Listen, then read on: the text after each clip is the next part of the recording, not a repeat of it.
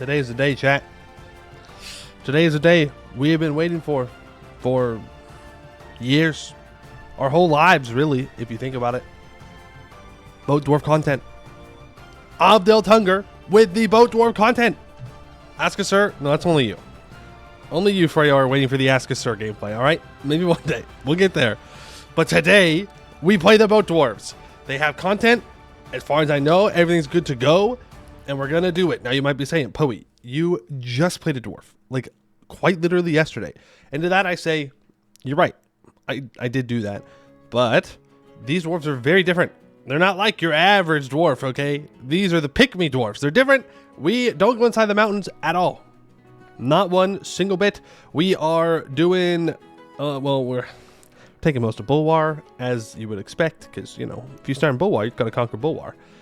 We have some colonials, well, kind of colonial stuff. We have some expeditions to do into Sarhall, perhaps, and the rest of the Divin Hall as well. So it's going to be good. Going to be good. Looking forward to it. I've already got an idea of the ideas I want to take.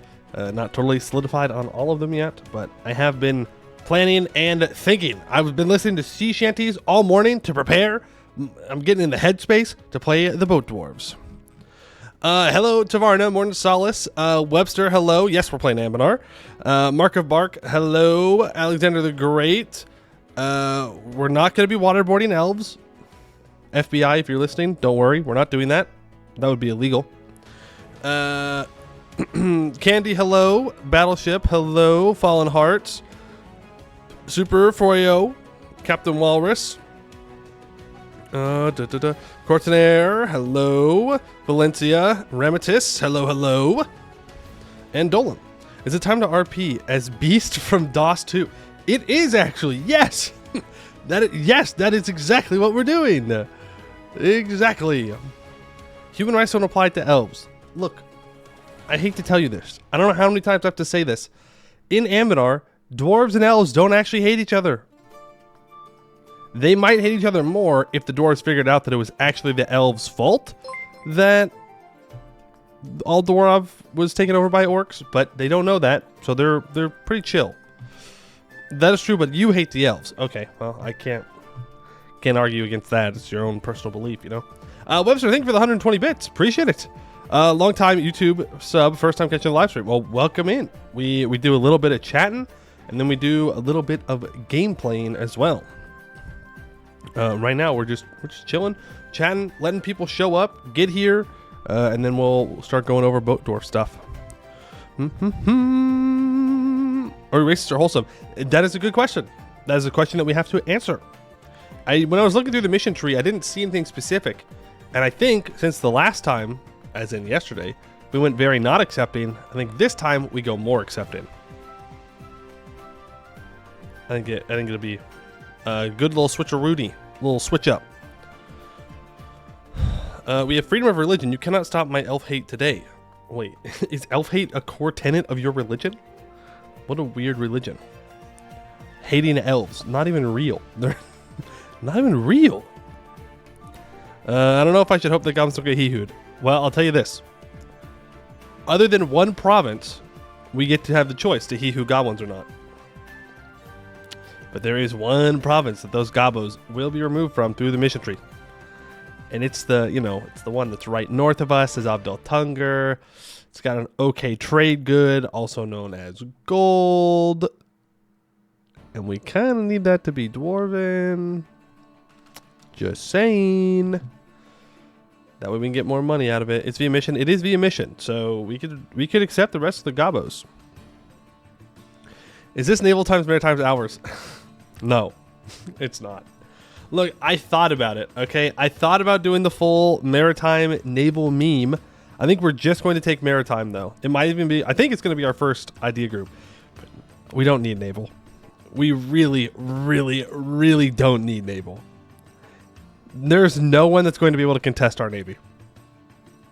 No one. We might struggle with Eberthil in the very beginning, but after that, no one will be able to touch it. Any achievements? I don't know. I didn't look. Take infra first, fake dwarf. We don't need infrastructure, though. We need maritime for sailors. Hey, think about this. Dwarves have really bad manpower recovery speed. If we get a bunch of Marines, we can offset that a little bit. Chat, you like Marines, right? Marines? Yeah? Think about it. Think about it. Closest ally is Krathanor, friends forever. Yes, we will be friends forever, one way or another. If you play Lord of the Rings mod, dwarves hate elves. I don't think I've ever played the EU4 Lord of the Rings mod, to be honest. Super Krathanor says hello. Yes, it will be Super Krathanor. That is true. You were out of Subway. That's good. Good. That means you can watch the stream better, right? People better not touch the boats. That'd be a grudge too far. Us shooting people with our heavy ships, them. Don't want to get in the book, though. So I think we just let them sink us. I don't want to. That's not worth it. And then, like, my grandkids will be in the book. And, oof, bad. Tall gameplay? No. No, it's not tall gameplay. It is very much the opposite of tall gameplay. We're going very wide. Very, very, very wide. Short gameplay? Yes. Tall gameplay? No. Can we be a cannonball? You can be whatever you want to be. You know what? Don't let your dreams be memes. You want to be a cannonball? I'm sure you can figure out a way to do it. Are any dwarf nation tall? I mean, if you consider like 4 foot to be tall, it's not wide. It's no. We are playing very wide. We go very wide. We conquer Bulwar, Busanor, like northern Sarhal, like the part of Sarhal that's been in for a long time, and then large swaths of stuff in the south of Sarhal too. So it definitely counts as wide gameplay. We take trade centers, the rest to Krath. No. No, sir. No, sir. Maybe in Busanor and in the rest of the Divenhall, maybe. But when we go into Southern Sarhal, we're going to own it all because we're going to trade company it and make lots of money. You were late to ping? I don't do the pings. It's not manual. Blame the bot. All right, the bot was late today. I will give you that. It didn't even show up and tell myself that I was streaming until like after a minute or two had gone by. So I don't know why it is so behind, but it is. We should get the cloves. I have great news for you. I have wonderful news for you. We will be getting the cloves. Hello, okay, and Scottish, and Nightwitch Sarah. Greetings, Mr. Mew. Greetings. Evening, afternoon. Yep, it is afternoon now. Still not streaming, probably. Chat is all in your head. Oh no. Oh no. Wait, why do you guys bully me so much if you're all in my head? Wouldn't you figure that chat would be nice to me if I was still dreaming? I would think so. Did you actually look at the mission tree if you say you're prepared? Or did you just stretch to throw better? I briefly looked over. I didn't like pay too much attention. I just wanted to know like what idea groups we needed to take and what the general theme is. Because if it was too similar to Arg Ortson in any way, then I didn't want to do it, but it's completely different. 100% different. Except we do have to become Hegemon again. But hey, you know what? Whatever. We'll just become Naval Hegemon instead of Economic Hegemon. Since when did the Boat Dwarves have content? Recently. They will have, and there's going to be the next full release of Anbennar, and I think it'll be in. It should be, because it's in the Bitbucket now. So soon, it'll be on the Steam version as well. Hey, Andy, how you doing? And Sarah vs. the World, we're a nightmare. I guess we're a nightmare? What do you mean by that? What do you mean? What do you mean we're a nightmare? I think... Oh, you're saying chat is a nightmare. You're saying chat, you're right. No, you're right. That's true. Are we going to be rich? I mean, yeah. Is there a time in EU4 when you don't want to become rich? Is there a time ever you don't want to become rich? You know? Like, yes, we're making a trade empire. The goal is money. Money, money, money, money, money. There is a slight, just tiny requirement at the end of our mission tree. It's pretty easy to reach. Just slight, tiny requirement. We need 1,000 trade value in the Eberthil node. I don't remember if it said that it needs to be like the base value or what I collect there. But it's one or the other. And I think it means just 1,000 value in general, not the collecting.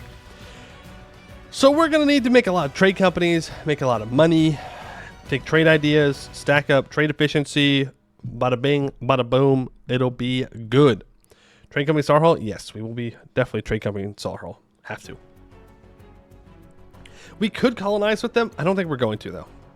I don't think it's worth an idea group for us. We can just steal maps to get maps, and we get claims on people through a mission tree. Not like regular rich, I mean Dwarf is rich. We will, and best of all, because we're not going into the Serpent Spine, we won't get any disasters.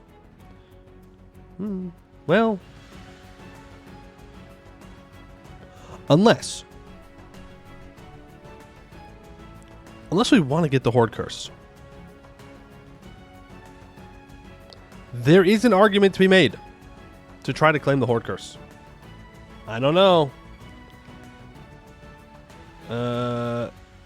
It's for 100 years you get some pretty good bonuses, but it's a lot of money to spend and a lot of monarch points, so maybe not. You still get Horde Curse? I don't think so. I'm pretty sure you have to have a province in the Serpent Spine. And I'm not taking no provinces in the Serpent Spine. We need at least one disaster. We're boats. We're dwarves on boats. That's going to be a disaster. Do Peasants' War or something. What if I don't want to do Peasants' War? That's ridiculous. If the cloves aren't colonized though, somehow, someone will colonize it. We'll figure it out.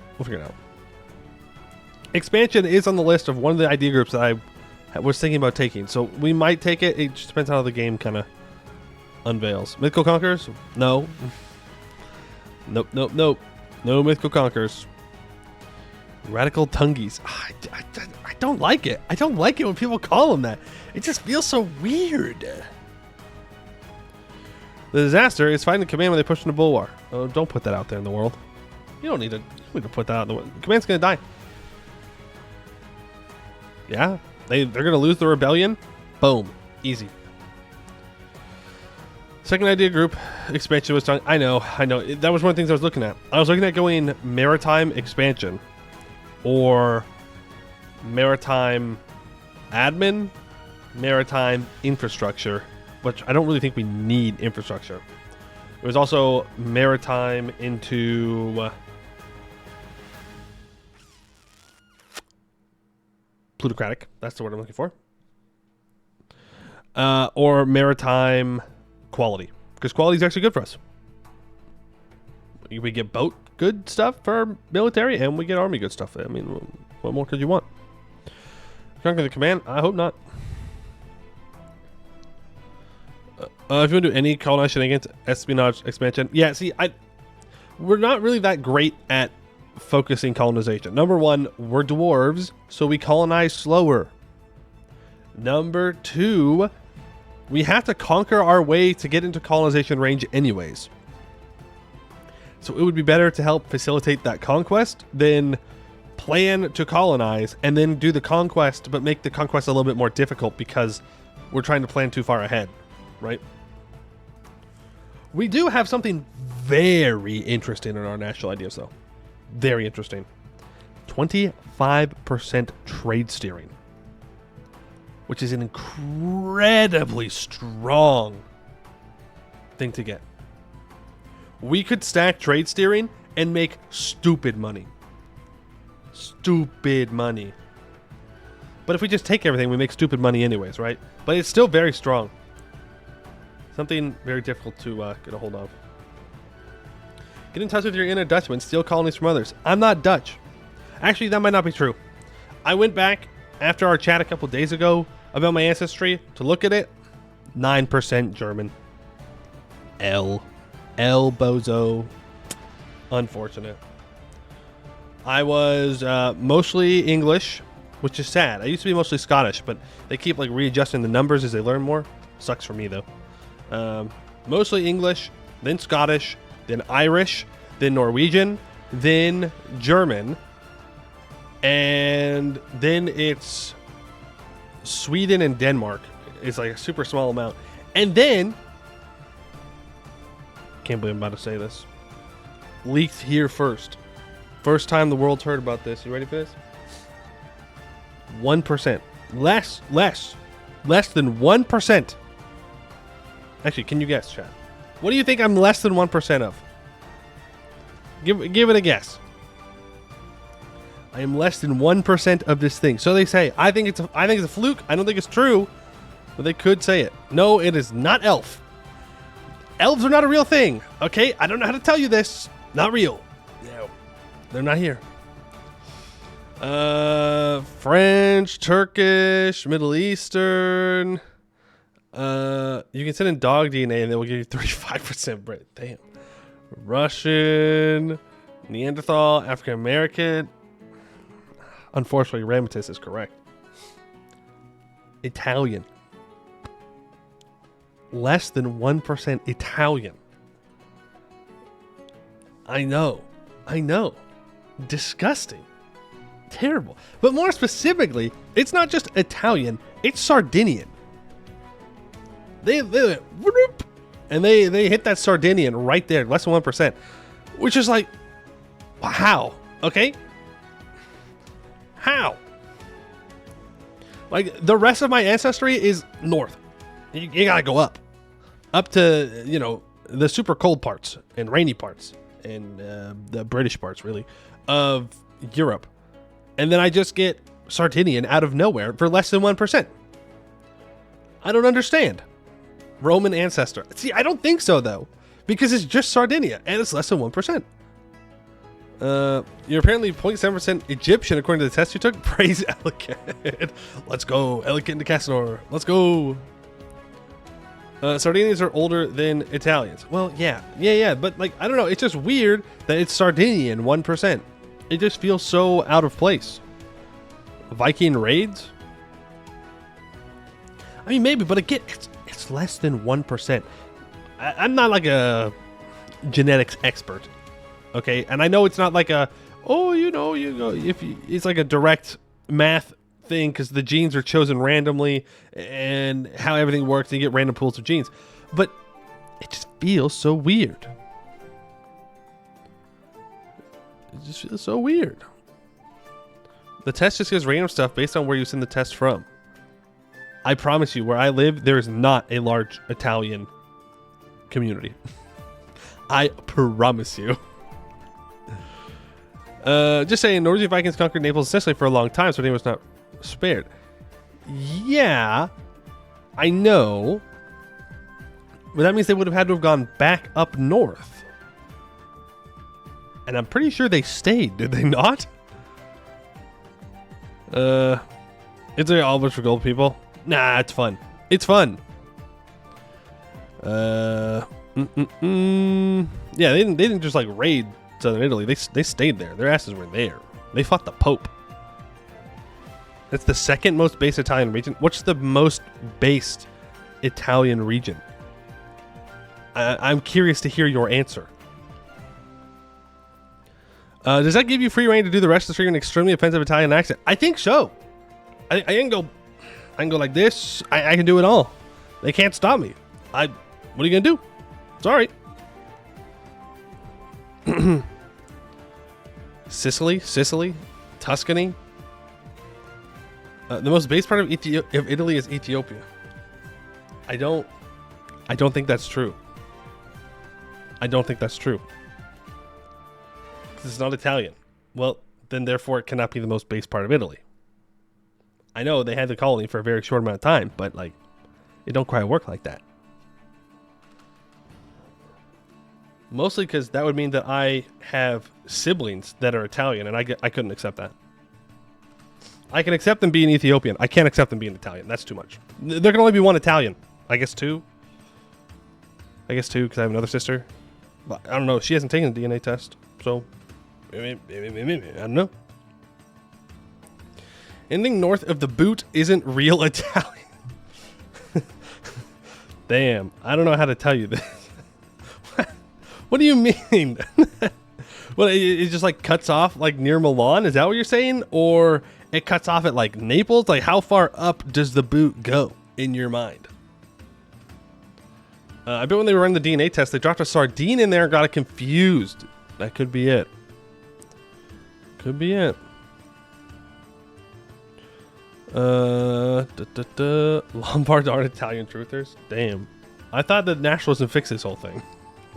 I thought that when the Italian nation was formed, we kind of all moved on. But no, we're still on this. We're still on the Lombards versus like everybody else. That's crazy. That's crazy.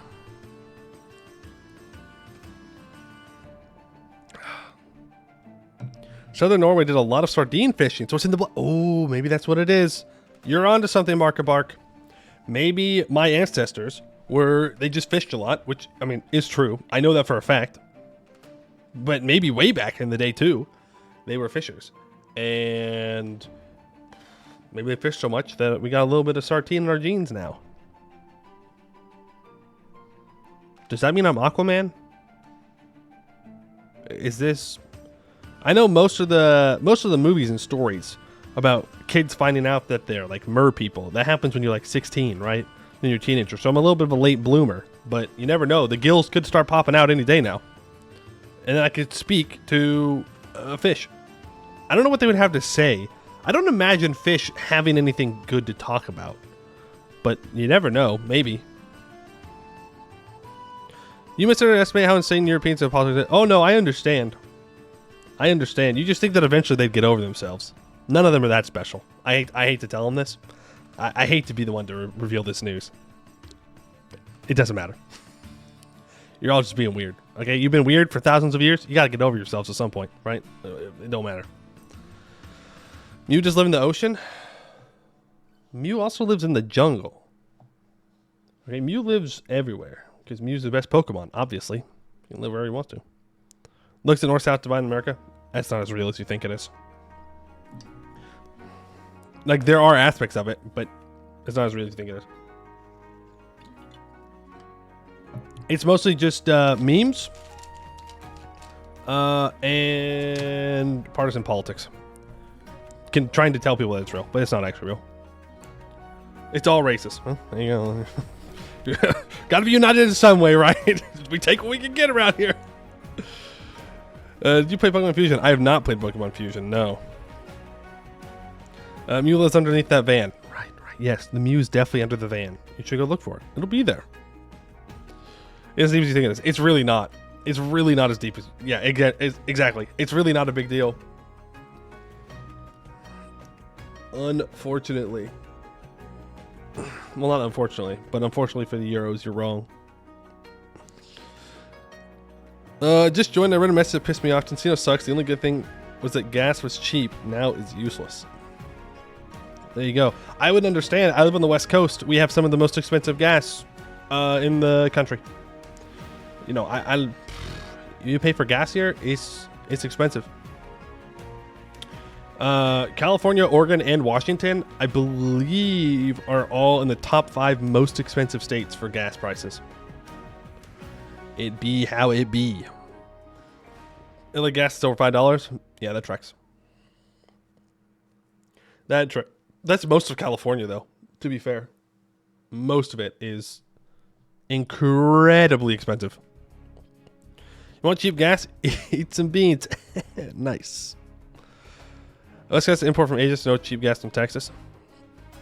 It's just expensive to move it. That's what it is. You gotta get it over the Rockies, and that's not cheap. That's just a fact of it. You gotta go across mountains and desert to get to the West Coast.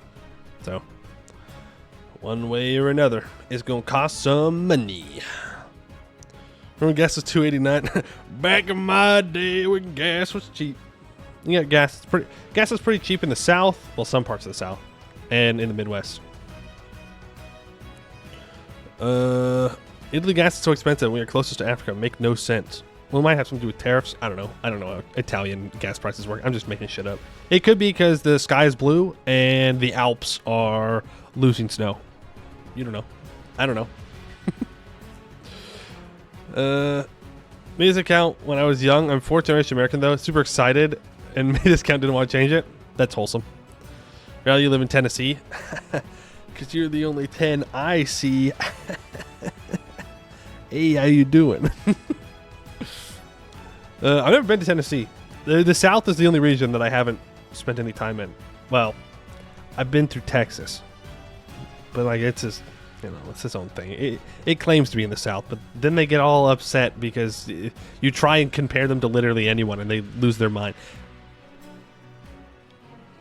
Texans act like Europeans more than any other state in the U.S. I'm going to put that out there. I'm just going to throw that out there. They think they're very special. There's nothing unique about them, but they really think they're special. Sorry. That's just the truth. But guns, not a personality, okay? You got to get something different. They got guns everywhere. I hate to tell you this. Got guns. There's guns in this building. And right here, boom, baby. Sorry, I couldn't help it. Yeah, that's not a personality trait. Sorry, it's just gotta get new content. Does have a uniquely bad power grid. That's something. Oh, they're very proud though. Texans are very proud that they have their own independent power grid. I don't know why. It's a weird thing to be proud of, but they are. They love it. Well, they is a strong word. Obviously not everybody, but the meme. I mean, you think of the quintessential Texan, they are proud of it. There are 3 major power grids in the U.S. East, West, and Texas. Yeah. Texas just did their own thing for, you know, whatever Texas reasons. Sounds cool for the food. Fair. You can get Southern food elsewhere, though, but I'm sure it is better in the South. Be real, I've never met a North American and felt they acted like a European at all. I haven't met many Europeans, to be fair. You know, thank God, but that'd be terrible to meet Europeans. Am I right, chat full of only Americans? Imagine being European.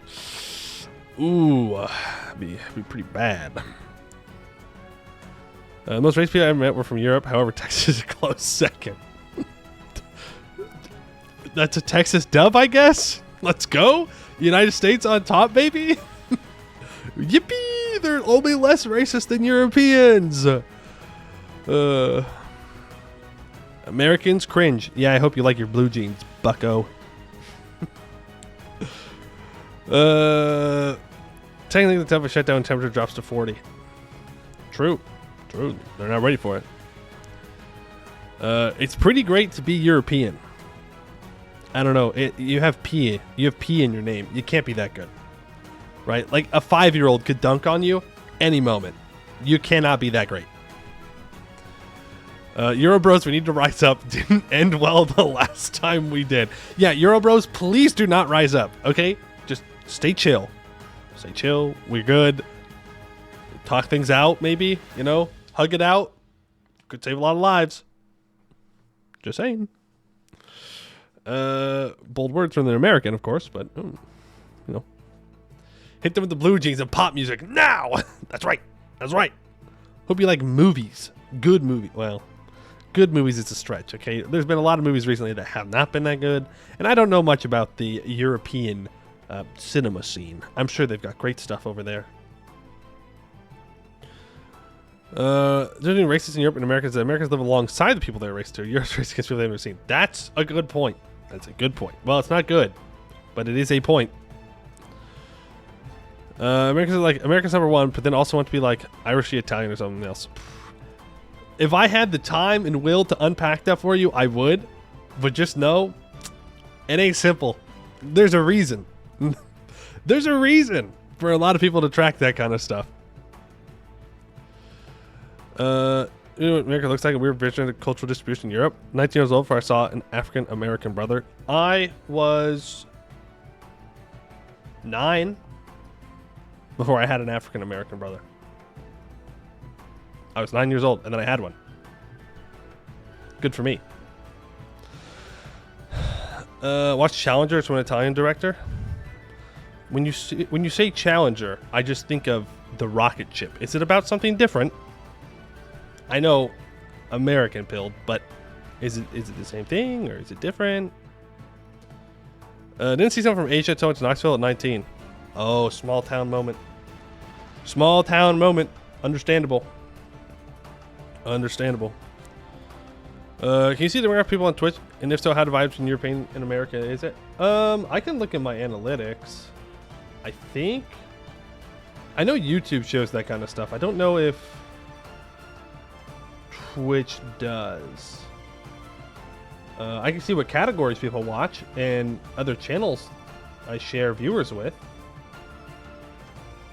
But I don't think it actually shows me where my viewers are from. They show. Oh, no, there is. There is. It is 28% United States, 9% United Kingdom, 8% Germany, 5% Poland, 5% Canada. Yo, we got any Canadians in chat right now? Where you at? I didn't know we have any Canadian viewers.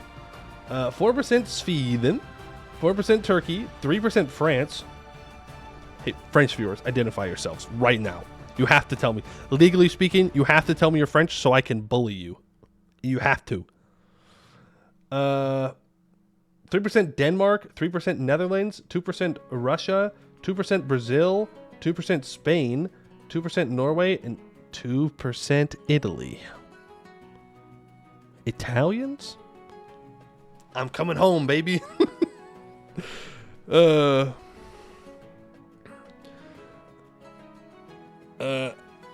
It's me, ouch, it's me. Hello, Canadian viewers. Good to see you, French viewers.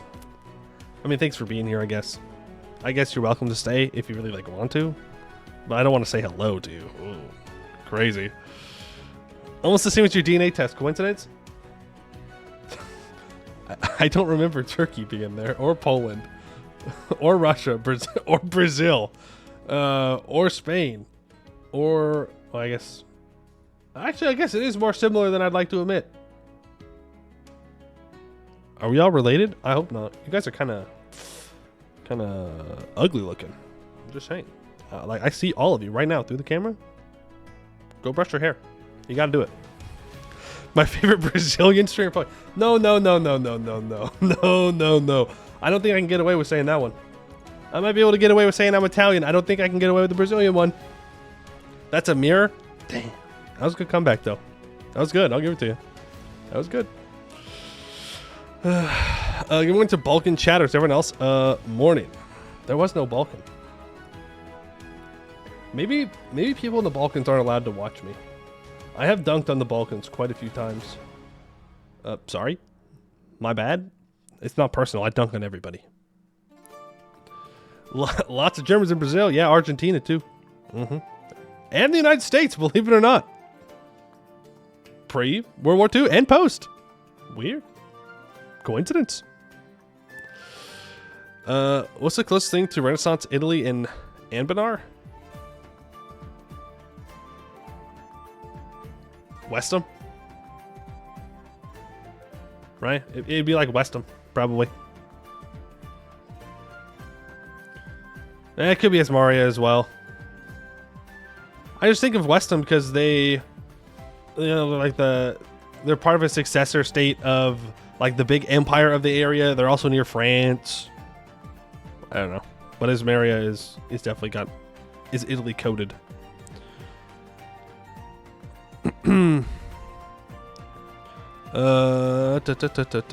Quite shocked how many people from Germany speak English. I would expect them to speak Italian, French, Danish, depending on where they are.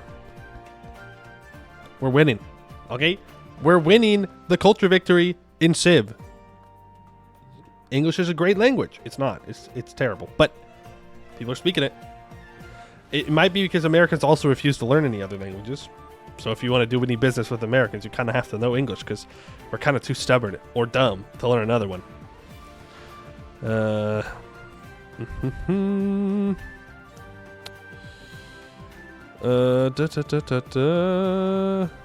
Ismaria is literally Italian city-states on the Po. Oh, well, there you go. It's Ismaria. I was wrong. Talking a lot of trash in English. Yeah, but if they don't know English, they don't know I'm talking trash. Just saying. An English literature defender, even though I hate English, I think no one should speak it. Humans are so funny. We're so weird. We're like, yeah, I hate this. It's terrible. We should do it, though. It's good. Yeah. Oh, okay. Sure, man. English walked into the language conference and bullshitted its way into being the international language. No, I'm pretty sure what happened is that the English went and colonized half the world and made their economy so strong everybody had to do their money with the British, and then the United States kind of just took the baton and kept running, and now everybody speaks English. Well, not everybody, obviously. I think that's why. How to learn Spanish to a basic girl lived in Arizona. Well, yeah. Our school system described it as, and I quote, able to converse to someone with a basic degree. Yeah, I can have basic conversation in Spanish. Might take me a while to get there. I'll sound like a child, but I can get away with it.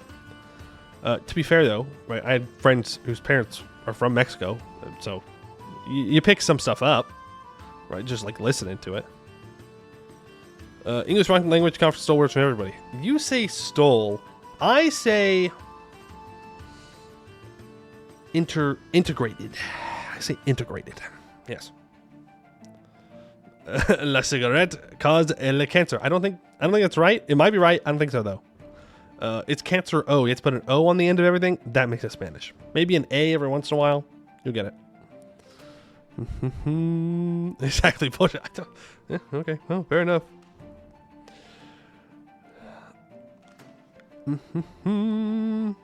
English is a global language, pretty post World War II phenomena.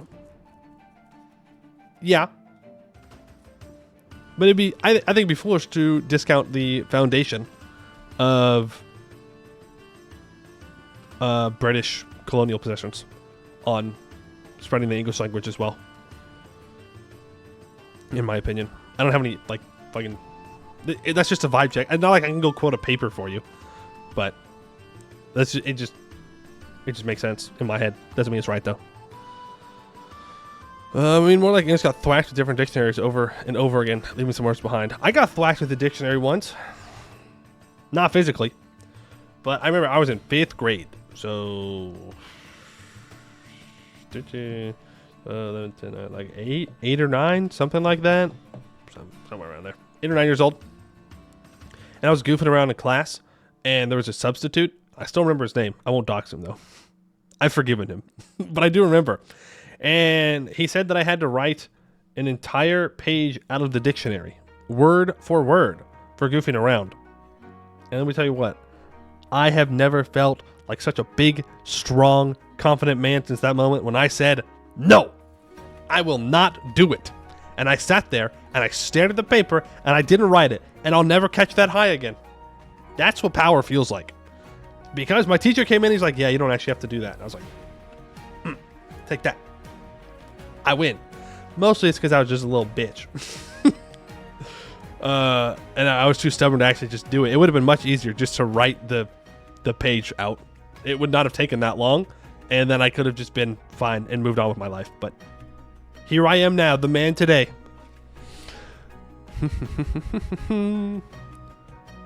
For the USA to actually learn 2 languages in schools, I think it's dumb. 24, we only teach one language, and it's optional to learn a second. True. You would just have to convince people to choose one. I think the option is pretty easy. It would be Spanish. It would be Spanish. Would be the second one. It's always Spanish and French. I don't know why. I don't know why French is always the second option. It makes no sense. Well, do I need to know French for some reason? Are the French planning on like spreading their language around the world? No. I have nothing to say to someone who's in France. Whatever, you know? If you're Canadian, okay, but only if you're a very specific Canadian, right? Well, they know English too. But I mean, Spanish is just better because, you know, the rest of our hemisphere speaks Spanish pretty much. So it's kind of a good idea to know the language. Yeah. And there's a lot of Americans who speak Spanish. It'd be pretty good to know. You actually got your math teacher in 6th grade fired. She hated me because I never wrote my work down. And she installed a camera to watch me do math to see if I was using a calculator. At first, I was like, you are the bad guy in this story. You are not the bad guy. That's crazy. That's actually insane. Why would you do that? You cannot be that like, at some point as a teacher, you just gotta go, I don't care. At some point, there's a line in the sand before you cross over to, I'm going to record this child secretly. You gotta stop. You just have to take the L. It's okay. That is insane. Canada is there with a huge population of French-speaking people. Yeah, but they speak English. Well, some of them do. I'm sure. You know, Quebecians. I don't know what they're actually called. They love their French because they think they're all special because they're French Canadian. But I would say Spanish is just way more applicable. Maybe it's just because I'm a West Coast kid, right? West Coast kid. I mean, Spanish. You hear Spanish pretty often, so maybe it's just me. Spoiler, I didn't use a calculator. I had a disability with my hand and I couldn't write well, so I confused myself if I wrote math down. She got fired after I turned in the camera I found underneath my desk to the principal. Underneath your desk? There are so many places she could have put that camera, and she put it underneath your desk? I wonder why she got fired. That's crazy. What? She could have put it anywhere in the room. That is the worst spot to put it. The worst spot. It was in the hollow underneath there. She got giga-fired. Yeah. Yeah, that is a very easy giga-fire because that's a very easy lawsuit. Damn. Spanish is just newer Italian. Okay. Yeah, I suppose. Yeah. Yeah, okay. I've had French friends visit Quebec, and they absolutely do not claim them. Nobody claims Quebec. Quebec doesn't want to be claimed. They want their own thing. They're just Texas, right? That's how I've heard them described. They're just the Texas of Canada. Not a good look. Just saying. Not a good comparison for you. As a French, I understand better an English Canadian than a Quebecois. That's very funny. We should dunk on Quebec more. I think it's good for us. Spanish is literally Italian except for verbs and words. Yeah, okay. Well, it's just the Romance languages. They're all just Latin wannabes. English is just the newer Italian. There you go. That's true. Hello, Aquila Avenger. Well, you like the beard? It reminds me of Hadrian? Hadrian? Like Hadrian's Wall? The Roman Emperor? You knew him? That's crazy. You've got to be at least 30 years old to know him. Thank you, though. I don't know who you're actually referring to, but I'm going to take it as a compliment. Thank you. Latin is just the newer Etruscan? Oh, no. Careful. Careful. You're going to be upsetting some Roma boots if you say things like that. You know how they get. They start... It's not called Byzantine, it's called the Roman Empire still. You know how they are. You gotta be careful. We'll freak out. Wordsworth wasn't pointing at me. She noticed when I was doing math, I was tapping the inside of my desk because I was counting and keeping track. So she thought it was inside and pointed it down towards the back. That teacher's whack. What are you doing, Morse code on your desk to communicate with your homies? What the math equation is? To be fair, correct. Actually, don't separate culture. Go back to not being. Yeah, I know. I dunk on them, but I do understand that there is a reason that they are different, and they understand and consider themselves to be different because they are. That being said, you make your whole personality. You got to find something new. So many languages to learn, so little time. That's why you just learn English, baby. Boom, easy. Actually. Legio Eterna Victrix. We got a Romaboo, boys. Welcome in. Etruscan is just newer Greek. We can keep going. What comes before ancient Greece? Greek is just newer Minoan. I don't know any farther back than that, to be honest. I don't actually know any farther back than that. As far as I go, someone's gonna have to pick up the slack here. In Italy, is mandatory to study Latin in some high school. It's pretty fun. Yeah, I bet it is. I bet it is mandatory in Italy to learn Latin. Rome's dead. Been dead for a long, long time. Italy, you gotta let go eventually. Eventually, it's okay. It's gotta let it go into the wind, into the annals of history. Gone. The Sumerian. Okay, did the Sumerians conquer Greece? Well, you know what? Yeah, no, it's older. I'm with you. Boom, Sumerians. The Minoans just newer Sumerians. Minoa is just a new Proto-Indo-European. True, we're going back to the steppes, boys. We gotta go back to the steppes. Okay, Greek is just a newer caveman Ooga Booga. I like that one. Yes, Ooga Booga. Caveman hours. Life would have been so much simpler as a caveman, you know? No taxes, no internet. You just hunt, you gather, you chill out, have a nice day, hang out with the family, your friends, kill some animals. Pretty simple life. Yes, I know, it wasn't actually that simple. It was very complicated. They had complicated social norms. I understand that, okay? Just roll with the bit. All right, roll with the bit. Hello, Judas. Where the dwarving? We're getting there. We're having a very good conversation here, all right? The Coliseum is still up, though. I was going to make a joke, but I don't know if I can do that. I might get banned from Italy if I make that joke, so I'm going to let that one go. Sea People when? True. Sea People, as far as we know, Sea People won. Everyone else, 0. Sea People have never lost. Can we have for 3 more minutes? Got to get ice for my Coke. Ooh. That's fair, though. Ice and Coke is fair. Like, we don't have to get into it again. Yeah, I can keep yapping. So hard to learn ancient language without a written form, but for all we know, people were speaking Latin 12,000 years ago? That would be impressive. I don't think that's true. I mean, language changes pretty quickly, but maybe that's just more of a modern thing, and it doesn't change as quickly the farther back you go. But 12,000 years ago, that's crazy. Don't give the Romans that. That's what I really care about. Don't give the Romans that W. We're still trying to get put a yap for over an hour and a half to be assist, right? No. How long have we been yapping? Jeez! We've been yapping for like an hour? Damn. I straight up had no idea. Literally no idea that I had just been yapping. That's funny. That's funny. I was in the zone. I probably would have kept going if you didn't say anything. I mean, I still keep going, but eventually people are going to want to see the dwarves. They will riot. Egypt beats Sea People, boats L. No. I call BS on that, okay? I call BS on that. I don't think they did. I think the Sea People still won. Maybe they lost the battle, but they won the war.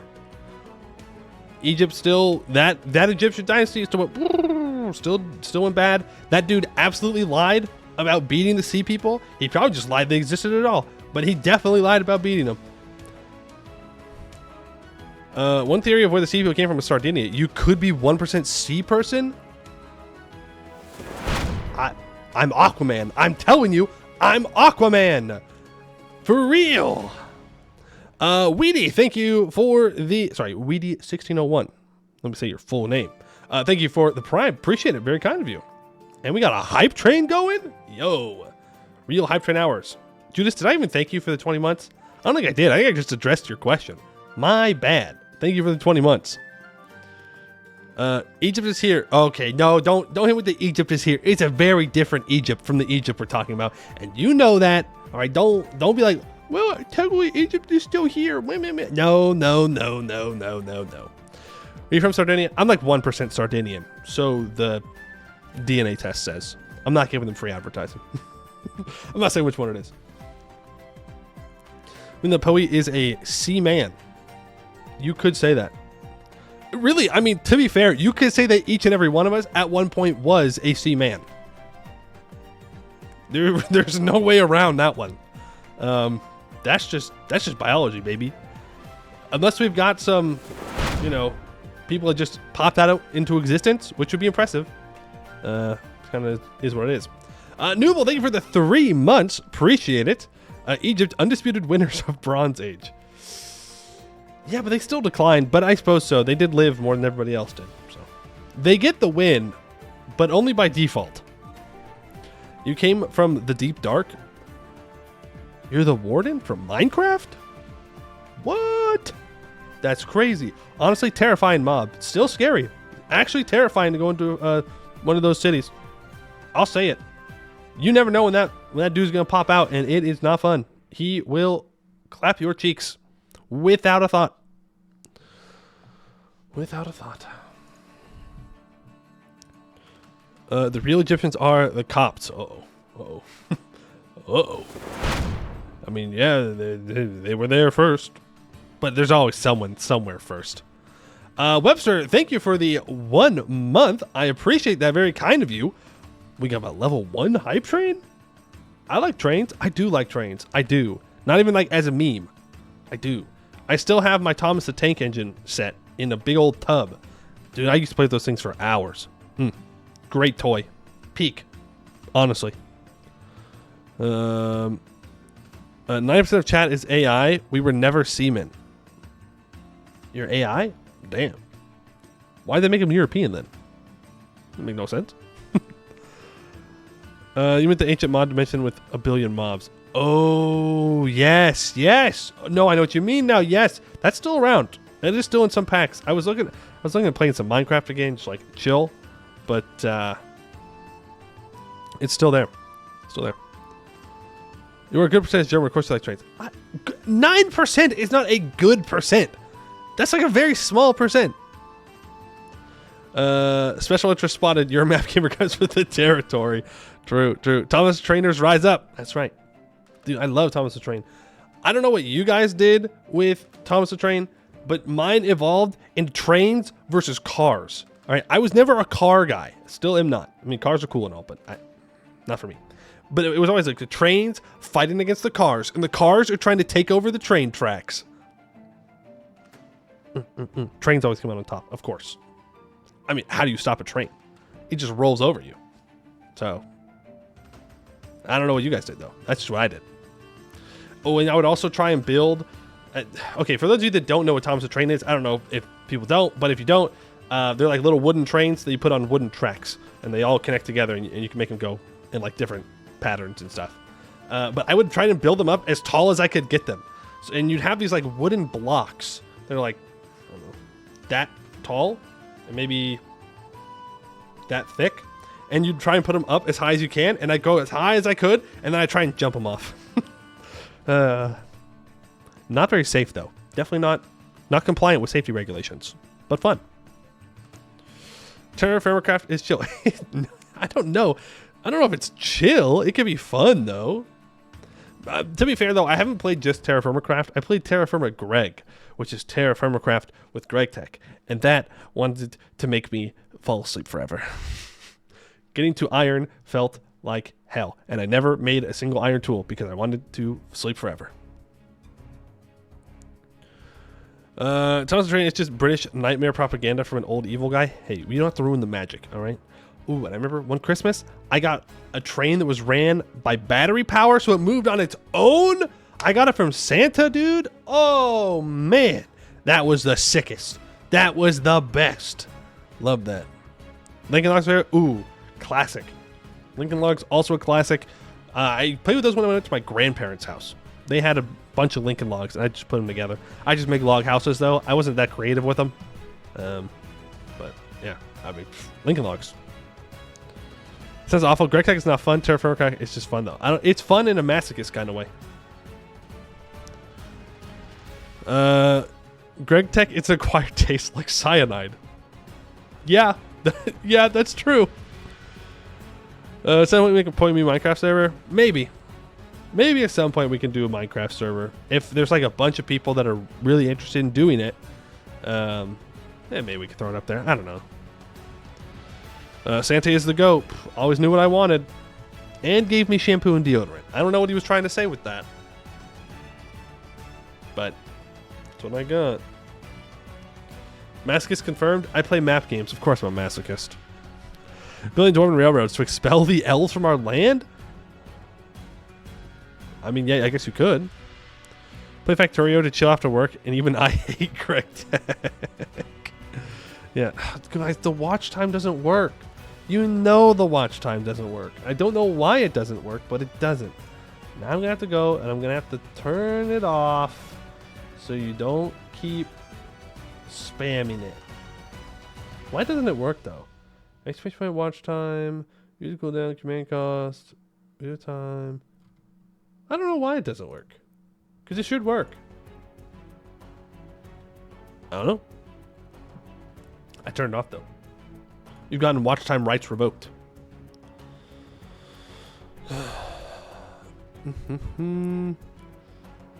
You made catapults with your Lincoln logs? Not only did I cause 3 dents in my wall, I also broke a window with my Lincoln logs. My mother wasn't even mad. She was impressed.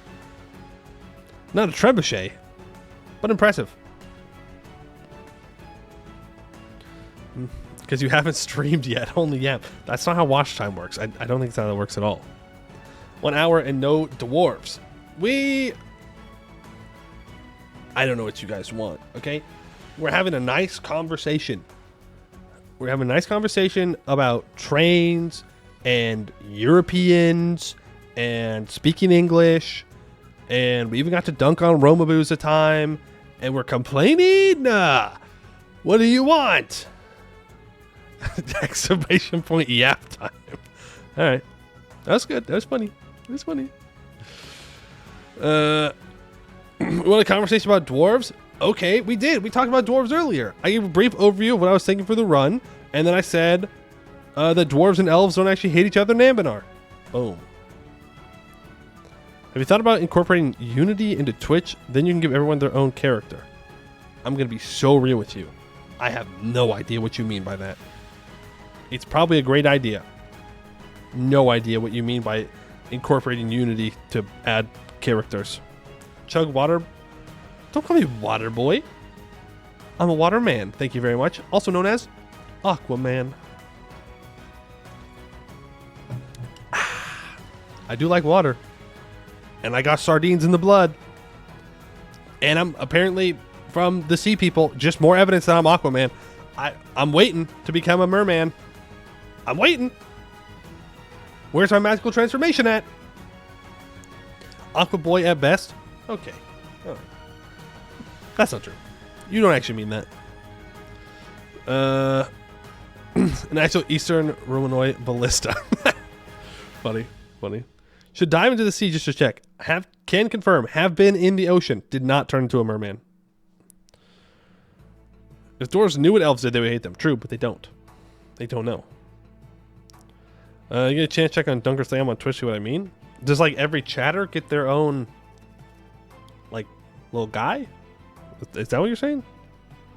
Aqualad? No, don't call me Aqualad. I'm Aquaman. I'm a man, okay? Look, I've got facial hair and other things that I don't think Twitch would like me to talk about. I'm a man. Rah. Ignore my stuffed animal penguins and my Pokemon cards. I'm a man. You can customize them by spend Twitch points. Interesting. The Poe and the Tungies. It just sounds so bad. So it's like a second puberty Poe. The girls when they. Well, I think in the coming of age mermaid stories, it's usually mermaid, but it could be merman. You don't know. Becoming a mer person is part of puberty, and I am 25. I think I'm done with puberty. I'm pretty sure. So I guess it is going to be a second one. It's going to be easy. It's going to be easy. 25? Why you put so many question marks after that? What do you mean? What do you think, I'm younger or older? Which one do you think I am? Younger or older? What about second breakfast? Do love me second breakfast. You could be playing Begiston right now. That's in the Yin Valley though. She's like 37? You did not say that. You did not call me 37 years old. That's crazy. I'm not old. Oh my goodness. Oh, I gotta go babyface again. 37? I look like I have kids? Oh, it's so Jover for me. Oh my God. Is it the bags under my eyes? 37. Like I have kids. I don't even have gray hair. Oh my goodness. Oh, I'm not going to recover from this one. I'm going to be thinking about that when I go to sleep tonight. Oh, 37. I'm 25. Man, I got to stop complaining about being old. I'm not old. I'm 25. I'm in my prime. I don't feel like it, but damn. Just, yeah, no hesitation. I gotta respect the honesty, though. Like, thank you for being honest. Don't do that. Next time, please lie.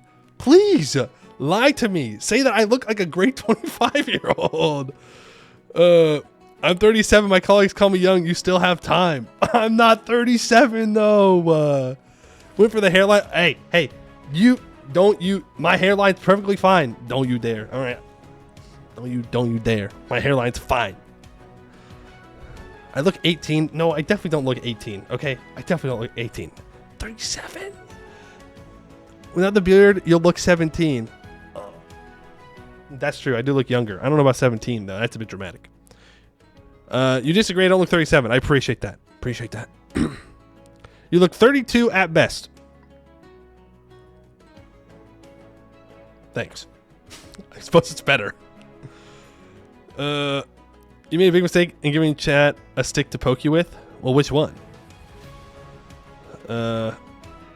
Which stick? The hairline? No, I know my hair looks fucking great. Thank you very much. I don't need chat to double down on it. And I know what I look like at my worst hair day, so I know I'm looking good. Your hairline's like you before the command, constantly retreating. No, you don't retreat from the command. You take him on. Head first. Fight him. You brought this fun yourself by talking out trying to chat with dwarf gameplay. That's true. I'm looking for a comeback. I don't have one. That's a good point. If we were doing dwarf gameplay, that would have never been said. Actually called middle-aged. Bring a tear to the eye. Funny. Give us game. Oh, now we're getting demanding. First you called me 37, and now you're saying I have to game? Ooh. You're looking like you're 37. I don't look like I'm 37. You're lying. I know you're lying because you think it's funny. Lying is a crime. I'm going to add it. I'm going to add it to the channel rules. You cannot lie. There you go. Boom. In my defense, I have a sub. That's pretty good. Pay $5, you get to roast me. I mean, that's a pretty good deal. Here, I'll tell everybody this. $5, you get to roast me. It's that easy. Give us name of maritime. I'll testify that you don't look a day over 25. Okay. What if I make a deal with you and we just do maritime ideas? What do I get? What do I get for that? Like 28? 29? 30 maybe? Because I can go half that. 95. Damn, I only take maritime when I'm 95 years old. Praise the cube, $5. Yeah, praise the cube. Easy. Don't look a day over 37. Thanks. I'll take it. 38 employees outrage hurt a little. Just think about it. They're roasting all of us. All of us. Us being 37 and 38-year-olds. Us. 347. I'm not an elf. How many times do I have to tell you I'm not an elf? I promise. Unless. You never know. Could be. I mean, Aquaman is a fish dude. And he could be one of the water elves. I'm reaching here. Is anybody going to grab my hand and help me out of this? Aquaman could be part elf. I'm Aquaman, so... No, you're just going to let me flounder here? You're going to let me tread water? You'll help start the game. That is probably the best thing I can do, huh? It's actually worse. You're a dwelf. Are dwelves even canon in any lore? I don't know of any half dwarves, half elves. They should do that, though. Just to make dwarf lovers mad. And elf lovers. It makes everybody mad. For those jokes, you're now 45. Damn, getting older. Dad jokes confirmed middle age. They weren't dad jokes. They were Aquaman jokes, right? Because they're like water. Man, forget that. We're playing U4 now. Forget this. Oh, we're getting out of here. We're going to play U4 now. Freaking get called 37. Get said my jokes are like dad jokes. I'm not even trying to make a dad joke. It's fine. I'm going tiny Poe mode. We're going into the game. Not the map. That's right. That's right. Bullied into playing. How long do we get? 1 hour and 11 minutes. Still haven't yapped as long as my sister. There you go. Just saying, if I was an elf, I fucking know dwarves. Okay. Why not? Why not? I mean, you're right. I also wouldn't. If you're an elf, the other elves are right there. See what you want about elves, but elves are hot. Sorry. I'm sure some of you find dwarves attractive. Not for me. Not for me. Elves, though, they do it for me. What does this have to do with this yapping? My sister called me the other day and yapped for like an hour and a half, and I was talking about it on the stream. If I was a dwarf, I'd fuck the elves. Thank you for being so passionate about it. So it runs in the family. Yes, it does. It does. Yes. I yap. My sisters yap. My brother doesn't really yap much. My mom yaps. My dad yaps. My grandparents yap. I'm sure my great-grandparents yapped as well. So the yapping gene. I wonder if that's the Sardinian part. You never know. Maybe that's the 1%. The yap gene. Truly 1% of the time. Hey, there you go. Skyrim. Okay, well, we're not talking about Skyrim elves, all right? We're talking about real elves. I don't know what I mean by that, but... All right. I suppose it is time for Ovdal Tungr. Hello, VOD viewers who skipped the yapping and went straight to the gameplay. Yeah, who knows? Maybe you'll enjoy the yapping. We had some good bits, some funny goofs in there, all right? But thank you for watching the VODs. All right, let's play some Ovdal Tungr. So we are the boat dwarves, the content we've been waiting for a very long time. We being me specifically. Very cool to have dwarves that are very navally focused. I feel like dwarves would make good, like have good navies. But they're usually just kind of stuck in the stereotypes of being underground. I think dwarven navies are kind of sick. Not gonna lie. What we are doing for this run, as far as I know, we are conquering large swaths of Bulwar. We're going to conquer this northern part of Sarhal. We need to own Busanor. And we have a lot of conquest to do down in this area. We need to turn Eberthil into a very strong trade node. Which means we need to get control in some way or another over Anbennar.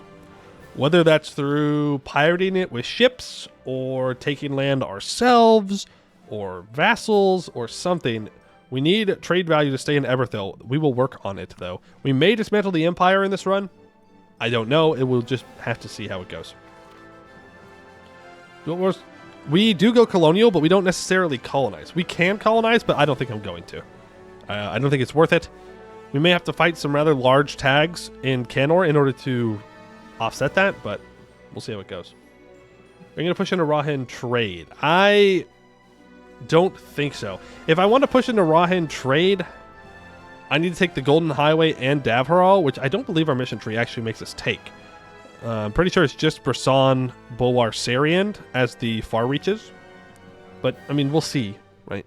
It could be that we can move in here, but we all know that by the time that we get over into this region of the world, the command and Buvari will have split it up. It'll be a huge thing. We don't colonize, we colonize. Yeah, we colonize by declaring war. We'll play on hard. I think that's fine. Let's get right on into it. Yeah, we do make super trade posts. That's true. The Dreadnought is a gnomish ship. We are not pirates. As far as I know, we're not pirates. We're just traders. Mare Nostrum. We will do a Mare Nostrum of the Divenhall, at the very least. I don't know about up in here, but maybe, but I doubt it. Okay. Great Conquerors. Yeah, we'll put on delayed Great Conquerors. That's fine. Actually, do we want delayed Great Conquerors?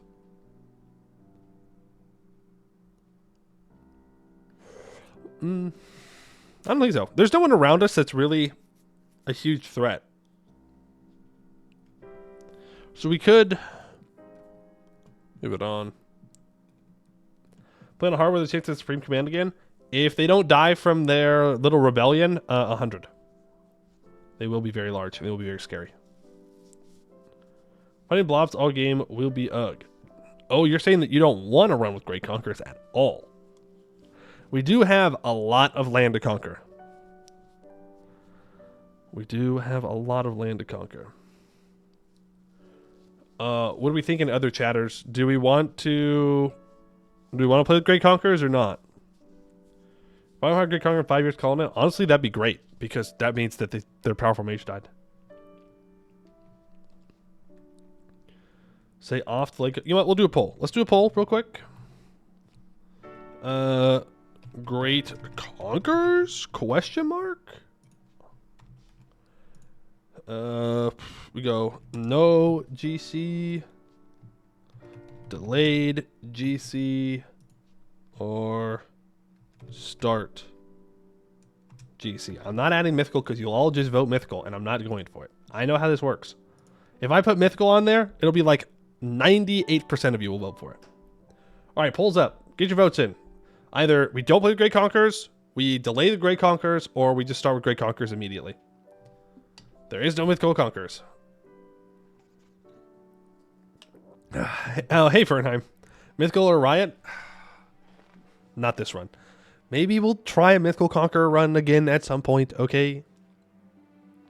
I don't even know what tag we'd want to play with mythical conquerors on, but we'd probably just go and play on normal with mythical conquerors. Mythical and streamer will get the Zen required to the three mountains.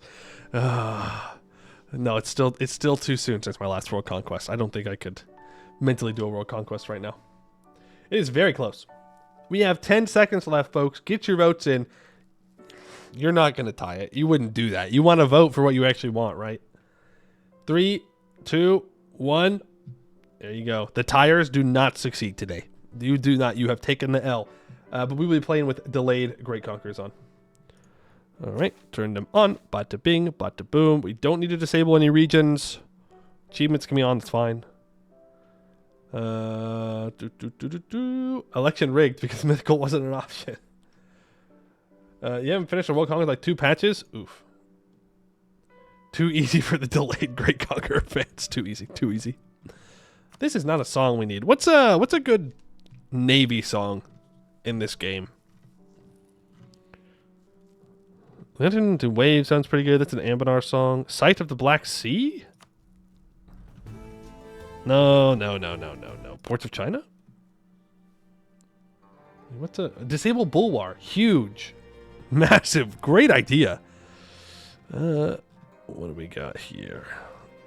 I guess the Ports of China will do. All right, we are Ovdal Tungr. We start with a 3-5-3 leader. We are a fierce negotiator. Pretty good. I don't think the trait is locked in. I think the stats are. But the trait's not. That's very good for us. That is going to make our early mercs super cheap, and we are going to need them because we're dwarves, and our troops are trash. So that is great. We are, of course, Dwarven Administration, which gives us production efficiency 20%, minus 5% military tech cost, minus 50% fort maintenance on border with rival, minus 25% reduced inflation cost, minus 10% construction time, and plus 12 length of election term. Global settler increase minus 30, plus 10% diplo tech cost, minus 25% improved relations, 100% change rival cost, plus 100% promote culture cost, minus 10% spy network construction, and plus 30% stab cost modifier. For our military, we have minus 10% shock damage received, plus 20% artillery damage from back row, plus 10% siege ability, plus 1 artillery levels available versus forts, 10% fort defense, minus 15% drill decay modifier, minus 20% manpower recovery speed, plus 15% global regiment cost, minus 10% movement speed, minus 20% cav cost, it's actually supposed to be plus 20, minus 25% cav to infantry ratio, minus 25% sailor recovery speed, minus 10% light ship combat ability, 20% less galley combat ability, 10% less transport. Okay, so we get less sailors and we get less manpower. So much for using Marines to offset things. We're going to have to really... Oh, boy. Okay. Yeah, we just use heavy ships, which is what you do anyways. Galleys? Imagine using galleys. We make 1.73, 3.09 in trade, tech 3. As for ideas, we have plus 15% morale of navies right off the bat and plus 1 yearly prestige. That means that the only person who has naval morale comparable to us is going to be Eberthil with plus 10%. We have more starting morale of navies than Eberthil. Take that as you will. And you should be taking that as, oh my god, that's very strong. Which it is. Very, very strong. We also have plus 1 Diplo rep, plus 1 random candidate bonus, plus 1 yearly Navy tradition, 25% trade steering. Crazy. Minus 10% ship cost, plus 20% national sailors, plus 1 naval leader maneuver, plus 20% Marines force limit, minus 5% dev cost, 50% inno gain, and 10% global trade power.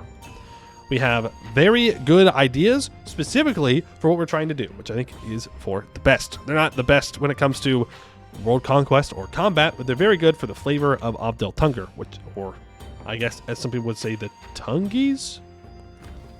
It still feels bad. It still just feels bad. Tungies. Our early missions will be dealing with the Mountain Hugger Goblins, who do hold our rightful gold mine, and Rayuel, who holds our rightful territory. Not a core, but it will be. Krathanor is our starting ally. We are historical friends. We will be friends for the entire game. We will be turning them into a subject at one point, but they will be our vassal, or our ally, or something for the whole game. We will not be annexing them, I don't think. At least maybe that's till the very end, but even then, I don't think I want to. You're kind of supposed to keep them around, from what I understand. Rayuel does have a mission tree. Yes, I've played Rayuel before. It is one of my favorite tags to play. Start can be a little tricky, but it's very rewarding to go Rayuel into Surakesh. As for our religion, we do start off with ancestor worship, which gives 15% fort defense and minus 20% cost of advisors with ruler's culture. Now, here's the problem. Bad religion for us. Terrible religion for us. We'll have to flip Pantheon, but here's the problem with flipping Pantheon. We're not digging holds to find new deities. So we're going to have a very limited amount of gods for the Pantheon, too. So I was thinking, maybe we go something else.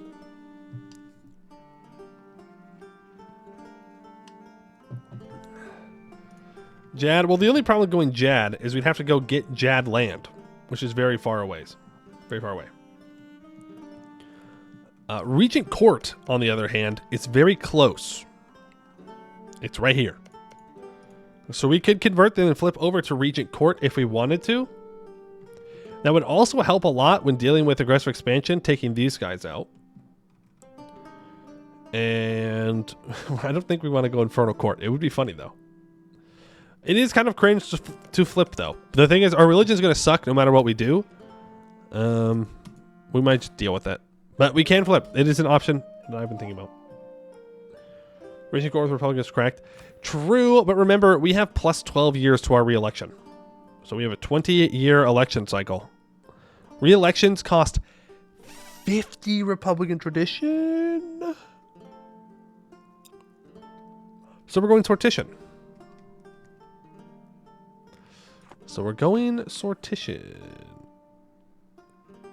That's not correct?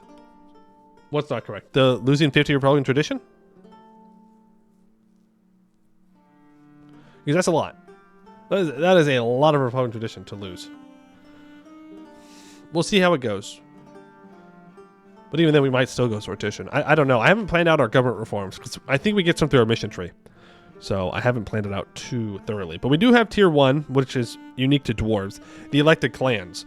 The dwarven variant of a republic where a clan is elected to rule rather than an individual, with the clan head acting as the de facto ruler. This often leads to one family ruling the country for generations. Term duration of 8 allows the plutocratic idea, and we can re-elect from the ruling family. It gives us plus 2 possible advisors, plus 1 Diplo rep, plus 25% caravan power, and plus 10 max absolutism.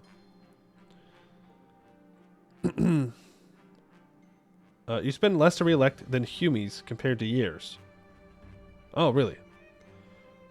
Can't you just force someone to flip you in a peace deal, or are you in a different religion group, the Regent Court? Worship by Anbennar? Yeah, we're in a different one. So we're in the Dwarven religion group. So Runefather worship and Dwarven Pantheon is our heretics. Regent Court is a heathen. We'd have to flip through rebels, which honestly isn't too bad until you consider that our capital is 34 development, and we really don't want our capital to get sieged down, ever. So that does kind of complicate things. But I don't know. Flipping feels a little bit cheesy. Like, it's not cheesy, but I don't know if it's what's intended to do. But it is just straight up a better religion for us because we have holy sites. We do get to pick a teaching here. And I don't know which one I want. Usually it's a pretty easy dev cost choice or colony choice, but I don't think that's it this time. I'm looking at the morale of armies. I'm looking at the infantry combat ability. Possibly the missionary strength too. But if I think we can just go tolerance ideas or be more tolerant with our cartels. So I don't think I need the missionary strength. Yeah, we don't really do dev for a while. Well, that's not true. We do develop on our gold mines. We do only have infantry. That's a good point. Mirror the Giantbreaker's Code of Combat would be pretty nice. Can you still worship Balgar the Builder's Regent Court? No change. That's true. That's true. Regent Court does have Balgar. No, you have a hold. So we do have a hold, but we cannot dig the hold because of the flooded depths.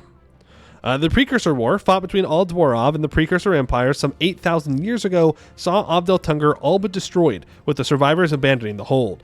It was not until several millennia after that the hold was repopulated again, but even so, the scars of the Precursor Elves remain in the form of the depths of our hold being flooded by water, making any downward expansion impossible. Much has been tried, but it has failed each and every time. Hopefully, some innovative inventor will one day create something that will allow us to clear the flooded depths. For now, however, we should turn our attention outward rather than downward. So we cannot currently dig, which means we're not even real dwarves. Yeah, we can't dig right now, so there's no point in trying to develop this to the moon. It's not going to do anything for us. Dev and morale both good. Your dev tech is more expensive, and you'll save points on deving gold. You do have a point. Monarch points are key, right? We're going to save a lot of Monarch points by choosing this because we need to develop Gold Mine to 10 and Gold Mine to 10. We have 2 gold mines right next to us. And we're going to get this gold mine pretty much immediately. Ah, that's unlucky. Sometimes Mountain Hugger rivals Marblehead, but it doesn't look like we live in that timeline. So we're going to have to fight Mountain Hugger and Marblehead at the same time. And Dip Tech is very important. That is a great point. I think we do go with the dev cost. Yeah. Do have the dev cost, and let's get our estates dealt with. Do we have any missions that require Crown Land? No. And we're going to be conquering a bunch. Alright, let's get our Monarch points then. There is an argument to go for sell titles, but I think we'll just get the Monarch points. Gold is bait. You have billions of trade bonuses. True. Later on, we are going to have lots of money from gold. There is a mission that requires us to develop gold, and more money is still good, right? Like, it's still good. And we're going to get some special modifiers too. They're going to help our gold out. It's better than just regular gold. Alright, well, let's choose our rivals. I'm going to rival Mountain Hugger. I'm going to rival Rayuel.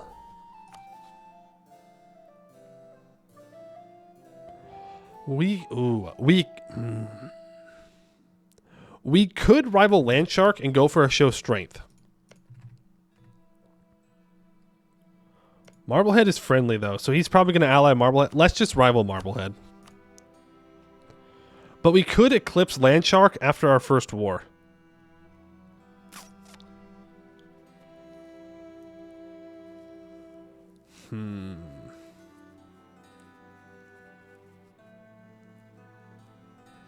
I still think Landshark's a better choice.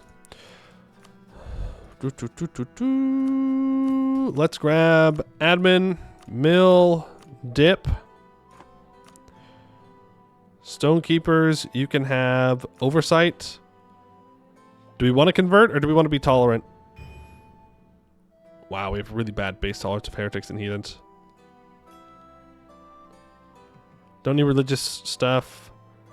I could go clerical education, but they're going to be disloyal for a while. So I don't think I want that yet. Corrective barrels. Oh, has the Adventurers Wanted thing been fixed yet? How hard is it to convert to New Sun Cult? I mean, it wouldn't be hard, but I don't know why I'd want to flip to New Sun Cult. It's not that great for us.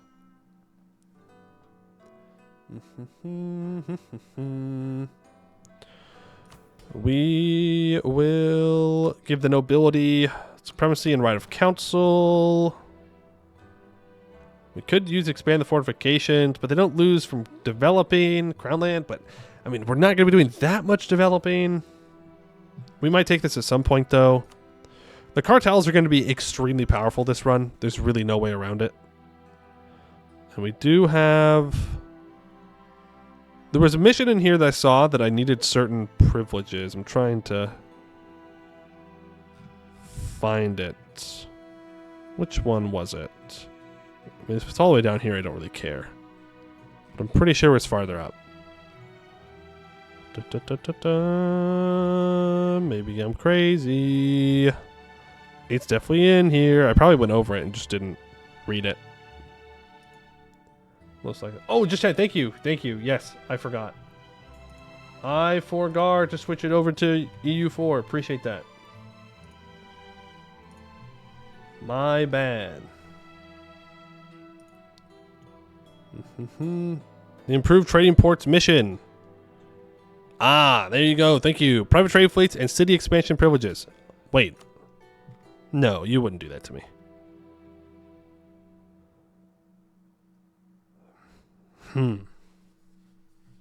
Well, now, isn't that interesting? That's not one I give out very often. Hey, I yap. I don't read. Okay, we made that clear. I got the yapping gene, not the reading gene. Well, let's just give it to them now. I don't really want to give them anything else. There is an argument to be made to get the Cartel's Force draft. I can get an early Carrick built for free right now. But I don't necessarily want to make them more influential at the moment.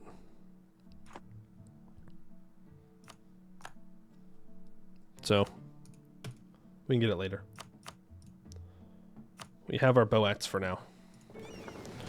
I do want to hire the Novice Adventurers. And how loyal are my nobility? 50? I can give them the nobility officer rights. We get that free general. Oh my god. 3322? Hello? 10 pips? Oh, right, because we only have 11. That's good. That is very, very good. Yes, please. Magni Battlebeard. 2 siege pips as well. So here's what I think our plan is for this immediate part.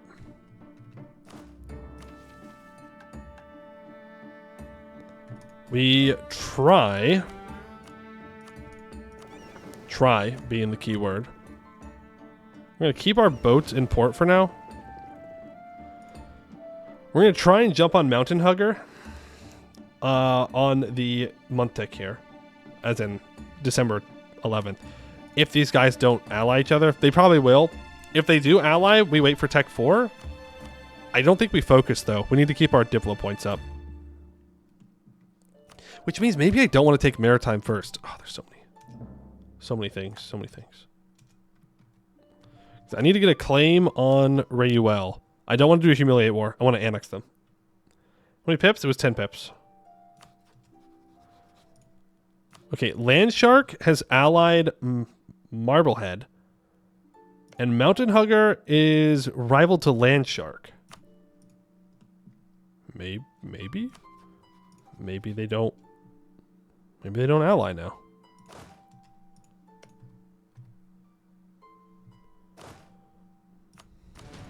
I'm just saying.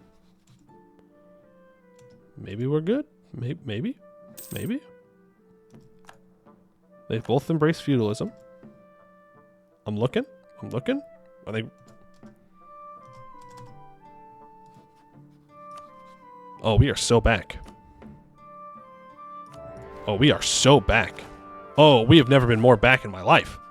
Oh my goodness, we have never been more back, ladies and gentlemen. Let's grab the discipline advisor. And I don't need any of these other advisors. I'd rather have a little bit of money. Yep, free first war, as long as I don't throw.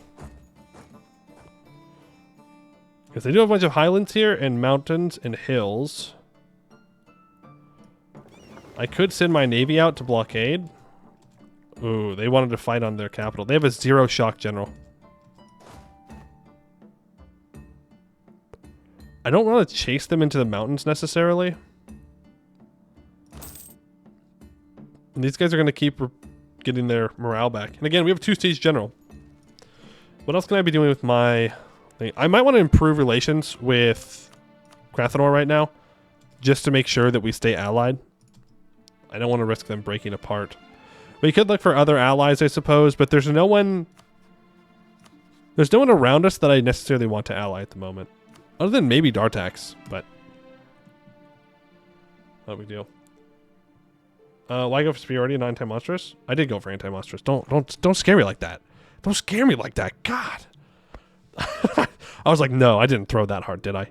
I didn't throw a perfectly good free start away. Hydrate? Oh, okay.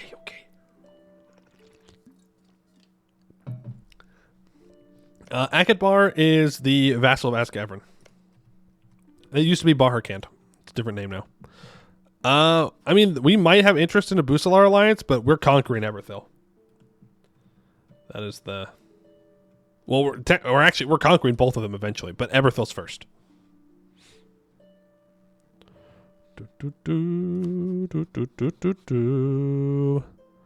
So we just hope he leaves us alone as we siege on his capital when we get this wall breach right here. Or not. Stuck on the status quo. So a Sgamber alliance would not be bad. True. But I'd rather make sure that Crathanor stays allied to me, because... Well, if they rival me early on for some reason, we're historical friends. Another status quo, by the way. Then we're screwed. Very much so. Who have you allied? Ooh. Okay, that's rough. Eliason is not the easiest person to deal with early on. Elven Mill hurt. Hurt bad. Hurt bad. Don't think historical friends can rival you? Probably not, but I'm not trusting the AI with that. It's not sold on this whole boat, dwarves? What do you mean? Boat? Dwarf. Boat? Dwarf. Boat dwarfs. It's pretty easy. The math is pretty simple. Now, the worst thing that could happen is somebody jumps on Mountain Hugger like Ordia. Have you allied Dartax? You've allied Ordia and Bersartan chess. I will admit, I did not see that coming.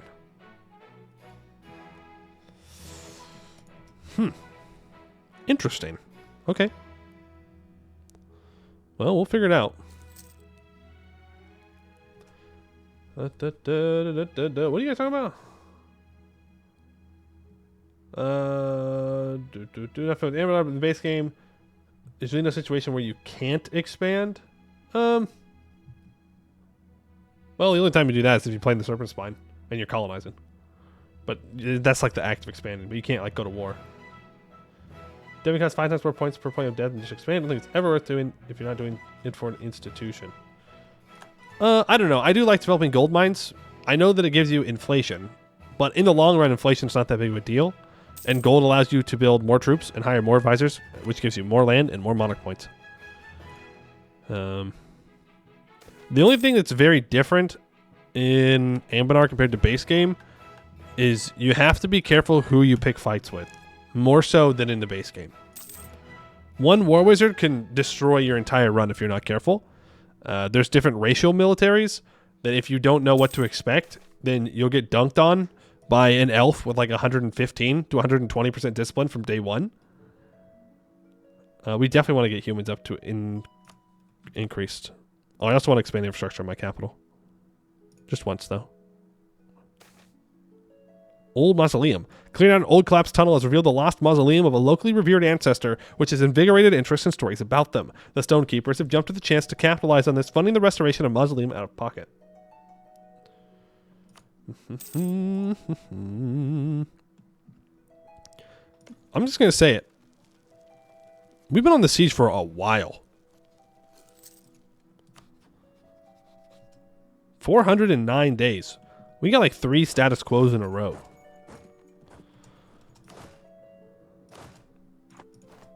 They're not that dumb, are they? Nope, they are. Well, nobody ever said a goblin was smart. Goodbye, goblins. Mine goblin D's? Send the mercs over to fight those troops. Shift consolidate. 1, 2, 3. Sorry. Sorry, Froyo. Sorry to insult your people like that.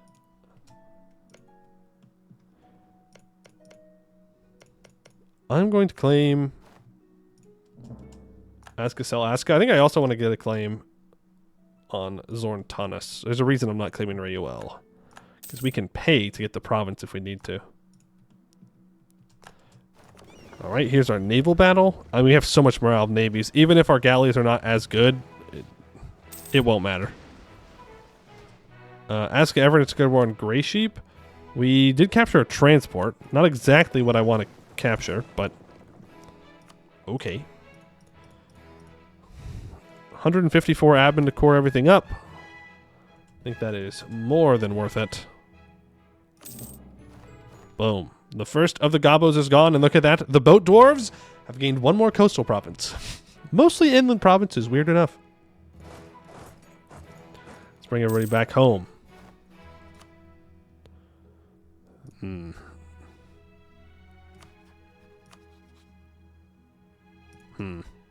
There's an argument to be made to fabricating a claim on Ordia and finding Ordia and Rayuel instead of Rayuel and Bersartenchus.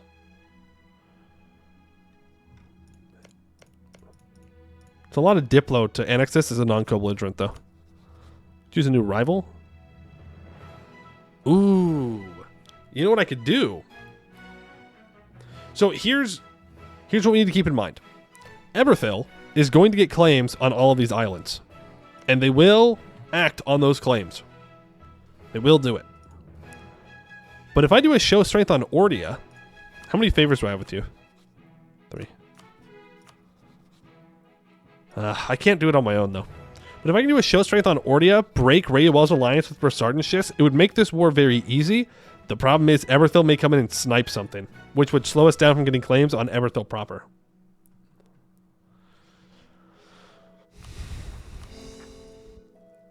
I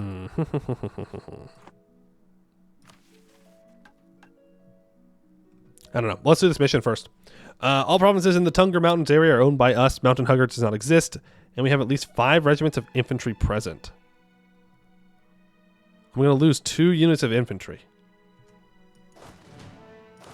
Well, that's a rippy dippy. Let's not lose infantry from the mercs then. Unless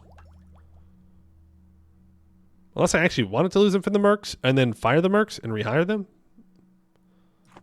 How much manpower do you have? Max manpower. Nah, it'd take a while for them to get back. It'd take a while for them to get back. Alright, Mountain Smothers. Goblins. Destructive, miserable beings. Our ancestors fought them long ago, but until as recently as half a century ago, we thought that they were a pest confined to the serpent spine.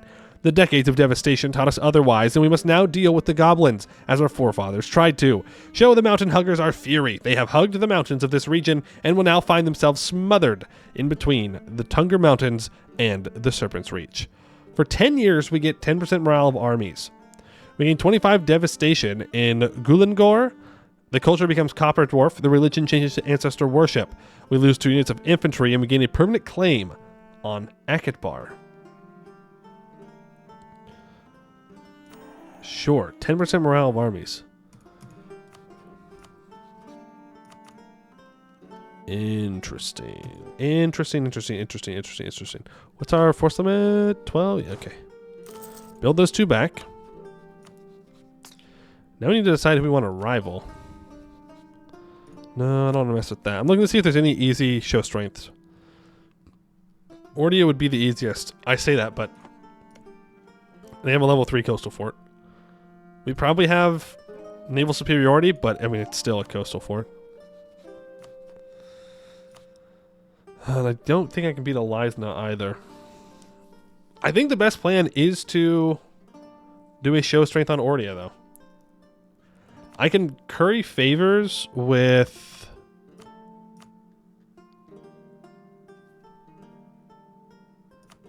Crathanor. So I curry favors with Crathanor. We declare Ordia as our rival. When we have 10 favors, then we can walk in and do this. How much war score are you?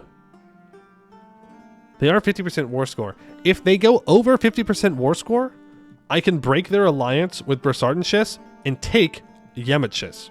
Because that's the province that that Eberthil will get a claim on, and that will prevent Eberthil from interrupting with us. Nobody else can interfere with this. I guess Elisna technically could as well. That would kind of suck, but we can't stop everything. So I think that's the play here. I think that's what we're going to do. And since we're going to be at peace for a while, we can go ahead and start protecting trade. Our merchants, we have 1 in Brisson, and we're collecting in our capital. That is, in fact, the best that we can do right now. He Who the Goblins, I don't know if we need to. It's kind of a waste of monarch points. It's not kind of a waste. It is a waste of monarch points. Like, we have 1 goblin province. Do we really need to He Who them? Actually, I guess I should lose that Republican tradition, because we're not going to elect for a long time. You got to keep that in mind. 10 Republican tradition for that is not a big deal. There's a mission that lets us accept them. Where?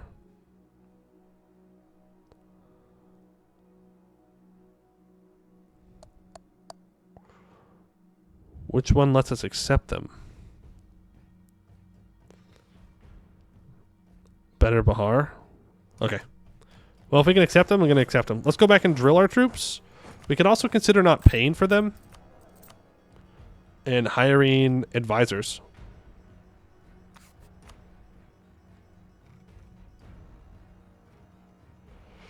We don't have a inflation guy, so I can't get radical reforms right now.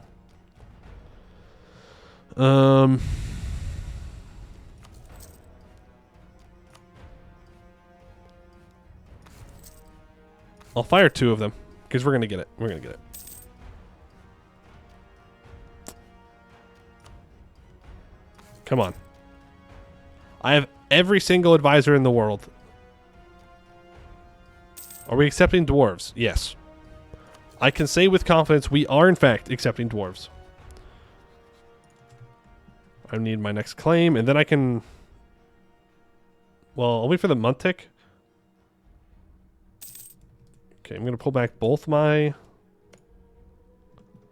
things here. Let's get a claim on the island, if that's what I'm going to take. I want to throw a embargo down. An embargo down. Oh, you're not my rival yet. Oops. My bad. I have to remove that embargo. What's my rival to? Land Shark. Issue that embargo. Start currying favors with you again. And I can get rid of my embargo on you. And I can keep building my spy network up on Rayuel. Actually, I'm going to build it on Ordia. So that way I have the spy network for the siege of Balord. Pretty important. Pretty important. Question mark?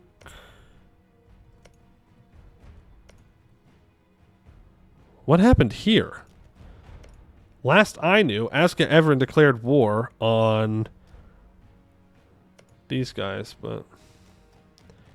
Can you like barrage for cannons? Yes. There's an asterisk there, though. You need quite a few. You need quite a few cannons to do that. Like, on the ships. Takes a lot of boats at this point in the game. You get some heavies, you can make it work, but... It can take a lot. I'm not drilling.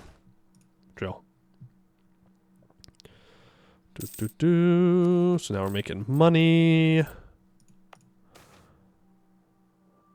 Claim on Vernat. That's fine.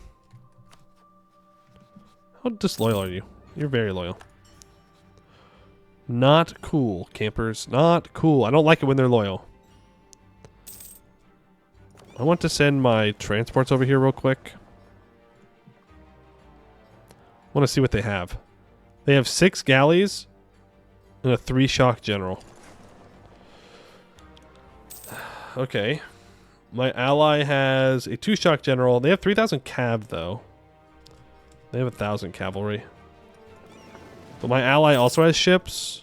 How many galleys does Rayuel have? 5. So we do outnumber them when it comes to galleys. Yeah, it's 300. It's 300 for the barrage. Yeah, I could get that free heavy. I'd rather pay for it. I'd rather not give the cartels more influence. The last thing I need is rebellion. You know? The overthrow of the merchants or whatever. We will need to build a fort on Gulengor. Number 1, it's a mountain. Number 2, it's the gold. Number 3, the mission requires it. Hire an admiral. We don't need an admiral. We don't need it. We have 50% morale of navies. We do not need an admiral. Straight up.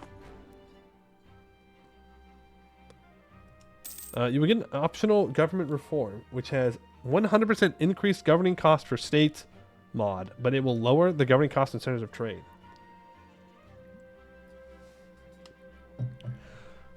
Wait, do they just want us to turn center of trades into holds? Is that the whole thing? Is that we just take centers of trades?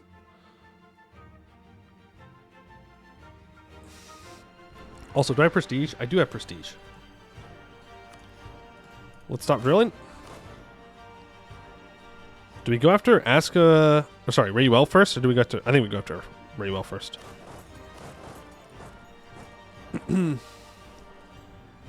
They want you to take center of trades and then give the rest to vassals. Oh, okay. Don't know how we're going to keep them loyal, but... I'm going to go ahead and send a scornful insult over. That gets us up to 51 power projection. And when we declare the war, we'll get a little bit more. When we show strength, we'll get a little bit more. That'll keep our power projection up. That'll give us monarch points. Will be beautiful. We do have the big PP. We're kind of close to Tech 4. Ooh, they have a 5 mil guy. Ooh, they're gonna get to Tech 4 before we do. Right? We don't get any. We have minus 5% mil tech cost. I still think they'll probably get there first, though. We should wait a year. We should definitely wait a year. Prestige of 30? Landshark is at war with us. The adventurers gain loyalty. I can get 50 Diplo points for building a spy network on Landshark. We'll do that. I definitely think we just wait the year. The last thing we want to do is declare war. They take Tech 4, and then I can't do anything. Urbanization. 1 base tax in Akritil for 23 crowns. Cartels gain 10 influence. Or I gain unrest here for 20 years. An increased local dev cost. Cartels lose loyalty and lose influence. I'm gonna be so real. I don't know if I want that. I'm not gonna be developing it.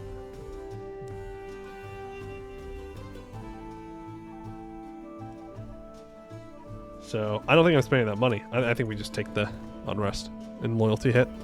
They'll become loyal.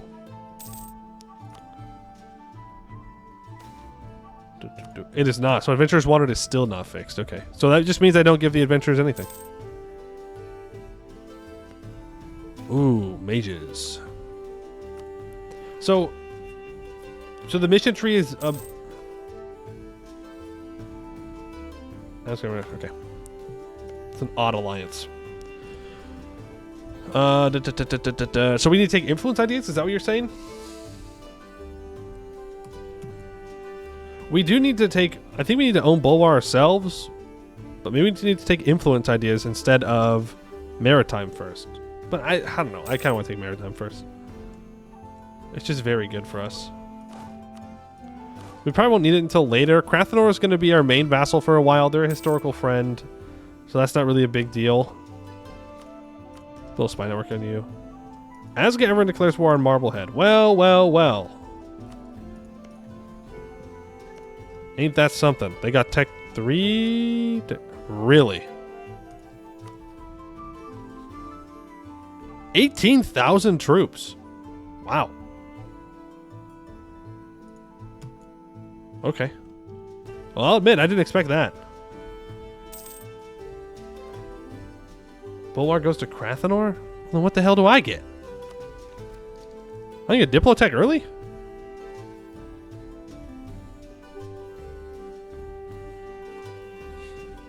I'd rather develop my gold mine a little bit more. 4 Inno, though.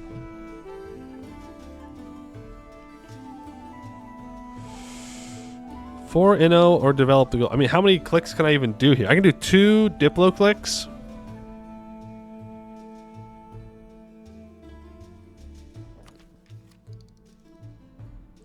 I'll stake the tech. Yeah, I know it'll get rid of devastation, but the Inno's nice. Still tech 3. I'm not giving anybody access. Well, this may kind of change my plan a little bit.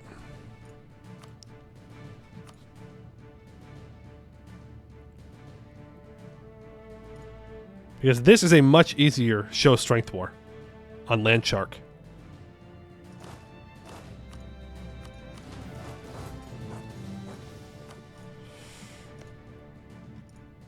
And it'll be faster too.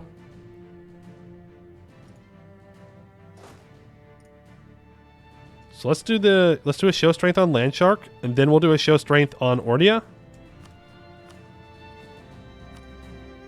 Yeah, I don't want to do anti-monstrous. Wow, damn, dude. It just sucks that Everthill's going to come over here and get involved. I know they're going to, and it's going to really suck. But it's 100 of each monarch points, and it's power projection, prestige. I mean, oh, I could feed the land to Krathanor. That's true. We could go for a humiliate instead. We could just completely feed him the land. That's also not a bad idea.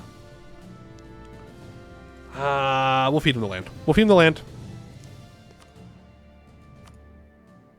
And then we'll do a show strength on Ordia.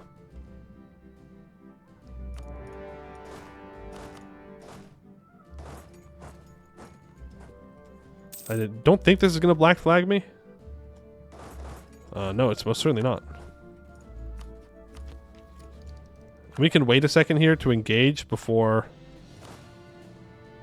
Well, we can wait a second to engage so we can get Tech 4. I will lose that Republican tradition.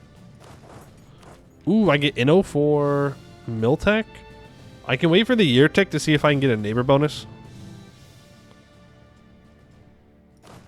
I will send in the mercs to reinforce there. Send one troop over to you, and let's bring our navy around so we can go land on the other side.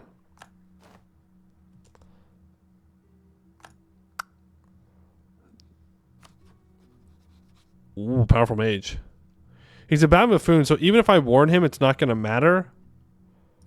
I need to go occupy this stuff very quickly. Yep, there's the neighbor bonus. Let's take it. We'll deal with those rebels later. I don't know why I'm getting debased currency.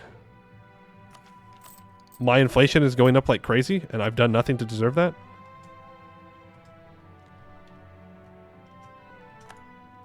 Oh, I stopped the retreat, so it... If we have to get up here. We have to get up here, so that way Oblig's Child can't take it. No way! I should have taken Tech 4. Oof. Do I declare this war right now? That's... I should have figured that was going to happen. Should have stayed Tech 3. But, you know. I don't think I declare right now. I think we just... We get cut off in weird ways. It'd be... I think we just have to let it go. Damn it.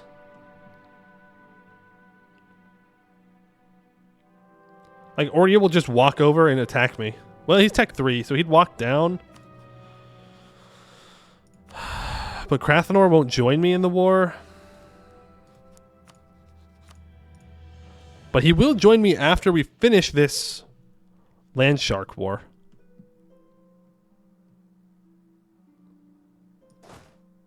I think we actually can. I think we can. Yeah, Krathenor will have the favors when we feed them all the land.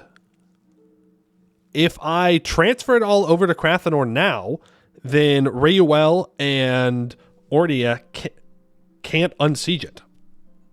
Either.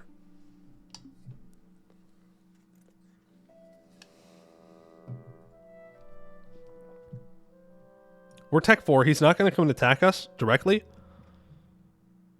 I think we do.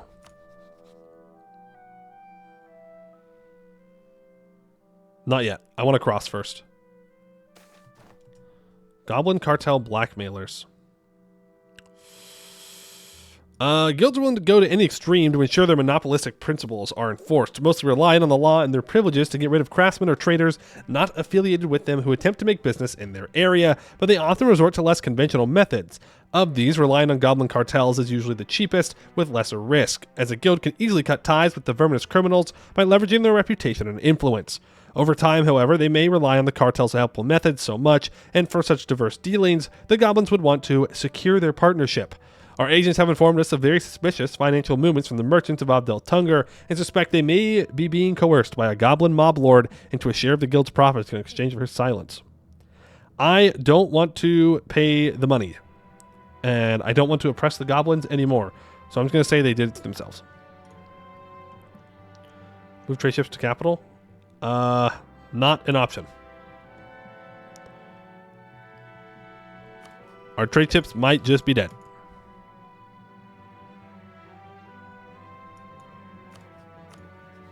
Wait, I lost the CB? Oh, so much for that plan then. I thought I had until the month tick. No, rip. Rippy dippy. Should just click declare war. Oh well. Oh well. Too late now.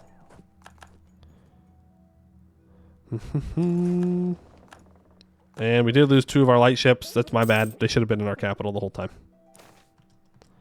There's the Renaissance. I think I just want to keep blockading here.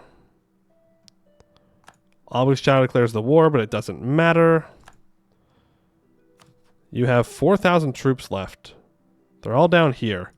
So we're good to move back down to deal with our rebels. We can get rid of the Embargo. I mean, at least we eclipsed them, so we get some power projection. It's a bit of copium, but... Hey, look at that. Our rebels left. Ain't that nice.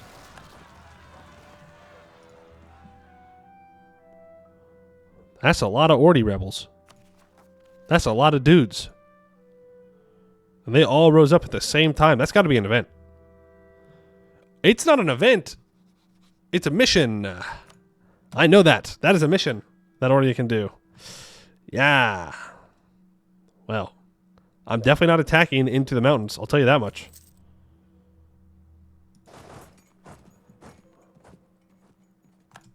Shout out to Obelisk Child for fighting rebels for us. Do you still have troops? He still has 4,000 troops somewhere. We do need to go deal with the Ordi Separatists in Matarode. Before he does, when did he get there? The 15th, and I get there on the 20th. Well, that's unfortunate. I am spying on Landshark.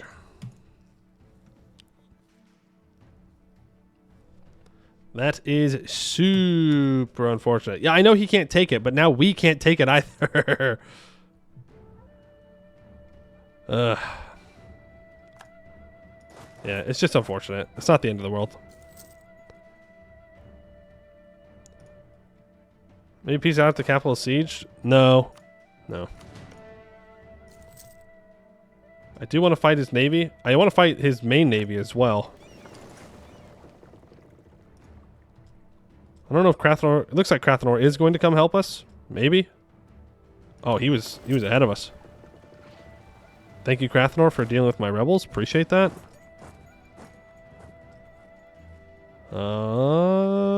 Yep, we did. Did deal with his navy. I don't really want Krathenor fighting Landshark here, so let's peace out of this war. This actually kind of works.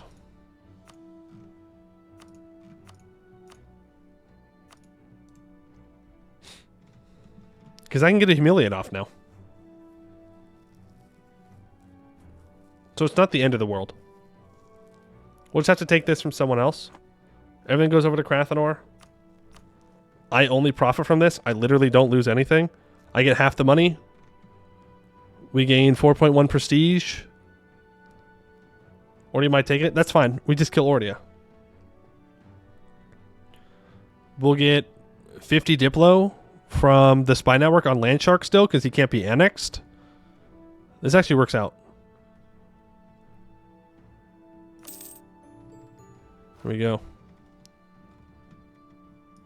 Let's get our boats back into port and let's decide what we want to do here. So I have Krathenor available.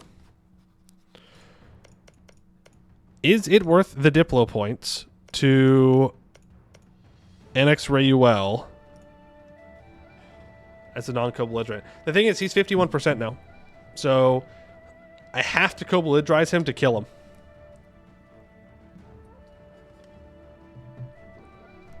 Can feed Rayuel to Krath? Oh, you mean I can feed the rest of Rayuel to Krathenor except for Rayuel proper, which I want because it's a natural harbor. Is that really what we're going to do the whole game? Is we just take centers of trade? It just feels so whack.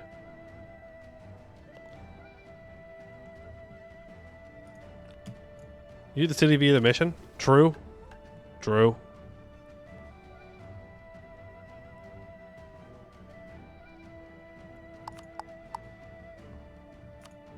Yeah, we need Rayuel to not exist. And I can take Rayuel.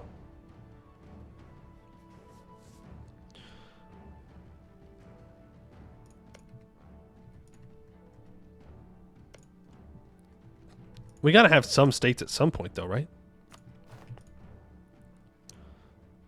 Like, eventually, we have to have some kind of states. This isn't really the best state of all time, but... That's true. We'll have Everett, though. That's true. That's true. That's a good point. So we'll just half-state this for now. let's...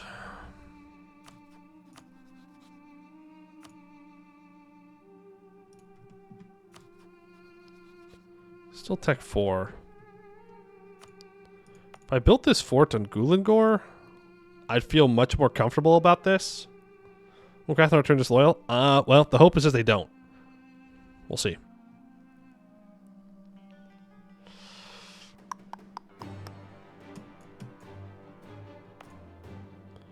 Like, I could take out some loans to build this castle.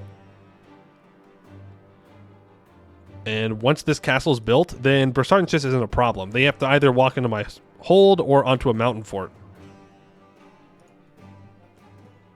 And then I could just eat Ordia and Rayuel whenever I want. With safety.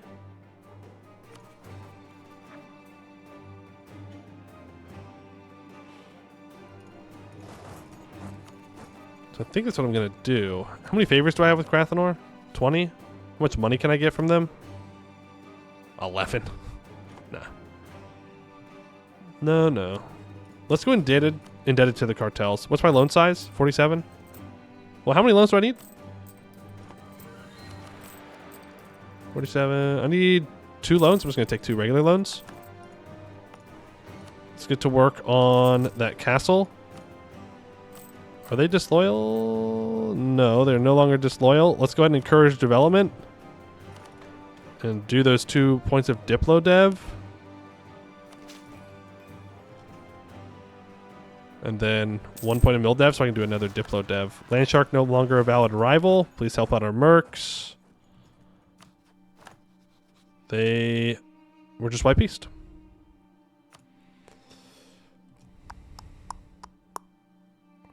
There you go. Revoke the embargo. I will rival Marblehead. I will rival Ordia again. Oh, they took Tech 4? No. So, we just go back to the original plan? Yeah? We do the show strength here? Okay. I mean, yeah. Yeah. All part of the plan, actually. I knew that they were going to become my valid rival again. Weird. Weird. Let's go deal with the... Go deal with these coward rebels who walked off the fort.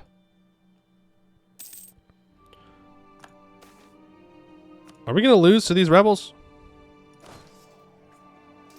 No, but we certainly did not win.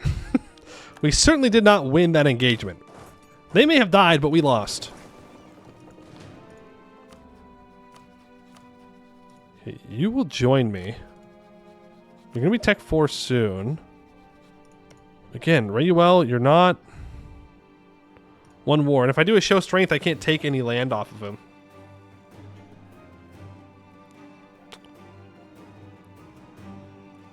So it would be just to break his alliance with Bursartan, which I think is fine. Let's do this. Call in Crathanor. Let's get to work. I am going to have some more rebels pop up soon. I'm not all too worried about it, though. Now, this war, we may want to get an admiral for. We really cannot afford to lose any ships here. So who wants to be an admiral? I need one single admiral. One boy. Or girl. Or NB. Who wants to lead on the seas. Alright, Rafa. Let's see what you've got.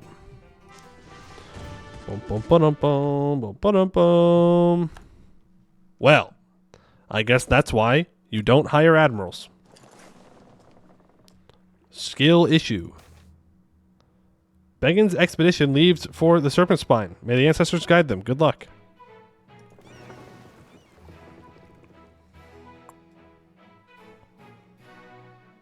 If I engage here, is Crathanor going to back me up? We are technically speaking outnumbered navally, and it looks like they realize that. I mean, Crathanor is making their way over, but we're getting dunked on. Yeah. galley combat ability. Rough. All right, well, I guess we do need to build heavies then. More gold. Hey, Demian. We do not have any cavalry. No. We're dwarves. We don't use cavalry. Thank you very much. Don't be a salty sea dog, Polly. That's the first W Admiral. There's a lot of learning to do.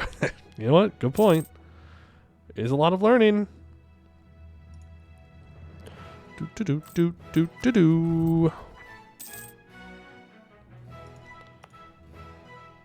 Well, I guess I didn't need to build this fort. Well, eventually I need to. I'm rooting for Marblehold to win this war, by the way. I do have the claim on him, so if he does win, I will just attack him. See how it goes. Come on. We still haven't finished coring this province. We'll get there one day. One day. I can build another troop, though. We have one more force limit. So let's do that. Ordia, I do not appreciate you occupying that province. I know it's your core and everything, but... Okay, Rayuel is Tech 4. He's hiding on Yamachez. Probably don't need all my troops on this siege, but... I don't want to risk him contesting. And then Krathanor breaks their siege. Move up to Zorntanas. We choose our first government reform. So, Tier 2 government reform. I don't really care about authoritarianism.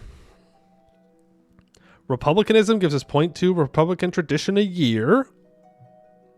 Meritocratic rule gives us 5% goods produced. And virtues of the politia gives national manpower. You say Republican tradition now and money later. But money now also sounds good. But I don't know how much Republican tradition I'm actually going to lose. So, when I re-elect. And I do want to re-elect. Huh. Why can't that ever happen when I want to fight someone that Wex is allied to?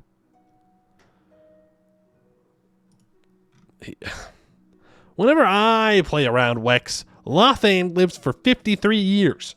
When I play away from him, he dies in like 5. Come on, man. I could go unsiege this so I can finish coring. I'd rather make sure that Krathanor actually finishes the job. In fact, let me send over one single infantry with my general because he has 2 siege pips. That'll get up to 42%. I'll deal with those rebels momentarily. There's the siege of Rayuel. So Rayuel, I just want to break your alliance with Brasardenches. I don't want money. I don't want to humiliate you. I want a short truce. Literally just break your alliance. Have a nice day. Right?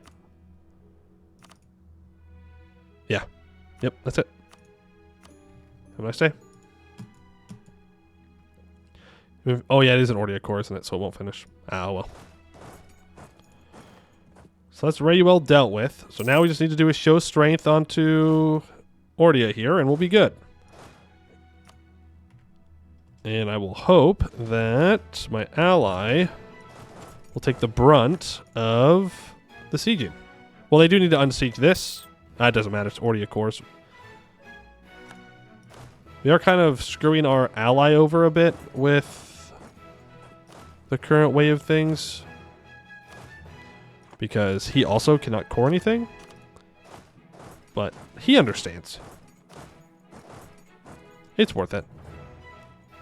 He gets it. And we have 10% trade efficiency. Nice. You love to see it. And now we send one troop on with the 2 siege general. No, we do have naval supremacy. So let's go blockade Bal Ord and let's loot the rest of Ordia's land.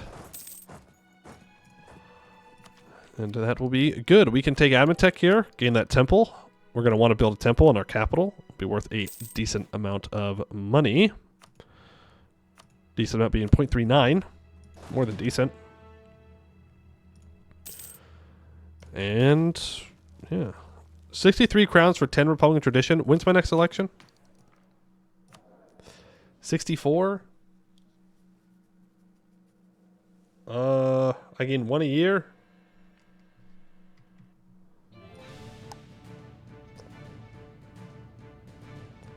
I could lose it. I'm going to. I'm going to pay off one of those loans. Both of those loans. You're saying deck Marblehead for show strength? Unfortunately, he just lost it. He couldn't hold on. That seems like a crazy amount of troops for Ask Everin to have. It's been a while since I played him, but that seems whack.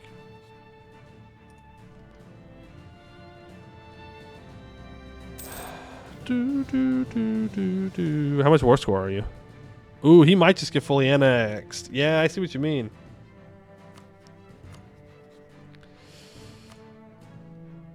He's definitely going to take Akatbar. He's definitely going to take Akatbar. No, I agree. That's a good call. It's a good call.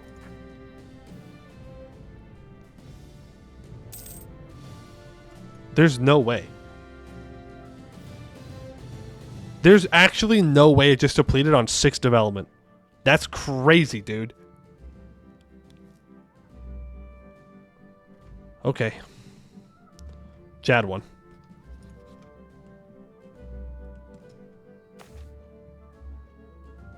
I will take the Diplo points.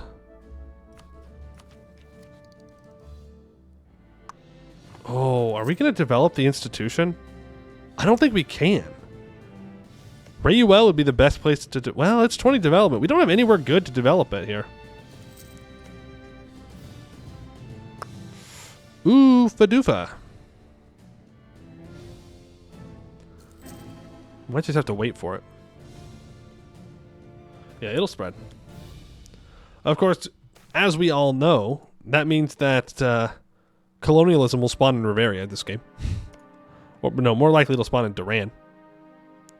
And it will take forever to get to us. We do have radical reforms here. Very nice to see. We'll just go ahead and fire them both. Give me 200 of each monarch point.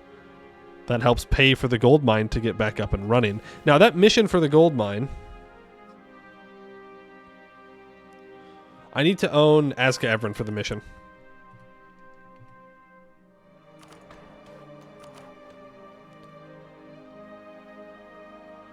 I don't think I want to do any other development. So let's just turn it off for now. Well, I'd like to get it to 10. I think it'd be very greedy to do so. We'll grab trade efficiency, and we'll grab... I don't know what we'll grab after that, actually. Missionary or something? I don't think we can actually convert anything. Good night, Tavarna. Thanks for hanging out. We are done looting this province. Let's move over to Fatherwell. They lived. We threw. We threw by declaring that. We could have just conquered Akatbar. I mean, we had no way of knowing, to be fair. Why would you not full annex? They were 93% war score. Did you do humiliate? Yes. I did. I did. Why not conquest? I thought they were going to die. To be honest with you. I thought they were donezoed. But hey, on the bright side, oh,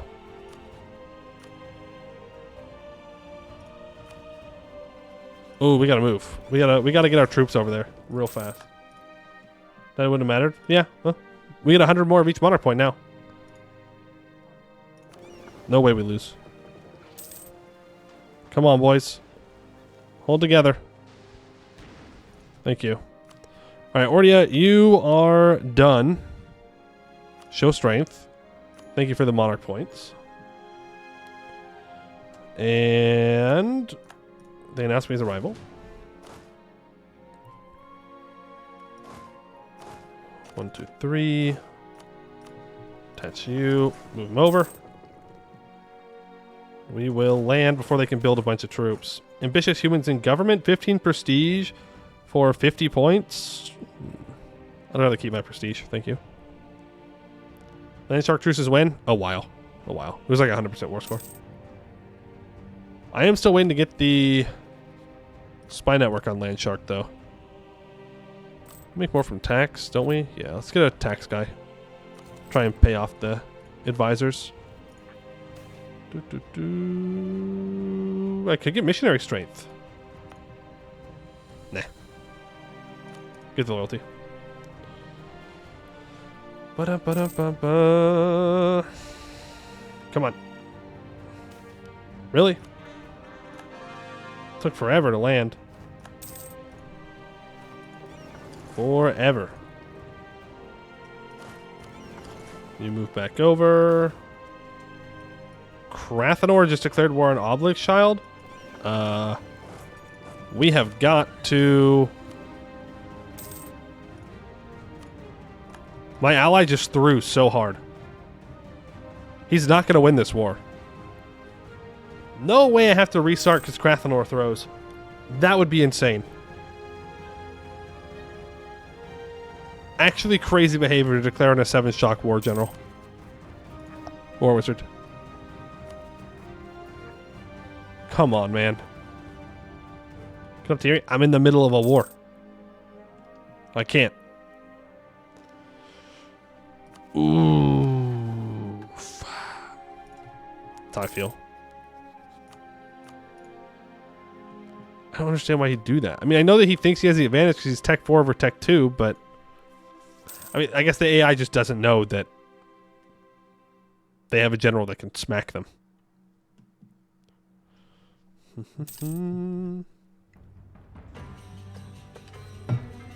Flip religion?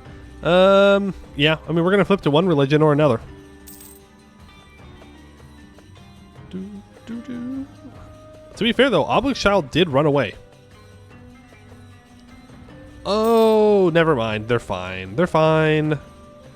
The elves are also attacking Obelixchild. They're fine. They're so fine. Some of these boats need to be repaired. Well, they'll be fine. Famous last words. There's Siege of Akatbar. Make sure I don't lose any ships here. I do want to see if I can capture some. There they go. We did not. And we will get a second show strength. Boom. Thank you very much.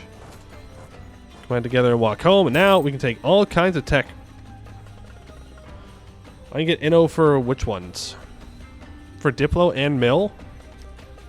I can also just wait. Go ahead and walk over to Akratil, please. Force limit is down 1 now. Okay. And we have 0.02 monthly devastation on this province till the end of the game. Good thing there is a fort. Fortification. Maybe Krathenor will win. I'm discovered by Land Shark again. That's very sad. Let's start building a spy network up on Rayuel. Don't need to grant another generalship. We're making 2.97 ducats a month. That means I feel pretty confident in hiring our first Carrick. Try and get some heavies up and running. Ordia. Alright, there we go. Ordia's going to kill Land Shark. We're not going to get the 50 Diplo, unfortunately. We got caught too many times. I can take Mill Tech on the year tick. There's the neighbor bonus. Who around me took Tech 5?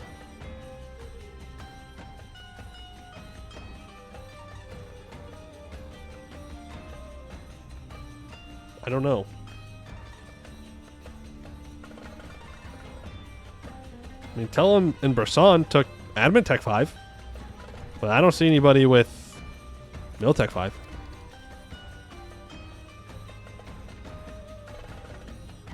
Alright. Let's upgrade our units. Do we want to go masked clockwork bows or tortoise formation? I think we go masked clockwork. Smack him. Kill him. Get him. And I'm at peace, so we are going to protect trade. And I don't need to take Diplotech yet. We can keep letting it fill up and wait for that neighbor bonus. Or we take Admin Tech and we take a Diplo idea group. And we just accept that we're going to be a little bit behind. The only time Diplotech really matters here is for the next one is Tech 7 for the morale. When do we get our new ships though? Can't remember. I don't remember. I think it's going to be for a while. So let's do that. Take Admin Tech. We unlock an idea. So there are 3 Diplo ideas that I think that we are looking for this run. It's going to be maritime. It's going to be trade. And it's going to be influence. I don't think we need influence yet. And I don't think we need trade yet. I don't think it really brings us much. The thing is, I also don't think we need maritime yet. Though getting your Navy tradition up early, very good. I'd have to build more light ships. We're not going to be able to... Well, I mean, we could fill the naval force limit, to be fair. Cheaper ships, cheaper admirals, fleet movement speed. Trade first, money is money. Yeah, money is money, but... If we do go plutocratic second, which I don't know if we really do want to go plutocratic second. We might, though. It gives us another merchant. What's the better policy? Pluto and trade gives an additional merchant and cheaper regiment cost. Pluto maritime gives... Where are you? Where are you? Light ship cost reduction and more ship trade power. Let's see. If I got an extra merchant. So if I take trade, I already get 2 merchants. Right? That's 1 in Bulwar and 1 in Sionkan. Or Sionkan? Whatever, however you say that. We're not going to get access to the Serpent's Reach for a while. I mean, maybe we can reach Sarian, but it really wouldn't be worth all that much. I don't think we need to take... Right, but if we take Maritime, then we get Plutocratic as a merchant, and that gives us an extra merchant to pull from, you know, the Harpy node. Redeem for the Republican Union? I think we just need to... For this one? You get a ton of force from influence Pluto with just Scrathor Vassal? True. True. Probably going to reaffirmation. They need to like me, 150. I need a statesman or a diplomat. And they need an army that is smaller than mine. And we have to remove Reuel from the map. And then they become our vassal. See, an influence plutocratic does give a lot of vassal force limit. True. Plus 100% vassal force limit contribution. And the additional... Oh, and vassal naval force limit contribution. Usually not that great. Kind of good for us. That's 200% vassal force limit contribution. If we're going to be feeding... Oh, maybe we do go influence first then.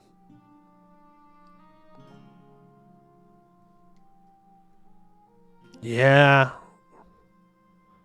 Yeah, let's go influence first. Unjustified demands is always good. Like, it's a good idea group. Yeah. And then we can go maritime or trade next, depending on what we need. The thing is, there is an extra bonus in our mission tree for taking maritime. Where is it, though? I think this is too far. I think it's closer. Where are you, maritime ideas bonus? Where are you? It's something to do with Thassalocracy. You need, it's either maritime or naval ideas. Where are you? I'm almost 100% sure I've just hovered over it too fast. Stay in our reach? No. No scourge in our seas? No. Am I going crazy? I know it's here somewhere is the thing. But I need maritime or naval ideas for it. And we get extra bonuses. I just don't know how far into it is. Am I crazy? I'm not crazy. It's in here somewhere. Coastal Port Juris, Busalari Strait, strong trade power. Ovdal Tungr, province trade power at least 40. I don't know where it is, but if I'm not seeing it up here, it's gonna be further down. It's in the rewards. Something. Oh, you're so right. There it is. There it is. If we've completed naval or maritime aids by the Divenhall domination. We have time.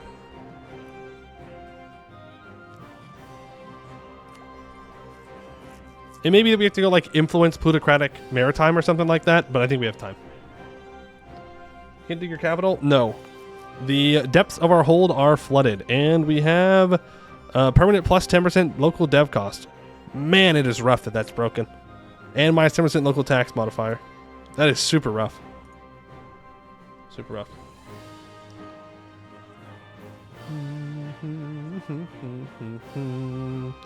There's a run file? I don't know what that means. Alright, we'll get the first two things in plutocratic done. I need to start improving with my ally. I don't think I'm going to get this spy network, so I'm just going to stop doing it. I'm going to start improving with Krathanor. I'm going to seize land when I get my morale back. Connect up. A file that runs? Yo, really? For real? That clears all adventurers wanted. Oh. You just constantly run file name.txt and it does stuff? Well, maybe we'll do that like in between episodes. Krathanor took one province. Okay. It's allied Dartax and it's still allied to Ordia. Dartax does not have a powerful mage though, so I'm not too concerned. This time we only have 2,000 rebels rise up instead of 7,000. Don't kill the Regent Zealots. I don't think we're going to flip Regent Court.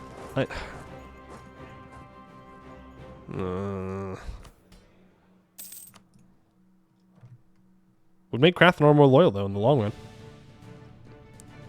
Fun fact.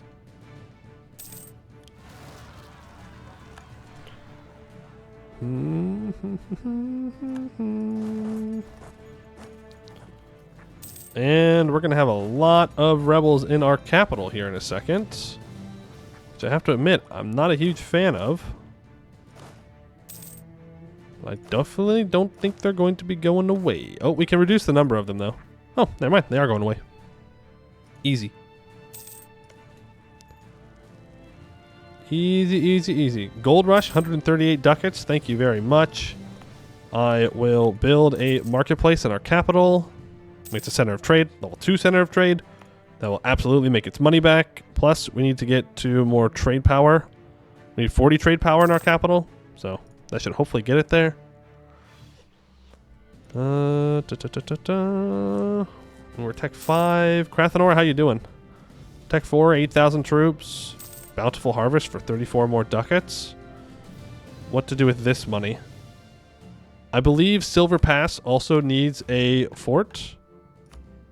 Yes, it does. 211? Yo. Why so expensive, though? Inspired Warriors. 10% morale of armies. Things are going too well. When is Laurent going to no CB me? There's Eberthil with the claims on all the islands in the Divenhall. But we'll deal with them. Shouldn't the boat dwarves have vision of Serpent's Reach? Didn't they migrate out of it? Long time ago. It's been... No. Essentially, no. The hold was destroyed in the war with the precursor elves, and then people moved back in later. It's not like we were just there recently. Raywell's up in 58. We have less than a year. I do not fear Eberthil declaring war before I declare, but after I declare the war, I do think Eberthil will probably try and jump on him, which is why we're going to focus on Eberthil first. We're going to have our heavy ship for this war, and I'm hoping that's enough to deal with Rayuel's navy. I'm not sure, though. I do need to bring my little trade ship back home, though. I need to build more of those, but I want to build the fort first. Worth more.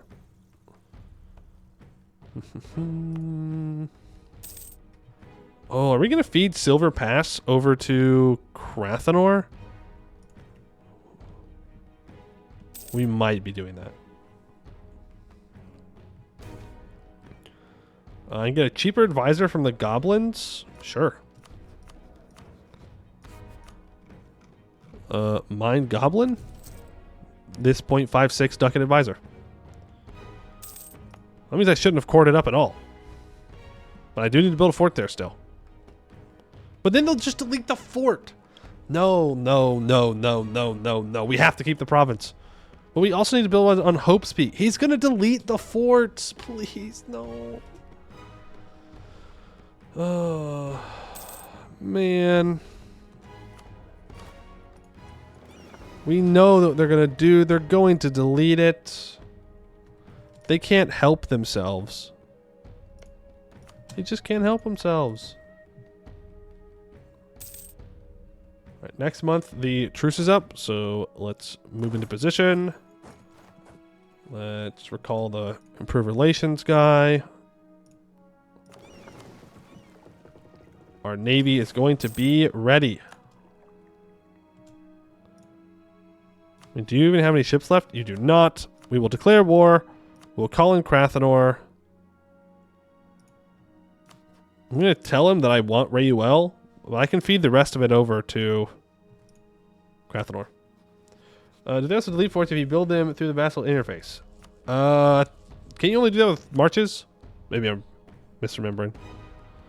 Call in Krathanor. I'm not co-belligerting Dartax. Let's do this.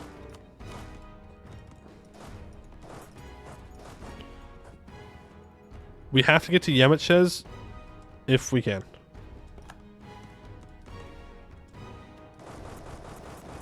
We can.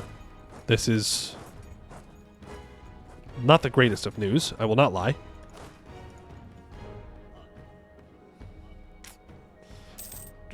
Will I take the province? Yes, they will take it, but we can get it back. All right, they can no longer cross. So let's send 3 troops onto the siege with the 2 siege general. And we will loot this province to the ground. It feels very weird to give away this land to a vassal, though, I will say. Feels weird. We can get minus 25% Diplo Annex cost, and we can complete our first national idea, refounded by the God King. For millennia, Ovdal Tungr lay hidden among the mountains, its lower levels flooded, its forges long gone cold. It was not rediscovered until 2181 BA during a survey ordered by Irsakar the Benevolent, God King of Barzisha. Upon its discovery, Irsakar gifted the hold to the dwarves of his kingdom to resettle in exchange for their service. While most of the hold was inaccessible, the dwarves quickly went to work repairing the dry docks. Soon, dwarven sailors would be found in every port across the Divenhall Sea. +1 diplomat. Thank you, Mr. Republic. Land not held by you in nodes you can't. In nodes you control, get crazy goods produced, aka more trade money for you. Yeah. Still, though, feels bad. Feels bad.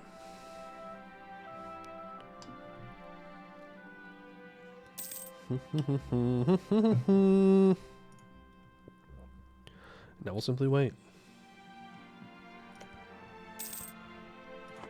It'd be funny if you Feed Crathor so much he would not accept vassalization offer.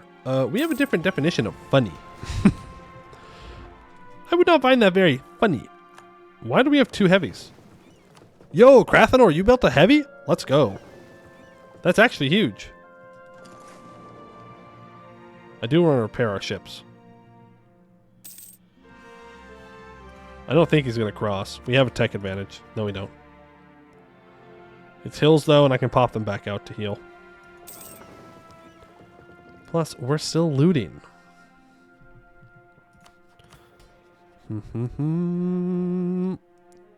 Whoa! Okay, I will admit I was not expecting that. He just walked through my fort. Hello? Hello? Game? Hello? What the fuck, man?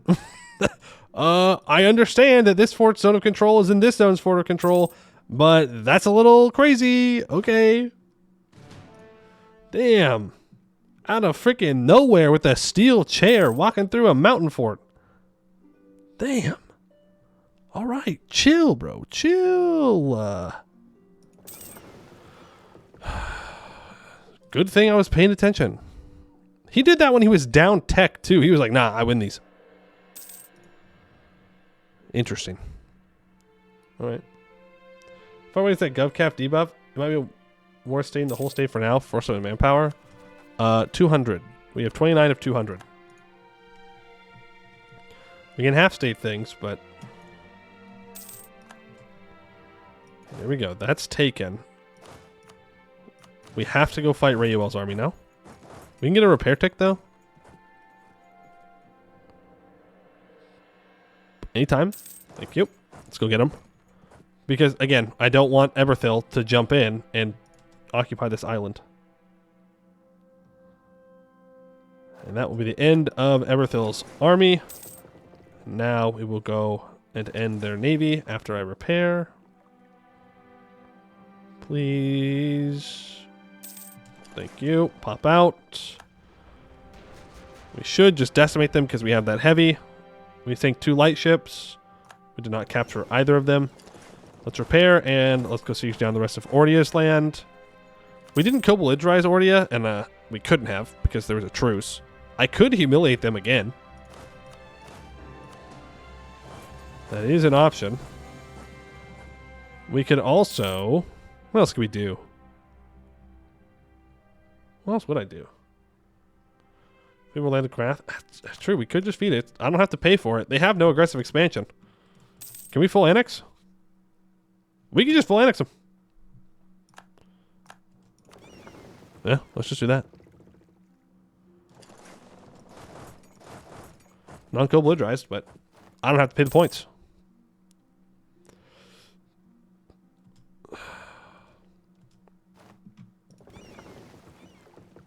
Yeah, you have fun on that fort. I don't have prosperity anyway, so I don't care. Devastation will go away immediately. Let's send 1 little troop on over with the 2 siege general. Unfortunate. Looking allies, they just don't know their vassals to be. I mean, you know, really when you think about it, we're being really kind. Because otherwise, I would just annex him. So, he at least gets to live in this run. Most AI can't say that. Oh, he built a fort on his capital? You coward. Ignore that I have one too. I have a hold though, it's different. It's gonna make that much more difficult to... It's gonna make it that much more difficult to piece them out. Should imprison him. I should imprison the entire country? That's a lot of jail cells. I don't know if we've got the room for that. We might just have to let him get away with this one.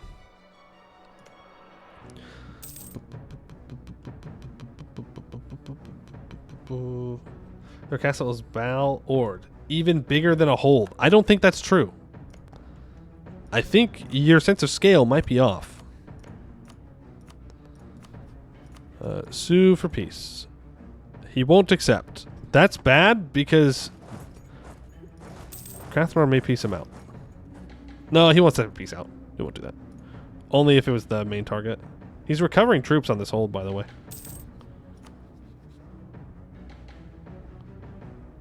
Still at -1.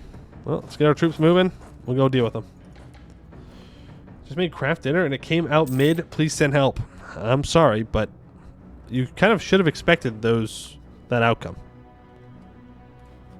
Did that just say he was fierce negotiator? No. He just got dudes. Ruler's ancestor is celebrated. Each clan has their own venerated ancestors with their own holiday. One of these holidays is today, and it happens to be the holiday of an ancestor of Lord Mayor Magni. While the celebrations were planned to be private, the Stonekeepers suggest we use some of our funds for a large celebration that all of our subjects might participate in. Sure.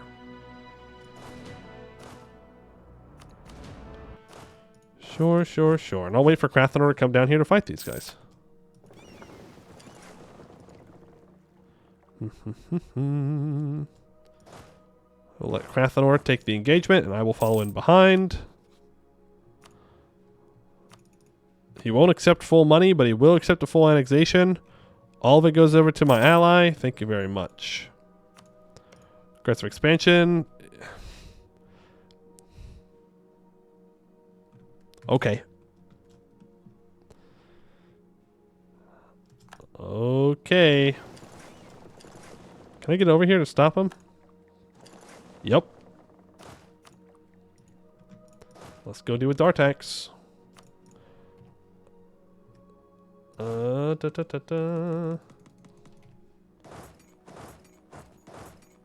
Yeah, walk over there.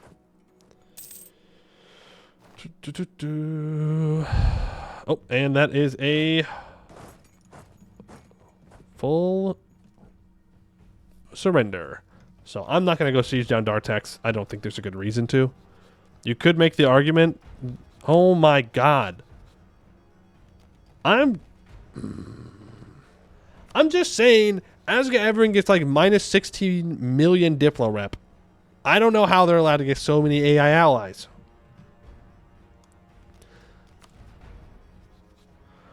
So maybe there is a reason to try and piece out Dartax.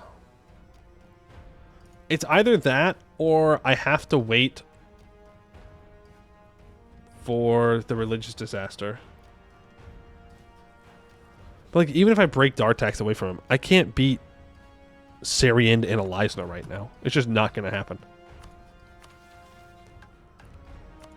Like, it's just straight up will not happen. But I need Barzil to get my claims elsewhere.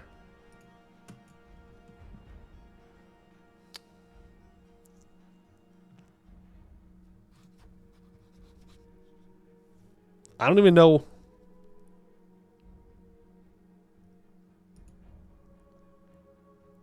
I don't even know. I don't even know what we would do to offset that.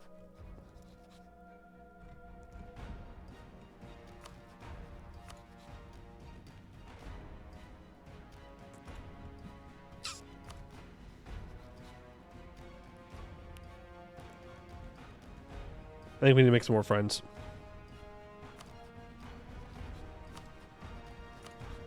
I think more friends is the answer.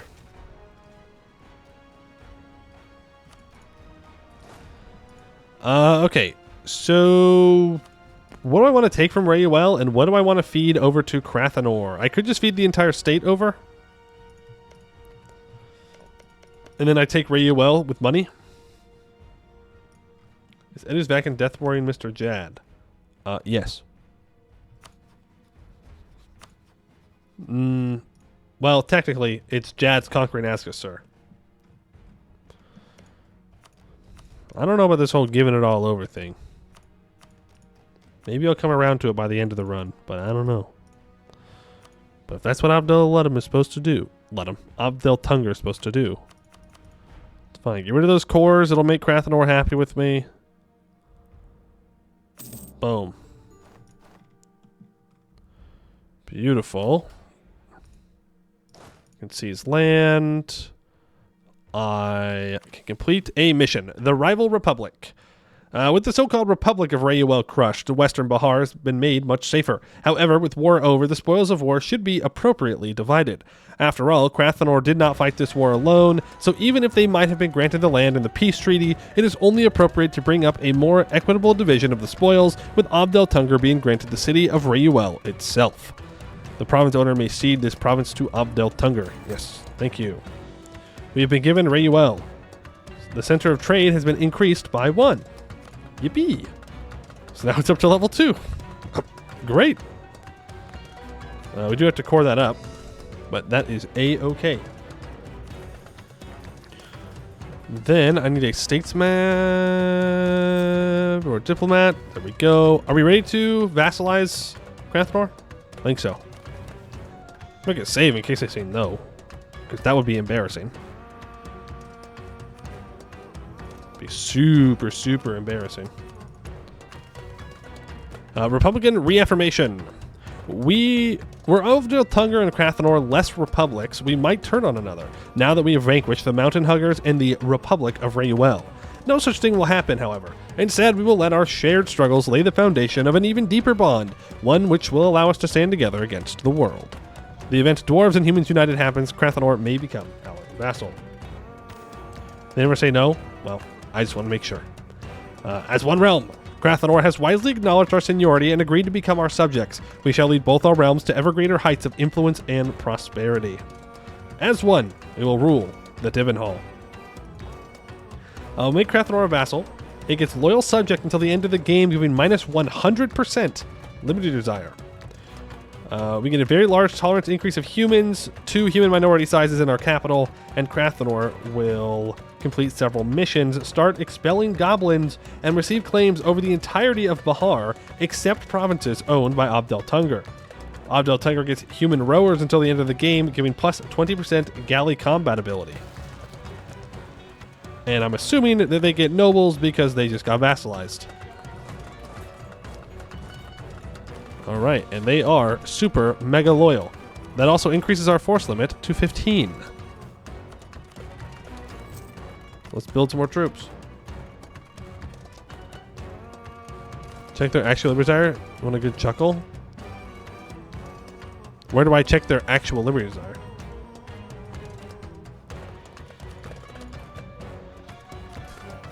Here?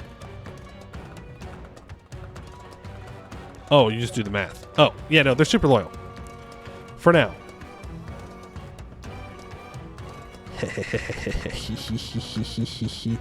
Wouldn't it be funny? No. I am going to steal their trade, though. Thank you. Thank you for the trade, good sirs. Marblehead is now no longer a valid rival. I'm not sure they were as an OPM, but okay. Which means I can rival Azka Everin. We are looking for an alliance with Bersardenches and with Varamhar. With some good luck and some flipping of friendlies, we could get them with us, and that would be enough to counter Azka Everin and allies. But we're going to need help. There's no way around it. We are going to need help. So let's check out Crathnor's mission tree here, which, hey, we've played through. They have a bunch completed. The Land of Three Legacies. If we take out the rest of Oblig's Child, build some barracks, they can get... Oh, they can get colonists. I don't really care about that. We should do it.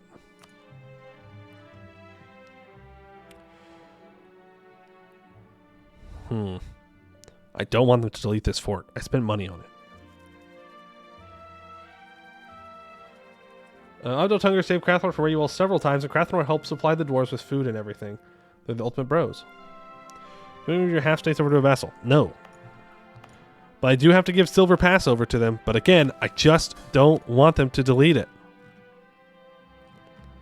I really, really, really don't want them to delete it, and I know that the AI will. They're gonna do it. Beneo gets fascinating.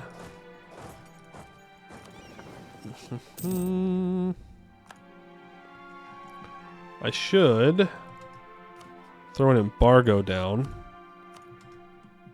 onto my rival. AI deletes forts if they think they can't afford them. They definitely can't afford them. Maybe I need to make less money. They're still losing 3.29 ducats a month. They're going to delete the fort. They're going to do it. I refuse to subsidize them. Because then I make zero money. Like, literally zero, if I want to offset that. I don't think that's a very good compromise. I can go back to hiring that goblin, though. And... She's host speak? No, they need to own this stuff. Like the problem is that they need to own them and they need to have forts. So I've somehow got to find a way to keep them happy enough to want all that. Protecting trade with my one ship? No, not at the moment. There you go. We're gonna have lots of rebels to deal with. But we are at least recovering our crown land a bit. Oh, man. I don't want to take a loan. I don't think it's going to give me a choice. Human Minister. I will see if we can get a cheaper advisor here.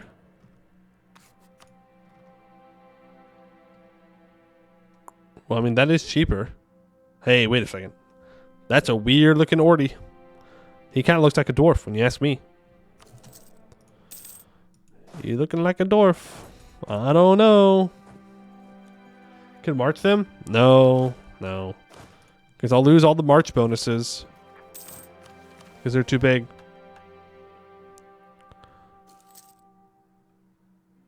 Yeah, to do this mission I have to fight Asgavr and other allies. That'll be fun. Go ahead and drill. And please remove the mercs from my capital state, otherwise they'll devastate my capital state. Gobs up north. Still at war with, well, now they're at war with Bramble Skinner. Oh, he does have claims. Yeah, we can do that. Stop drilling. You still have that general? Yep. Let's just make it quick so that way he can't hurt us too bad. I'm going to be very upset if Bramble Skinner gets that province. Because that means we're going to have to fight him. Tier 3 government reform. Elder Wisdom gives +1 random candidate bonus. But it increases the election term by 4. I mean... that's worth it. Another monarch point for 4 more years seems pretty damn good. What do you mean, eh? Terrible take. Eh is a terrible take.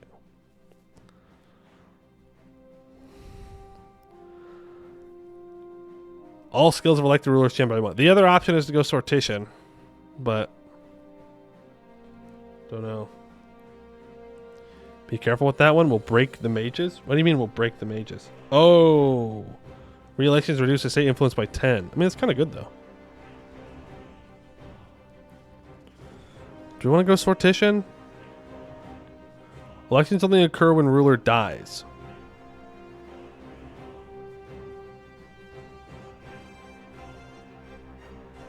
New Mines? New Mines, I think, is actively the worst one, actually. You're trying to shorten election times when it doesn't make any sense because we already have increased election times. If we're going sortition, we should just wait.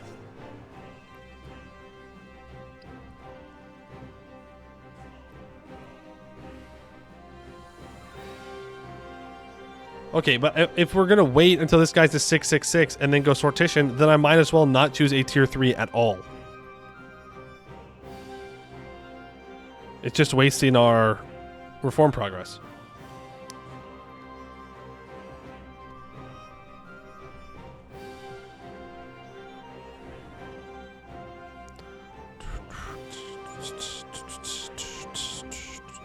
Either way, I think we're waiting until after the election.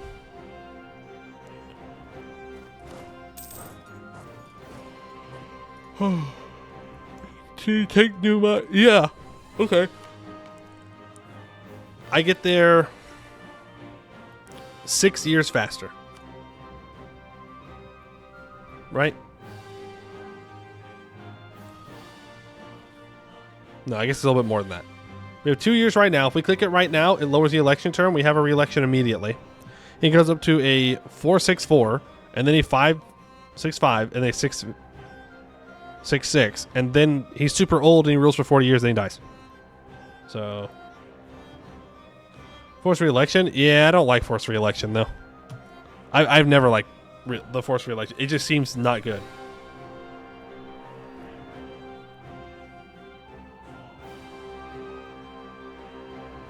It costs so much Republican tradition to do a forced re-election. Makes sense. No other reason why you want to wait until your power is secure before you reform the government. It's a good point. It's a good point.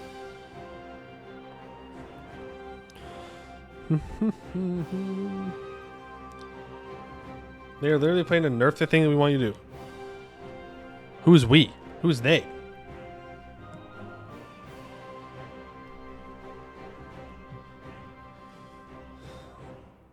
New minds plus Republicanism breaks the mana economy. Okay, you know what? Fine. We'll do it. We'll do it. But think about it. We can get a 2-0-0. Why do they do this so dirty? Why do they even put the family, like a relative of the ruler, into Republican governments? It makes no sense. They're always bad. They're literally always bad. I've never seen one be good. I don't get it. Why even have it then?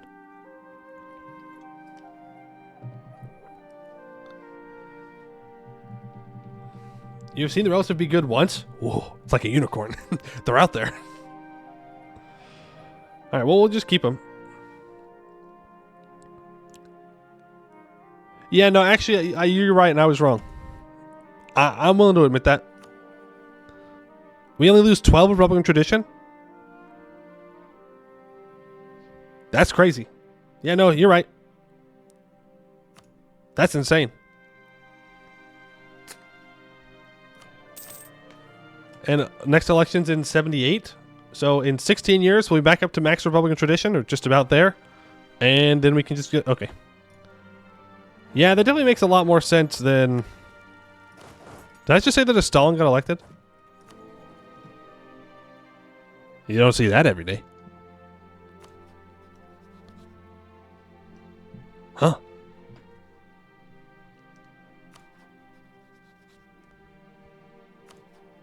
Interesting. Here's how a Stalin can still win.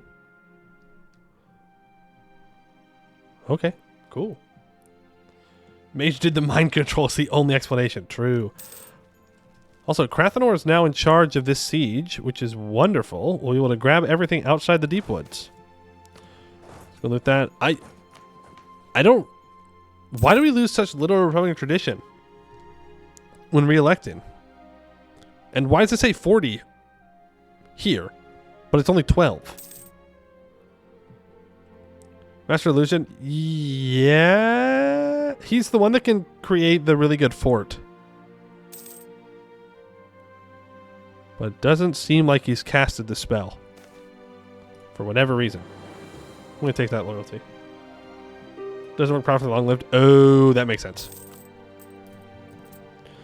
That makes sense. I could pay off this loan, and I'm going to. Inflation go burr? It go burr burr burr? Is going up real fast. We could start it trying to... Oh, I have not been improving with Bursart and Shist this whole time. It's okay. They flip friendly. They will ally me after we peace out of this war. Flip that over to Krathanor and that. I'm not taking the stuff inside the deep woods. We do this. I take the money. War reps. Give me your trade power, I guess. And have a nice day. You guys back home. Ally Bursartanchis. Varmhar is still coming around. We're going to ally Busalar. It's going to be a very temporary alliance, but they don't need to know that. As far as they're concerned, we'll be best friends forever. Need to build a fort in Hope's Peak. I can take Miltech 6 early. Man, if only we had the ability to take advantage of that. Build another troop. Can you complete the mission immediately, giving the pass to them? Are you talking about Krathnor's mission?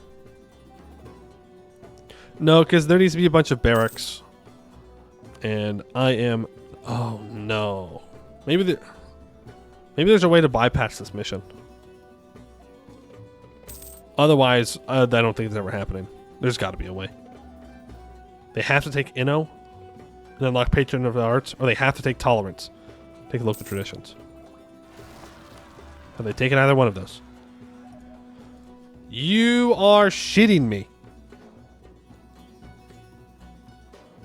They took expansion ideas? I love vassals, dude. I love vassals so much. Vassals are so good, actually. I love vassals. We'll take those provinces? No. Actually, I might want to. We would have to convert them all to dwarf. We would have to convert them and turn them to dwarf. I know why they're doing it. I know why. I just think it's dumb. And I'm right. It is dumb in this case. It is actively dumb. Rule 184 vassals will fuck you over. True. They could have taken any other idea group. Anything else. There's so many other options, and they're like, no. No, I need expansion right now. Like, really badly. Have to have it. It's like, okay, okay. Whatever you need, it's fine. There's nothing better you could have taken. We could take admin tech early. And get the Inno for it right now. We probably should do that.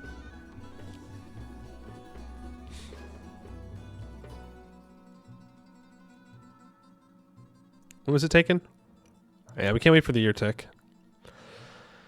It's 50% more expensive. We could buy down inflation instead. We could stab up instead. I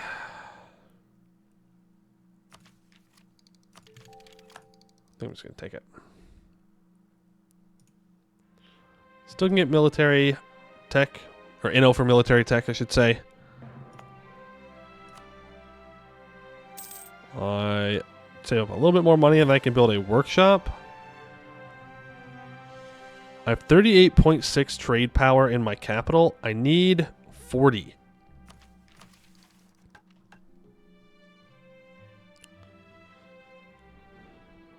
Right? What did I need 40 for again? Improved trading posts. Province trade power of at least 40 and expanded infrastructure at least one time. Okie dokie. Not gonna lie, never have the kind of vassal like you do. I literally just did this run, didn't have a problem at all. That's great for you. I'm glad that it went great for you and Krathenor took good ideas. Can't relate. Oh. I should not have taken that tech when I did.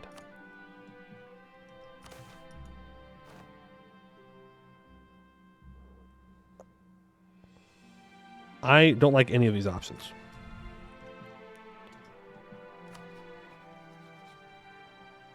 Who are you rival to? Sarah, you're having to I'll insult Bulwar. Bulwar ain't gonna do nothing. So here's hoping that he flips friendly. Now we can take this, plus 2 Diplo rep.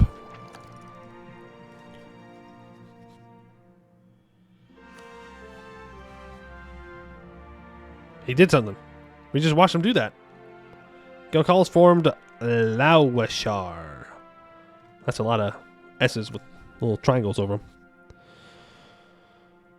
Come on, Varmhar. You know you want to ally me. You know you do. You know you do. Yeah, it's not Galkalis anymore. Come on. Jesus, man. You've got to be kidding me. What? Wait, did you just give up Hashur? Dude, what are the odds? You could have... Oh, my God. Of course, this is the game when Sarian does not fight Jad, and Eliasna allies Azka Evren. Ooh. Ooh. Ooh, I'm not a very happy camper about that one. Not a very happy camper at all. Like, we got the really good start against Mountain Hugger and then just got absolutely obliterated through diplomacy. Just obliterated. When was this taken? Alright, we can wait for the year tick. Unless I'm going to max out. I will absolutely max out. All Ancestors Day. All Ancestors Day happens every year, but some years there are more funds for a greater celebration or simply more need to remember the recently passed. All dwarves who are able to come together with their clans or families to pay respects to the ancestors, whether they died long ago or recently. This is done by lighting candles at the shrines and tombs and exchanging stories about the ancestors.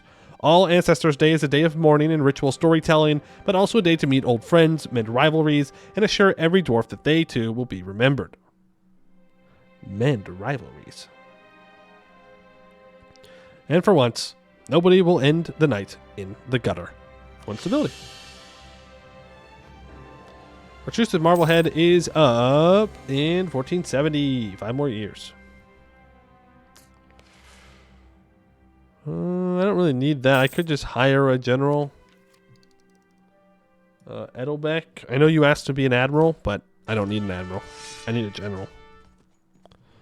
Let's see what you've got. We have Magni Battlebeard at home. Damn. It's alright. You'll get there one day. One day you'll be as good as Magni. Dwarves are less strict than Warhammer Fantasy. They hold grudges about to extreme the Warhammer dwarves do. Yeah, I mean, and that's a good thing, by the way. I think it's good. We definitely need to full state this up. For example, dwarves in Warhammer will hold generational grudges against individuals that have died millennia ago. See, that's when it's too much. You gotta let go. I know that's probably heresy for those dwarves, but you do have to let go at some point. It's gotta be bad for their mental health to hold on to a grudge that long. You know? Dwarves on boats? Fake dwarves. No. No, these are real dwarves. Alright, not every dwarf has to live under the mountain. Even though these ones also do technically live under a mountain. I need to build a marketplace here, but I'm building workshop first, and then I'm going to build a temple in Ovdal Tungr, and then I'll build the marketplace in Rayuel.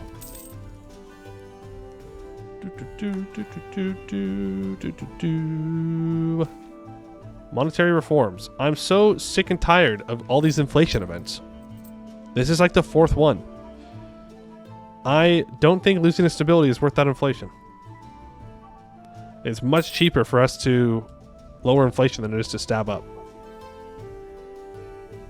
1298. And we'll be okay. Not giving the humans anything. Come on, Varmhar. You know you want to ally me. He might ally me after I take tech. Ooh, and I can build 2 more troops. That'll help. That'll help quite a bit. Now I can take the tech. Tech 6. We can upgrade. Nothing. Upgrade nothing. Well, that makes us much stronger. And now we can, in fact, ally Varmhar, who, yes, is not having the best game ever, okay? But I don't care. They have a powerful mage general. That's all that matters. Busalar is willing to ally me. Do I have the Diplo slot? I do. Let's go ahead and ally him. For reasons. Pull back there. Let's start building a spy network up on... Yeah, build a spy network up on Aska Everin and build some favors with the elves. Well, there's a story of an early human that spurned the dwarves on their gift of fire to their tribe. To this day, their clan holds a grudge against Solent for that leader, literally thousands of years later. See, you gotta let go. That's crazy. Also, we're making 6 ducats a month. So I am actually just gonna build that. And I'm gonna expand infrastructure in both these places twice. Because if we're going for a weird, tall, wide game combination, I'm expanding infrastructure in my centers of trade. We're also going to need forts in all of them. Forts. Well, I have to wait till I can take Harzil. Good night, stream at 6 a.m. Go to bed. Go to bed. Thank you for being here. Go to sleep. It is sleepy time. Way too late. Way too late. We need to build a temple in Gordir as well. I could sell seas here. You know me. I love sell season. We need to wait for these guys to get up to 40 loyalty, though. There's a proposal for reworked Frozen Maw. Ooh. Interesting. No! General Magni died. Rip. He didn't live that long. That's alright. Like a good dwarf. Lived hard, lived fast, died young. I'm going to build another heavy. Because we are going to have to go fight these guys at some point. And that's going to require fighting Eberthil and Vern. A rough combo to have to face. Do we want to continue down influence? Yeah, I do, because I want to get this vassal force summit contribution. That completes another national idea. Republic of the Many Clans. With the reclamation of the hold, Ir Sakar declared the dwarves would decide how to govern themselves. A council was convened of all the major clans in exile. The Tubrok, the Urdenkar, the Azkelidbul, the Aznezhig. You could have made these words easier. You didn't have to do this to me. And the Aztolshaz of Shastrandir. For decades, the council would convene and arguments would rage, with each clan claiming some legitimacy or prestige that would validate their claim to rule the rest. In the interim, a single clan was selected to oversee administration of the hold with term limits of 20 years. In 2114 BA, with still no clan willing to give any other authority over the hold, it was decided that there would be no permanent ruling clan. Instead, the elective clan governance would be permanent with its clan selected by the council. +1 random candidate bonus.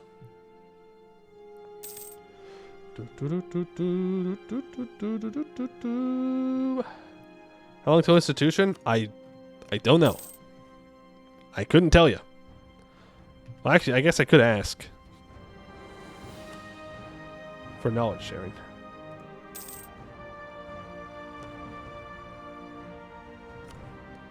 $191 a month, but I mean,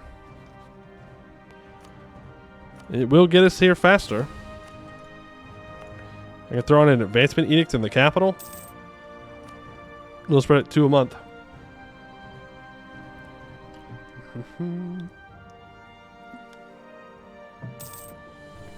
And we're a navigator, plus 10% ship durability. Not bad. Pretty alright traits. The fierce negotiator, you know. At this point, it's kind of whatever. Ooh. We've got probably one more war with the novice adventurers before we get rid of them. We're going to need to convert stuff. No. We're going to just... I think we just go full tolerance. Full tolerance is probably our key.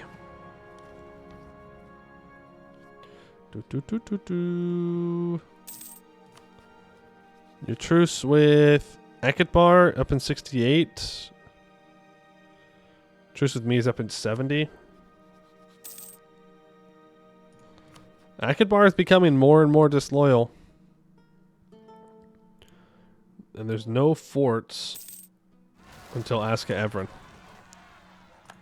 Which is pretty good, if you ask me. We're making good money. We're kind of chilling. I was really expecting to own all of this by now. I will not lie. I will not lie. Even though I guess I'm feeding most of it over to Crathanor, aren't I? Like, I want to keep Aska Evern for myself, but the rest of this, except for Akatbar and Trimo and Cost and Deskumar, will all go over. Because I don't need them. Dun, dun, dun, dun. More force limit for coastal. I mean, that's one of the things I'm kind of confused about is how am I supposed to get a bunch of force limit for a bunch of different stuff if all I have is vassals? But I know eventually we're taking this, but that's like eventually. Owned by Ovdal Tungr. I really am hesitant about getting everything over to vassal.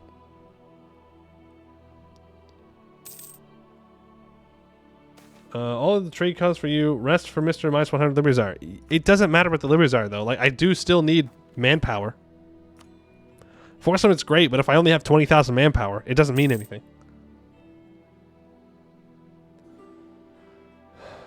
Even the coach when you and Akatbar. I mean, it's not really great, though. Like, it is just a bunch of hills. No Jads allowed. Eliasna would be pretty good. Brisson. The problem is a lot of the good provinces are all inland. The coast kind of sucks in the Divan I said it. The coast sucks.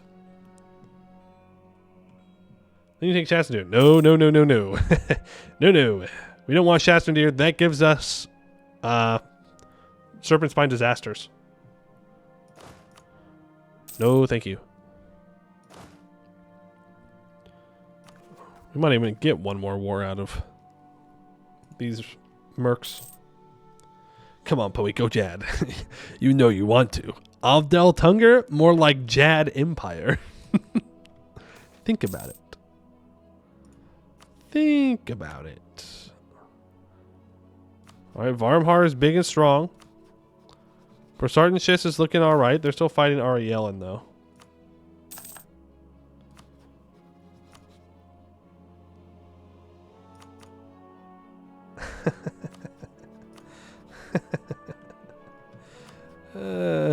It's that easy. Let me just set all this as vital interest. We might not be able to get everything in this war, but boy oh boy are we going to get a lot. Pull this back. Ba-ding, ba-ding, ba-ding, ba-ding, ba-ding, ba-ding, ba-ding. That's the sound of us making money, baby. Kassarian will not join because they no longer desire Aska Evern as an ally. Ooh, suspicious of unforgivable covert attacks. I mean, we could wait to see if Eliasna will also break their alliance, but they're still Tech 4. My allies are in between us and them. I think we just declare war for Aska Evern directly. Call in the allies, and let's get to work. We have 2 heavy ships. They also have 2 heavy ships. There's a difference between me and them, though. I've got more morale navies. And I no longer have bad galleys. Also an important fun fact. I am going to see if the nobles give me a good general. Not particularly. PLP, let's see if you can give me something. Either really good shock or really good siege. I mean, they did give me a 3 shock general. I mean, you're not bad. You're definitely not bad. Yeah, Edelbeck, you're in charge of the siege, and Mr. Dwarf Man will be in charge of everything else. So Eliza's feeling pretty confident. They do have more galleys than I do. I'm going to sink another galley of theirs. I could just retreat here, which is not a bad idea. I'm going to get another one of their galleys. The Shep Idklat. Shep Idklat? Alright, I'm going to lose galleys now. I don't think it's worth staying in. I think we retreat. We sink 3 of their galleys. We lose nothing. And we back up. The hold is almost shaped like a cube. You have a point. It is very cubical in shape. Internal migration of goblins. That's fine. We're going to walk forward because Aska Evern's going to want to come and contest this siege, and we're going to want to stop him from doing that. To the best of our ability. He does have access through Akatbar.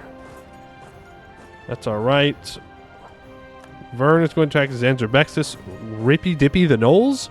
They had a good run. When my ships are fully repaired, then we will go back out and fight some dudes.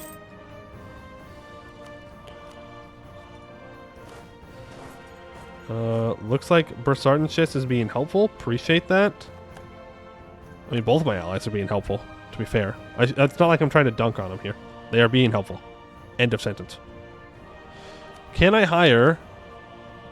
It's a level 2 morale Navy's guy. I'm going to hire him. We have the money. We can absolutely afford it. In fact, I can afford a level 2 advisor there.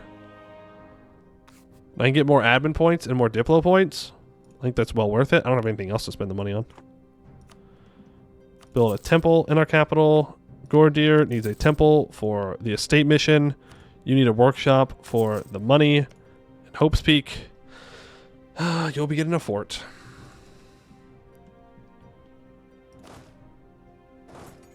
You can walk over to here to help out. Now, Eliza has 25,000 troops, and there they are. We see them. They are on their way. We're going to go help take out the Elysian ships that are threatening Crathanor's coast. Not very cool of you to do. You have a 0 siege general. I can put my 1 siege general on there. Put our other general here. Come on. Come on, Eliza. You know you want your little shippies. Your little shippies to be mine. And let's complete our last idea in influence, giving us plus 100% vassal force limit contribution and minus 50% unjustified demands. That gives us a force limit of 19. Everybody say, ooh, ah, 2 force limit. Infernal Court, Infernal Court. I do want to do an Infernal Court run sometime soon. I think it sounds like fun. Is there content for it? Is it like ready to go? Ooh, praise the cube. Wait a second. One of these things is not like the others. Wait a minute. I think we can beat Eliza here. You ready for this? Bum bum bada bum bum bada bum bum bada badum bada bum bum bada bum bum bada bum bum. Bada bum bada bum bum bada bum bum bada bum bum bada bada bada bum bum bum bada bada bum bum bada bum bum bada. We rolled 2 zeros in a row. Okay, we just retreat. Well, we got 1 galley. We are whittling away at his navy. So if you're not praising the cube. There's a comet? Are you telling me that I was attacked by the cube? Interesting. Very interesting. Rayueli separatists. Go deal with them. So far, so good here. I would love to get war reps off of Eliza. That's not true. You know what I would like to get off of Eliza? Their capital. I would love to grab Eliza's capital in this war if I can. That would be worth... Oh, those are good provinces. But I'm not sure we're at the point where I want to do that yet. DMC aid? No, they wouldn't do that. It was my cover. It was a cover. That's free. That's I can do that.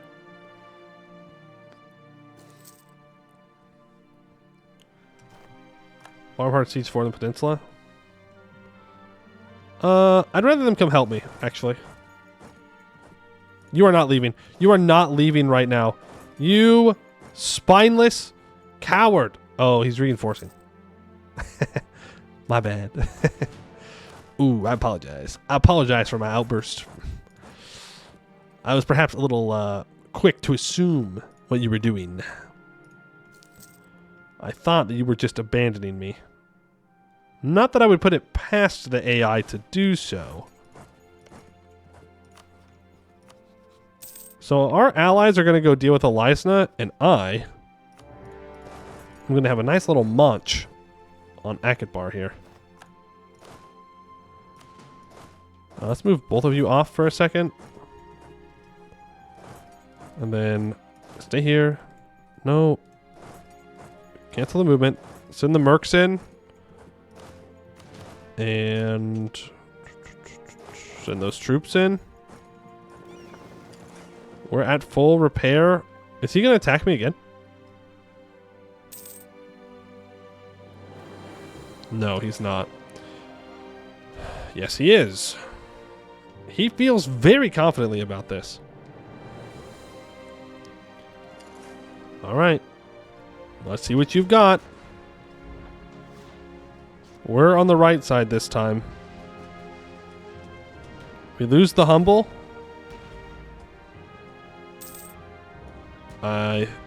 The ocean is disengaged, though?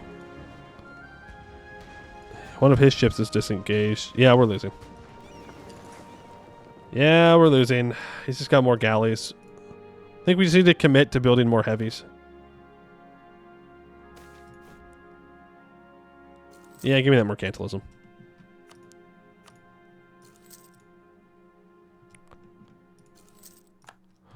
We can build 3 heavies, and then we can stop paying for our super expensive morale navies guy.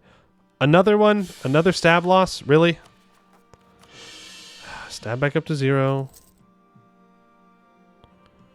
It's fine, it's fine, it's fine. I didn't want stability anyways. There's a crazy number of boats so fast. I mean, they have a lot of development.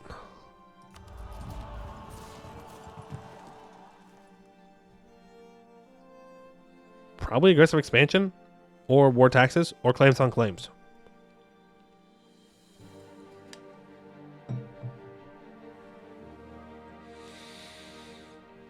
I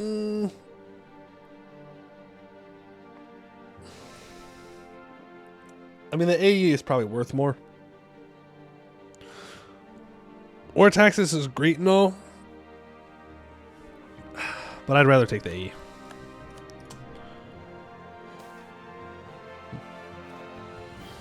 One inno for 20 prestige. 10 prestige and 2 Republican tradition. We're doing fine on Republican tradition, though.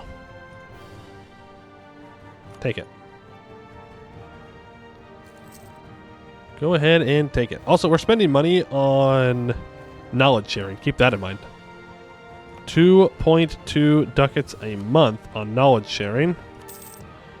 It's almost in our capital. In fact, you know what we can do? We can switch over to encourage development. Do a couple points of mill dev. And how much do I need to embrace now? 181. Well, let's burn it plus 3 a month. We'll be able to get in our capital state relatively easily, I think. I think what I want to do is embrace the institution before we peace out with Akatbar and Aska Evren. I don't know what exactly I want to take, though. Like, I mean, that would be the preferred peace deal. If I'm going to be honest. I can get a border with Durtax. I don't know why it says his name like that. Durtax. No, with Dartax. And then... I mean, people are upset, but there's no coalition from that. I grabbed the other gold mine.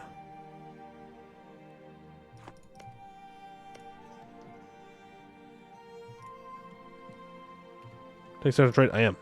I did. There isn't one. What do you mean?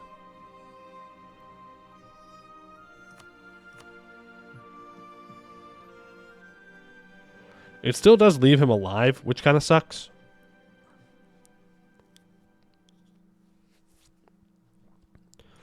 But again, gold mine is pretty good. I have to convert the gold mine though. So I guess this is a state that we'll be taking. Or I could just feed these two provinces over to Krathanor at some point. Ooh, which is a good point. Do I want to feed any of this over to Krathanor? And if so, what?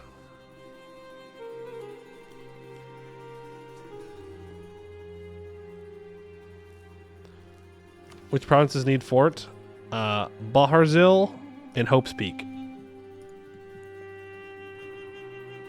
are the two that need it. Full annex Aska Everin and you get the vassal for free. True.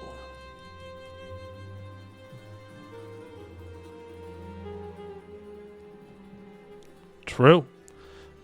True. Big if true. The problem is, if I piece out this way, I don't think I can core this, right? Yeah, I could also just take Akatbar first and then take this. No, I don't need it. Yeah, no, we could do that. And we can annex Akatbar pretty easily. Maybe that's what we do. Lost a claim on Aska, sell Aska. It's fine. Ooh, I can sneak over and I can get a... Oh, no I can't. I can't sneak. He's back. I thought I was being sneaky. And I can get the blockade, but no. It's illegal. It's alright, I'm going to get a couple more heavies. And then, oh baby. We're going to be in a good spot. Where am I getting sieged? Oh, down here. So from Alizna, I would like war reps. And probably that's it. I don't think I can afford aggressive expansion-wise to take everything.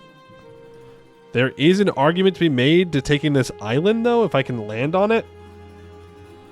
Because it does have a center of trade. I would have to do with the rebels, though.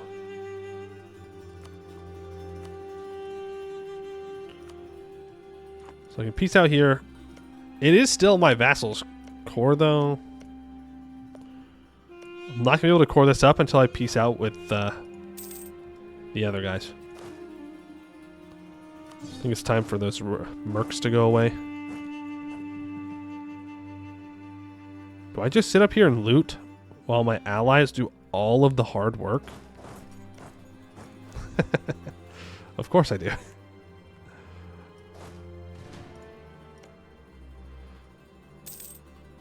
Oh, yeah, true. We can just make them give up the core.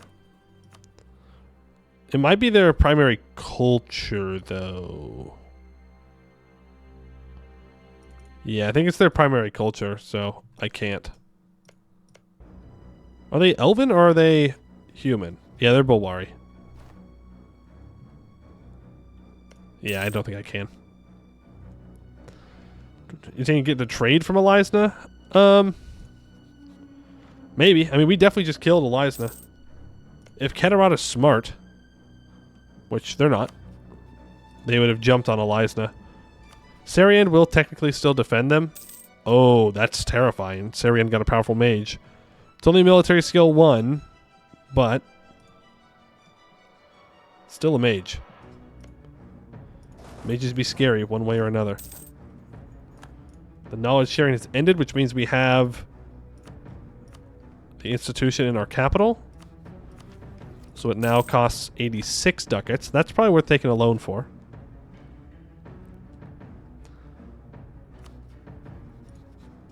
So I'm looting. My allies are sieging. I'm weakening the new Sun Cult nations in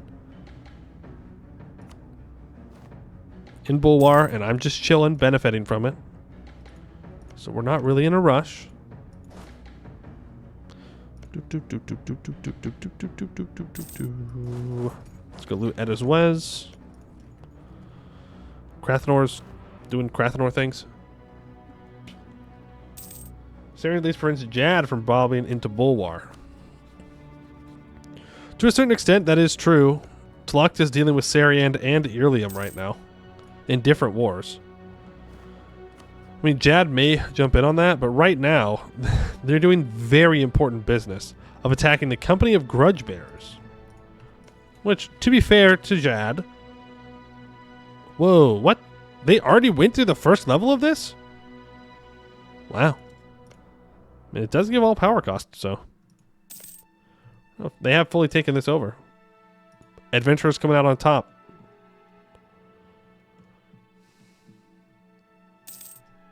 Spy on Dartax.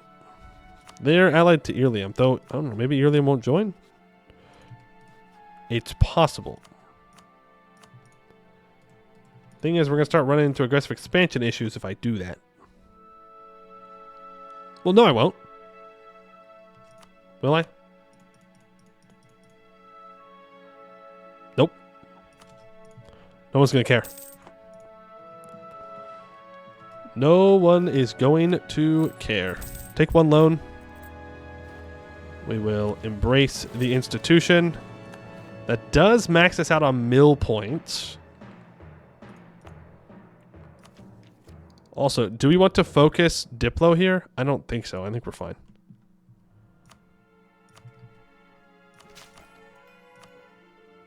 Gets up to 40. It means that we're no longer maxed out. Gets us more manpower.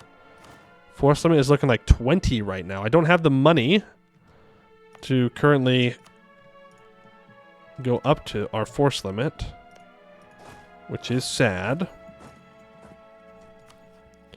But he's going to give me my war reps here soon.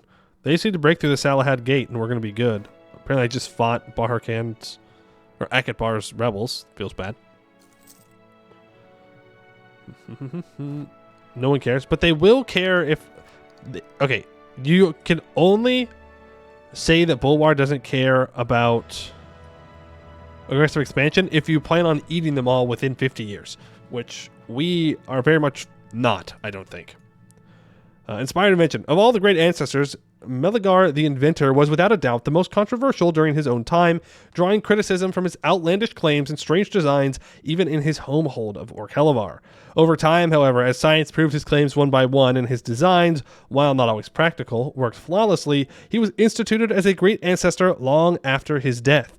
A good reminder that sometimes established knowledge is simply wrong, and the madman breaking sacred convention is exactly what was needed. Dwarven innovation, +1 inno.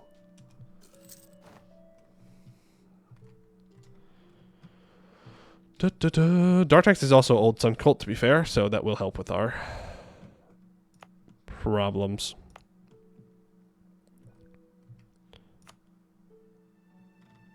Non-accepted culture. Development -2. New Sun Cult -2. Are we going to accept Bahari culture? I think the answer is yes, we are. Because, I mean, Akatbar and Rayuel are right here, and we're going to own both of them. So, let's do that. Unless I get it through a mission. Does a better Bahar give me that acceptance?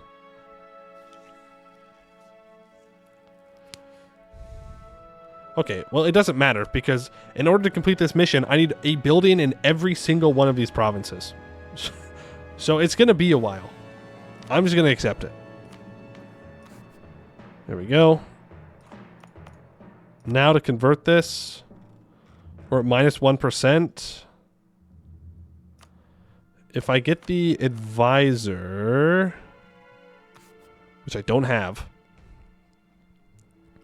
but Edict Advisor, I should hopefully be able to convert this in a reasonable amount of time.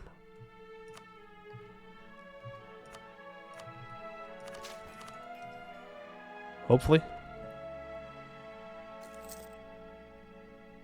Inside there, we went do with Bahar. Cleanse or accept? Oh, okay. Well, we'll just accept. Come on. Whoa. What just happened there? Why did Varmhar just get black flagged? That was weird. Well, let's transfer this over to Varmhar. That way he unblack flags immediately. So I want War Reps. I want you to break your alliance with Sariand and with Azka Evren. Samartal? Not yet. We'll know when Samartal happens. It'll tell us.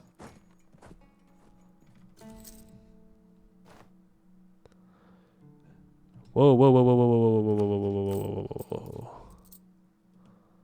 Minus 6.27? God damn, our inflation's going up. That was 7 ducats from inflation, by the way. 6 ducats. We have lots of fort maintenance. That's why.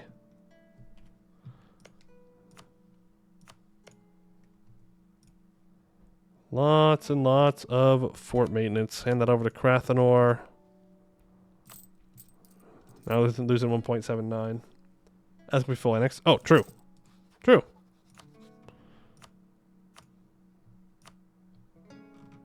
I mean, I'll get a little bit of cash. Not much. But I think that's fine. Unless I wanted to take land, but... I don't know. Don't know if it's worth taking land right now from them. Don't spend 9 ducats a month on advisors. Yeah, but I like it. I like monarch points. They're good. You can get their trade. No, that's 30%. That's 30%. That's too much.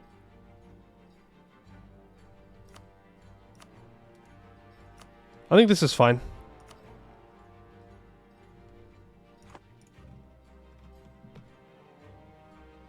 I mean, the real question is, do we have any reason to stay in this war? I don't think so.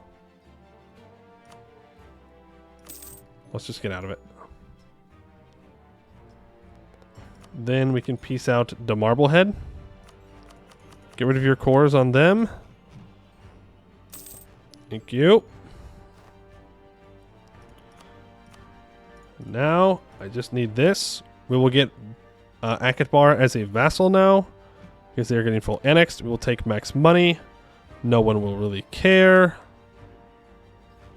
Scapel, none of that. One bing, bada boom. Very good. You are now my vassal, and you are disloyal, but we can fix that. Okay. Overextension. We can core a couple of these. Can't core them all up at once, but that's alright. You go back. You pay off loan. Fire national tax guy. Hire national unrest guy. Nah, fire him. I'm looking for a mage. Not a mage. A inquisitor. Rival Elisna. Rival Viacok. Rival... That's probably it for now. Man, I lost all my power protection. Viacok's losing to Catarata. Damn, I had 100.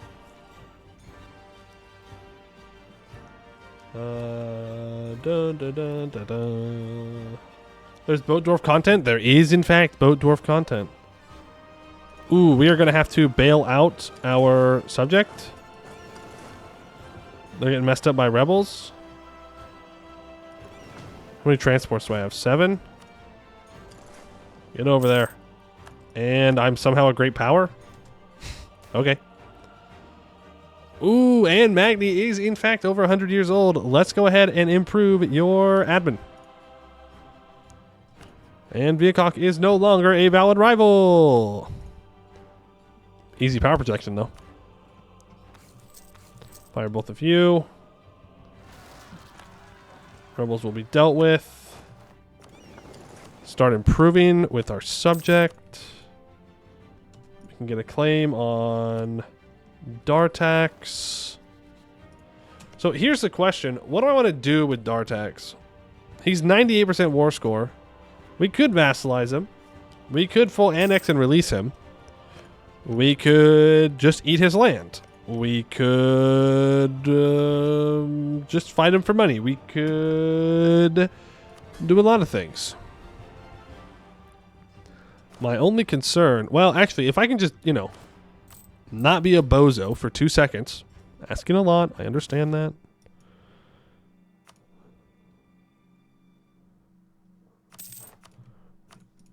sell C's and build up to my force limit,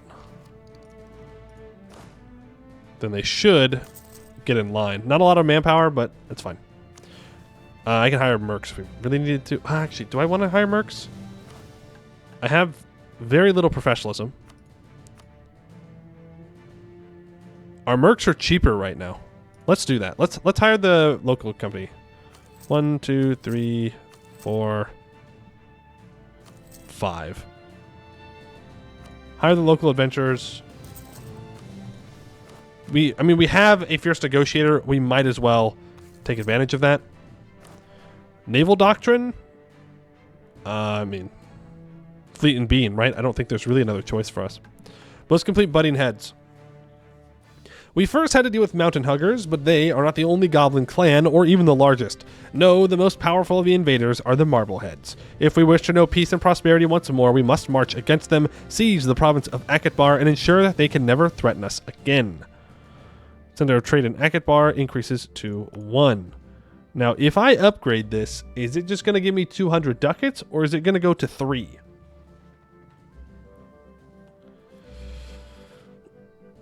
It's smart. Dang it. I remember back in the day when they weren't smart, when they didn't know, when there was critical information lacked and you can get free level 3s. But fair enough. Boom. Now, Akatbar needs province trade power of 40 and has been expanded infrastructure at least 1 time. I needed to give the exclusive trade rights estate privilege. No. You're kidding me. This is actively terrible. Hello, Raiders. Hey. Not me complaining about having to give out privileges. No. Welcome in, Raiders. How was your dwarf gameplay? I saw that you were playing some good old Orc Hellevar today. I hope your glass was very clear and reflection-y. Expensive? Yeah, expensive. Boom. It was not clear as blue. Ah, right. Blue. Not clear. Blue. We are playing Ovdal. There's content. Boat dwarfs. Boat. And I'm currently coping a little bit because apparently I'm supposed to only take centers of trade, and that just does not work in my brain because I want all the land, not some of the land. But it is what it is. I said a lot of... Did I do it again? Ovdal Tungr. That's the second time I've said that today. Playing Ovdal Tungr, the boat dwarves. We're doing pretty well. We had to get over some kind of tough diplomacy in the early game. Aska Everin was allied to Elisna and Sariand. Luckily, the elves are fighting, and so Sariand no longer wanted to be an ally, so I allied Bersarnichus and Varmhar, and we just finished annexing them. And we're now looking at going after Dartax. Krathanor is our vassal, as is Akatbar. Akatbar is disloyal because we just took them away from Aska Everin. And yeah. Playing the Tungies. This cannot be a thing. We can't try and make the Tungies a thing, chat. I don't feel like it would be appreciated. They already don't like the cube, all right? We can't come up with another thing. We got one thing. We can't do too many things. Slipper the Tungr. Nice. That was a good one. That was good. I like that one. Police been slipping a lot. The other day, he said he tried the half-elf orc. No, I went and I watched your clip. I did say whatever it was I was supposed to say. I didn't say half-elf, but I mumbled. All right, my bad. Senior moments from middle-aged streamer. I'm not 37. Thank you very much. I'm 25.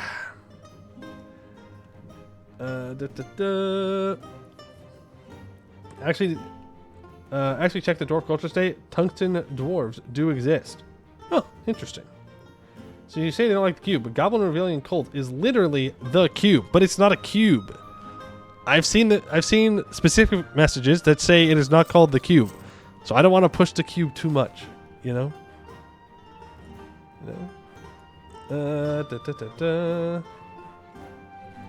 Do not. A real... Oh, they do not. My bad. My bad, my bad, my bad. Do not exist. I will get my relations increased to everybody, though. That sounds wonderful. We do have to wait to core things up. I do want to get my tolerance of elves increased. And I can make my claim on Dartax's capital. They are allied with Irlium. Oh, I still have a truce with Dartax for another year. If somehow Irlium gets a province occupied in this war, maybe we can jump on them. I doubt it, though. Doesn't seem likely. I need to build a fort in Hope's Peak, and I need to build a fort in Barhozil. We will get there with a little bit of luck. Brashani just wants knowledge sharing. I will accept that because they're going to die by the time it matters. Yeah, they hate me. They'll break their alliance when we annex Dartax. Sorry, elves. Yes, we're... Hey. We did the non-tolerant dwarves yesterday. Ugh. Orcs in Bahar, or orcs in Bulwar. And now we're doing the tolerant dwarves. We're being the good guys now. Well, you know, better guys. I don't know about good, but we're definitely better. Low bar. Very low bar. But a bar nonetheless. And we now have 3 heavies, so that's good. Can I please just get a Inquisitor? It's not that hard.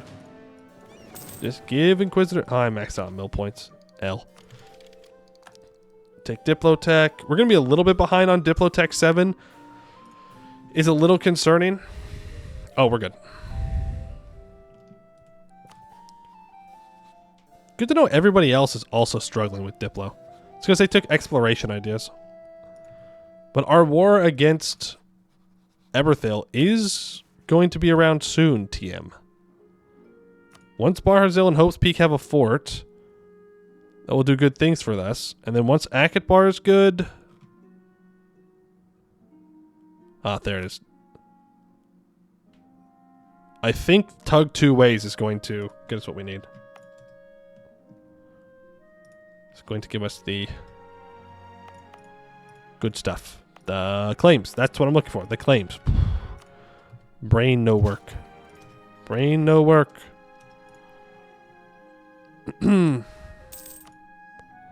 Fort, I know. I'd rather get this advisor though. Thank you. Learnings of an Elder. I will... Well, we're going to re-elect in 4 years.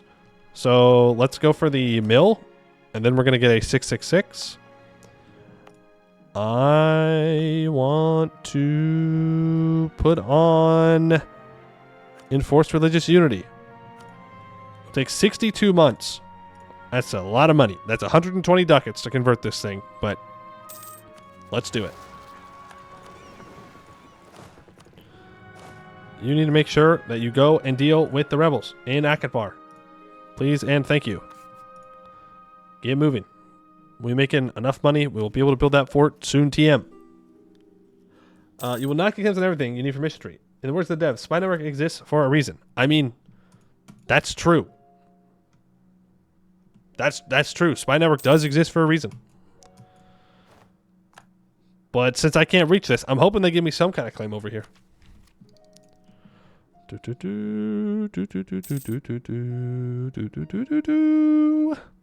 Missionary, advisors, state maintenance, army maintenance is very expensive. Fleet maintenance is pretty expensive. Fort maintenance is pretty expensive. It will get cheaper though. Look at that. Oh no, they kept the fort in Balord still. Okay.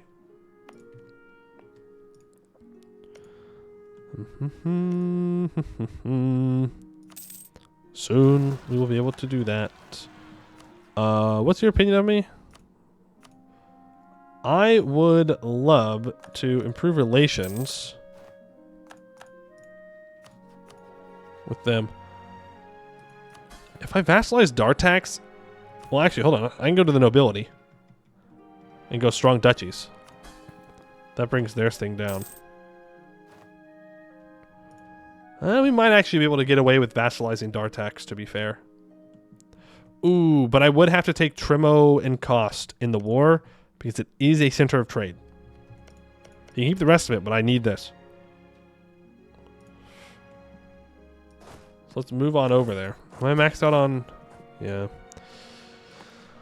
Let's see. What can I spend my mill points on? I mean, it's probably just more development. Just develop our hold bit by bit.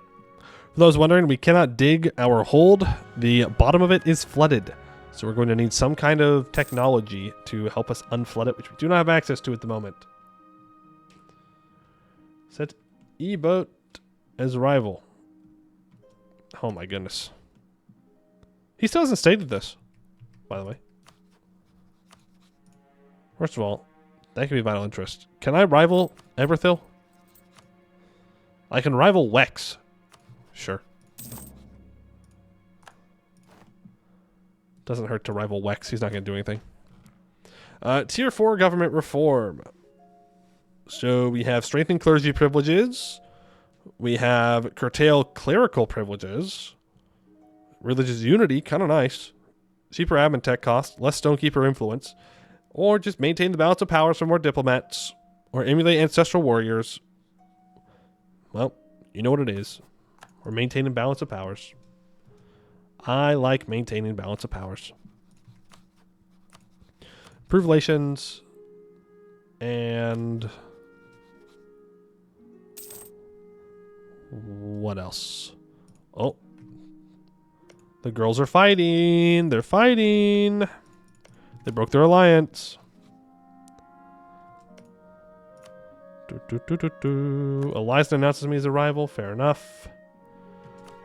Let's... you shouldn't have. We are creating Mega Varmhar, by the way. I am not unaware of this fact. That we are helping the person who I have seen most often form the Phoenix Empire form it.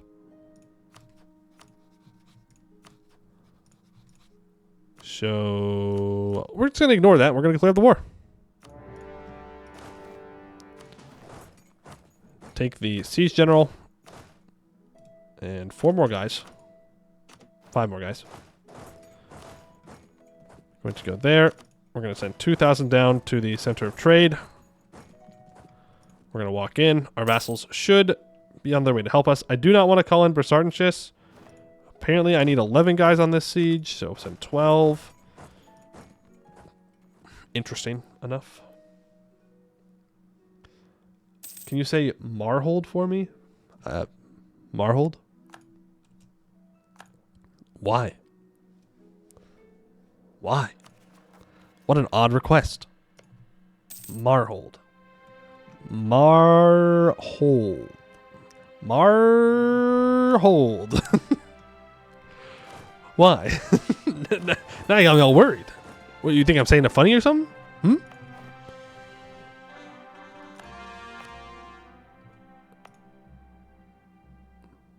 Ooh, I want to develop this gold more.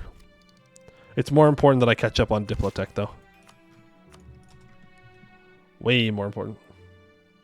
AI Poe voice finish? No! No! You can't replace the real Poe. Come on. Will AI Poe make the same mistakes I make? I don't think so. I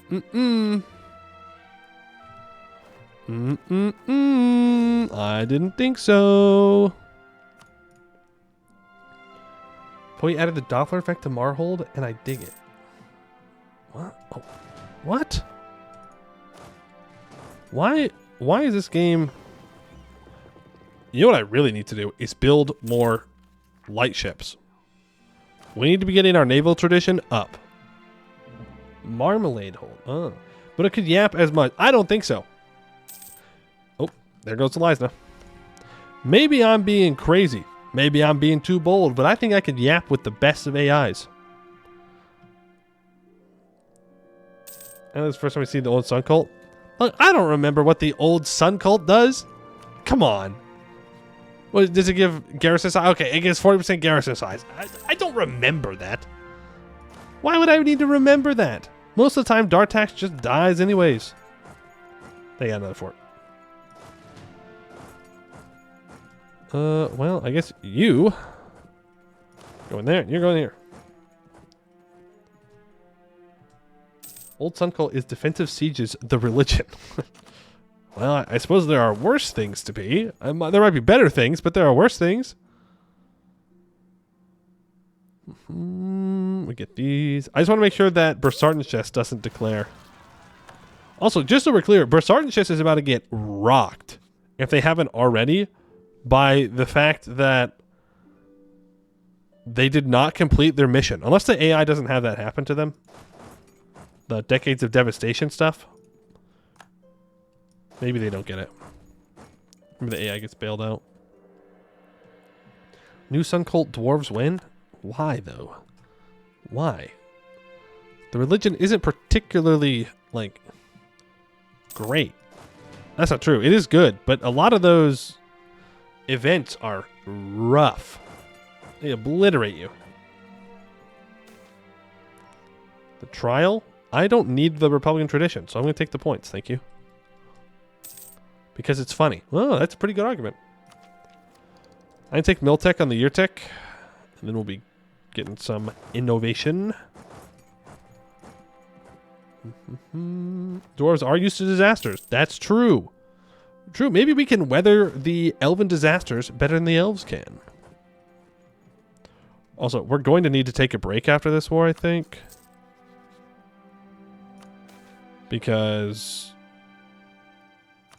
we're out of manpower. There's Miltech. 20% more expensive. Get some inno, though.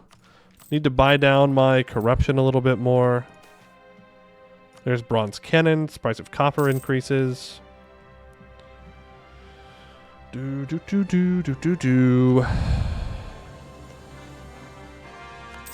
good news is that Hope's Peak and Silver Pass and Baharzil are going to have cheaper fort maintenance. So hopefully that means the AI will not delete them. I pray. I pray. All disaster run. New Sun Cult dwarves, but only after converting to Dwarven Pantheon in the Serpent Spine.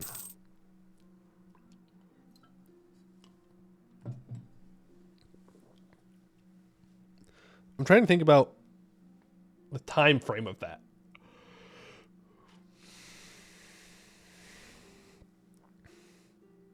Like, it's certainly possible.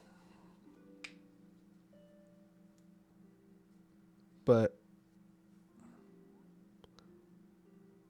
yeah, like that's the thing, is that there are dwarves that have extra disasters, like Crack, like Sleepy Dwarves. So you would have to play as one of them if you want to truly maximize your disasters. And that would be difficult. Gorbarad, probably the bonus. Oh, it's true. Gorbarad does have one. That's true. That's a good point. So you have to do it as Gorbarad, which, remembering back to my Gorbarad run, getting outside of the Serpent Spine, or the Serpent's Reach specifically, is kind of difficult because you start in the corner. Oh, that's true. The Remnant Disaster. Can't forget the Remnant Disaster. It's a good point. No, you're at NSC, but if you want to do the true max disaster run, that would be it. This is what I would like to do, and then release him, but I can't.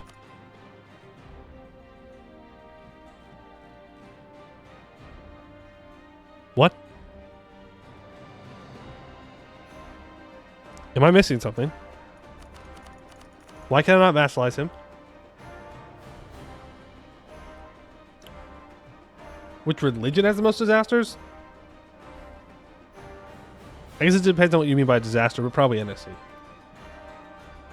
Okay, well I can't vassalize him. No, I occupy his capital.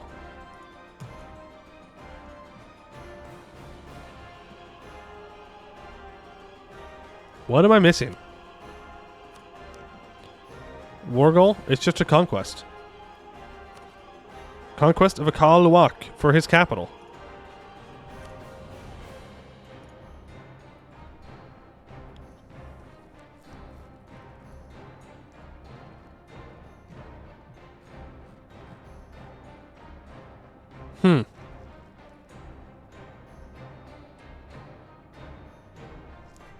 You're the Montek?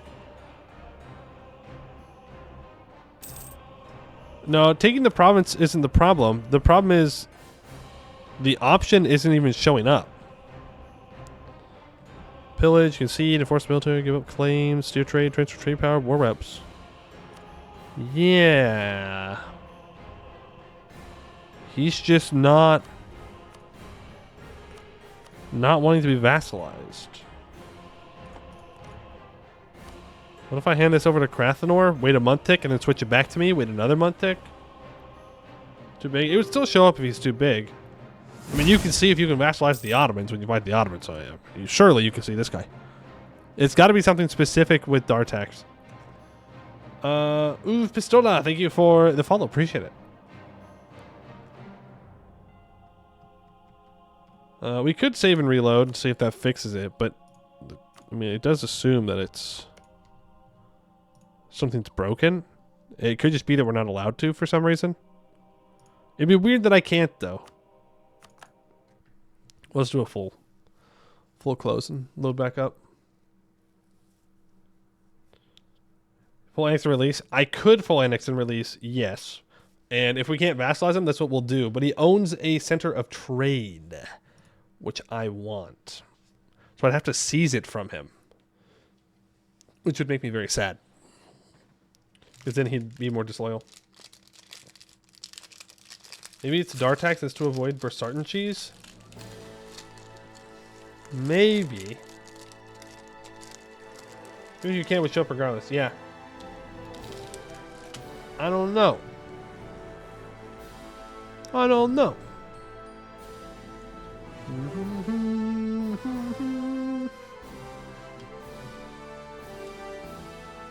I need more water. I'll be back.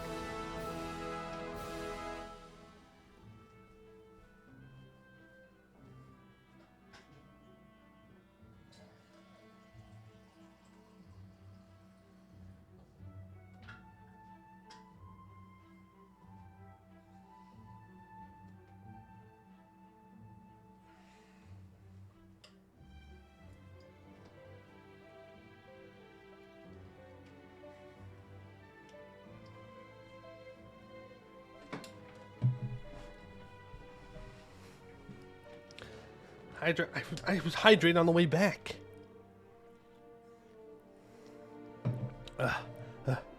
There's more. And I got my little snack, dude. A little midstream snack. Oh.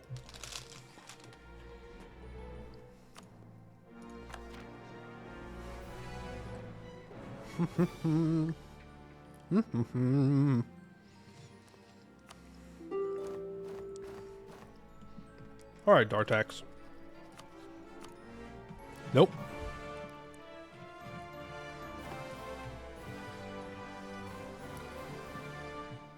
Weird. I don't know. It's not because we haven't full annexed him or occupied him either.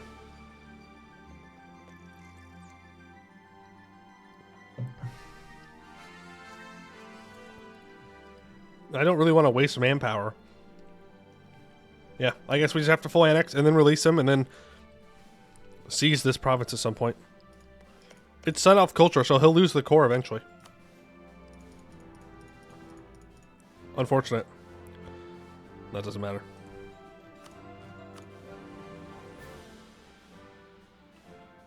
Wait. For what? He is a vassal? Oh, son of a bitch! He is a vassal! Oh, there's no way. There's no way OPM Harpies get to keep him as a vassal. Come on, man. Well, there's the answer. Can't vassalize him because he is a vassal. Good catch, though. Good catch. We didn't even think about that. Autonomous vassal. Unfortunate. Well, outplayed. Outplay that.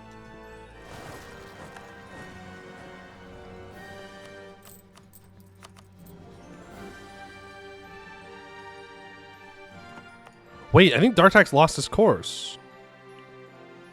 No. I was just copium. How does that happen? He was small, I guess. And before Ariellen got smacked.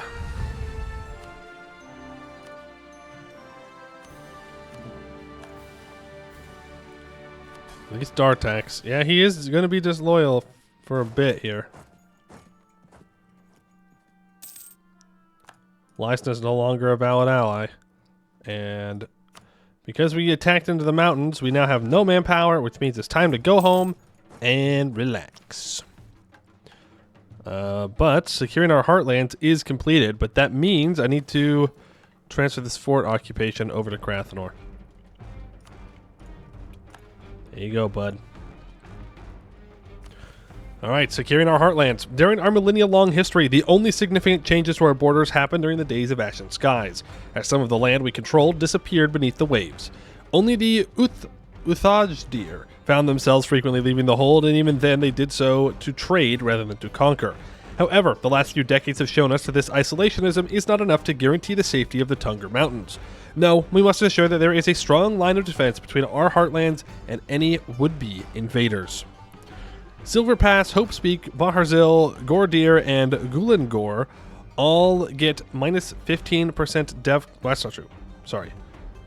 Gordir and Gulengor get different bonuses, but the 3 forts owned by our vassals get minus 15% local dev cost, 10% defensiveness, minus 50% local fort maintenance. Gordir and Gulengor in our capital state get minus 25% local dev cost, minus 100% province governing cost, and minus 15 local governing increase cost. So they're cheaper to have as cores and develop, I suppose.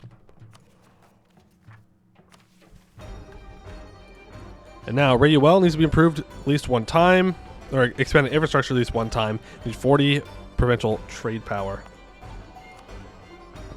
Means I need to build a marketplace in Akatbar as well. Rayuel's at 30. We're at 44 trade power there. We're at 23 trade power here. We'll get there when we're done with overextension. That will help. But we really do just need to chill on speed 5 for a bit because we're out of manpower. We are fresh out. Improve with you. Take the Diplotech. It's almost time to take Admin Tech. And then we'll be taking plutocratic ideas from the looks of it. Do I just want to break my alliance with Persartenshis at the moment? Ooh. So much for Sarian stopping Jad, by the way. They might win. I don't know. That's a definite yes, break our alliance with Persartenshis.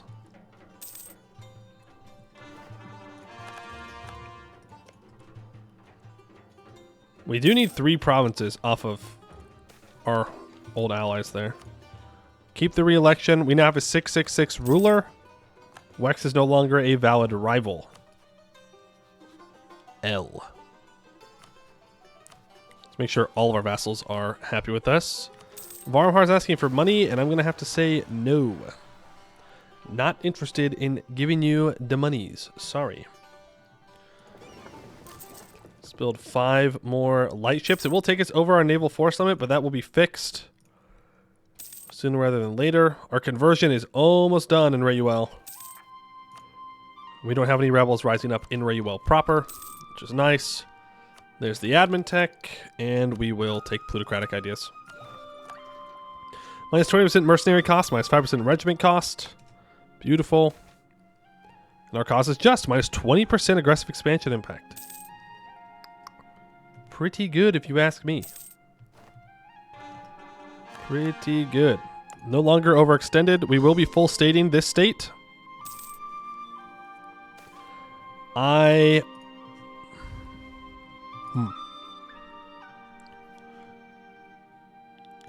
So, is the plan to annex Akatbahar and then feed Krathenor their land? They have not claimed Everthil yet.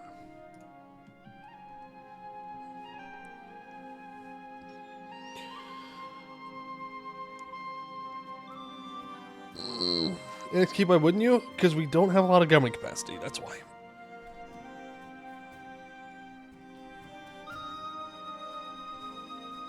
"10 years from improved trade posts to conquering Eberthil for a special bonus.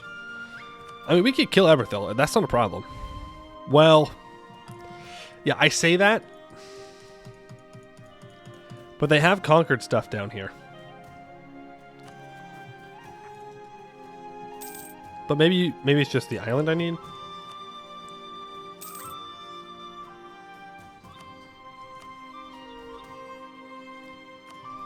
I can definitely win this. Especially with Busar's help. Check the mission. Westward expansion. If we complete this mission within 10 years of improved trading posts, we will receive plus 20% trade efficiency for 25 years. We'll gain claims on all centers of trade in Eberthil trade node, except for those in Busanor. Which, like... Okay, so I gain claims on Vern? Thanks, dog. So what am I going to do with that?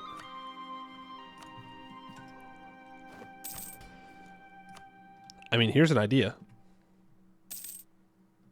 Bold idea. Dumb idea. I was going to say we could take Vern's land non-co-belligerized, but I don't think that will go down well.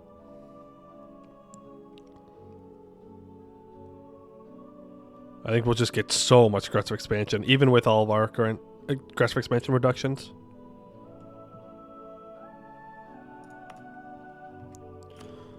No way.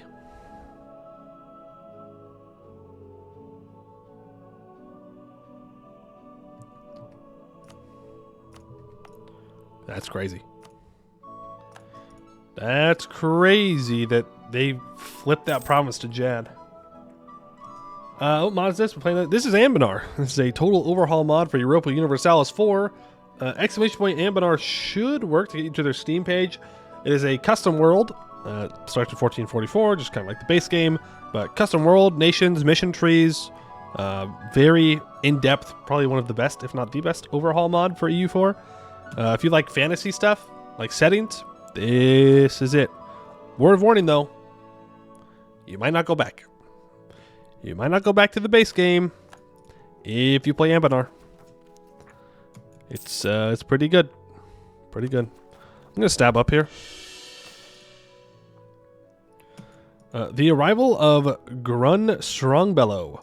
Relations between Ovdal Tungr and other dwarven realms in Cannar have always been cordial, if distant, thanks to, well, the distances between said realms. However, visitors from Rubyhold and Silverforge are relatively common, so Grun Strongbellow did not receive much attention when he arrived. He did, however, receive plenty of attention after he secured an audience with the Lord Mayor and presented a solution to the flooded lower levels, which had so long plagued the hold of Ovdal Tungr. Many were initially skeptical, but his blueprints were heavily scrutinized by several experts who eventually conceded that they just might work. We add Silverforge as a historical friend. We gain Silver Dwarf as an accepted culture. Until the end of the game, we get 0.25 yearly Inno? Surely we don't actually get that to the end of the game. That's crazy. And we get Silverforge Friendship till the end of the game. We're +1 maximum to cultures. We get +1 Inno. Till he dies? Okay. It's like that is insane if it truly lasts. Okay, what missions did I get? Strongbellow pumps. I need money.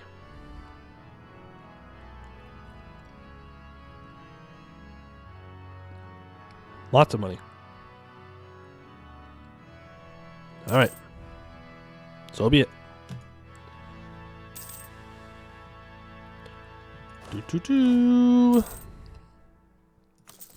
Build a value cannon. I mean, we're making bucks. Major monies. Get the mercs out of our capital, please. We're making bucks. We just don't make manpower. We have no manpower. Truly a dwarf moment. I will take the mill points. That way I can keep going through with this. Plutocratic ideas, -1 national unrest, 10% morale of armies. Completes another national idea. Ancient trade routes. Most of the dwarves of Ovdal Tungr are your typical stock, completely unaccustomed to seafaring. That is not true for the Ulfjodir, a clan that was founded after the Reclamation, referred to derogatively as the Logir Drika, water drinkers, by other dwarves. this clan is much at home on the water as they are underground. While not all dwarven sailors belong to this clan, for much of its history, they were the most likely dwarves to be found trading hold supplies with ruby dwarves in Oldport, competing with the copper merchants of Busarat, hankling for grain along the coast of Tears, or buying silks in Brisson. Throughout the ancient Divenhall, there was an Uthaj deer family in every port. +1 yearly navy tradition. Conditions. You can save money, mana by improving people. Okay. Silver Forge has 150 opinion of me. A dwarf in the Serpent Spine has 150 opinion of me. But we don't have to do anything with those ruby dwarves. Sorry. Wrong dwarves.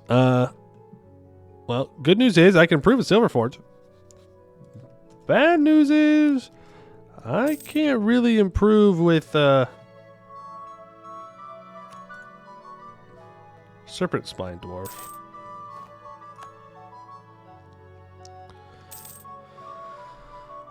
How would I... Well, in 15 years, I'll get Vision. Elven Bandits.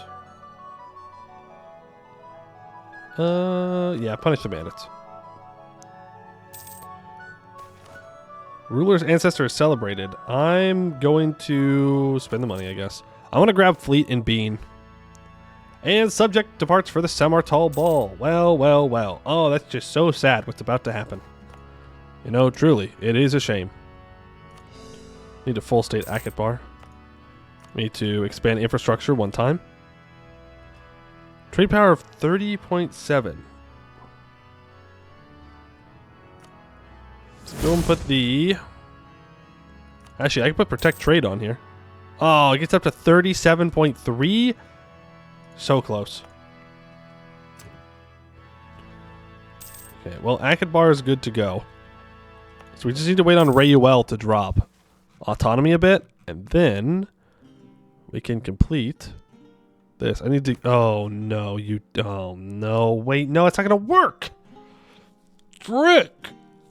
Because we have to give out exclusive trade right. Oh, I hate this privilege. Like, it's good to develop the institution, but after that, you got to get rid of it. Yo, Dog, thank you for the follow. Appreciate it.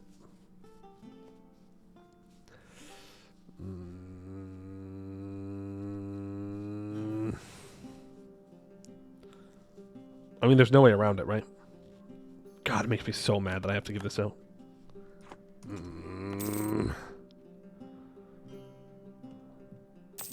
Minimum autonomy of 20. The tragedy of Samartal. Today, our messenger brought shocking news to us.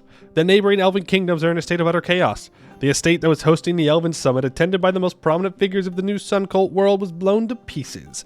And many of the elven kings and their close supporters have perished or suffered great injuries. They suspect one of their kin was behind the incident and have started to turn against each other. The Elven Alliance network is in shambles, and if we were to declare war on one of them, it is doubtful that many of their kin would step up to their defense. Should we use this opportunity to deal a fatal blow to them? Ha! That is what they deserve for worshipping the elves as a divine race. Can I even get Silverforge to a high enough relations? Yeah, if I ally them. Do I have the Diplo slot? Yeah. If I ally them, I could definitely get them to 150. I can get the level 3 advisor for sure. Kind of on a level 2. Level 2 advisor here. You know the cheaper advisor is nice, more monarch points is better.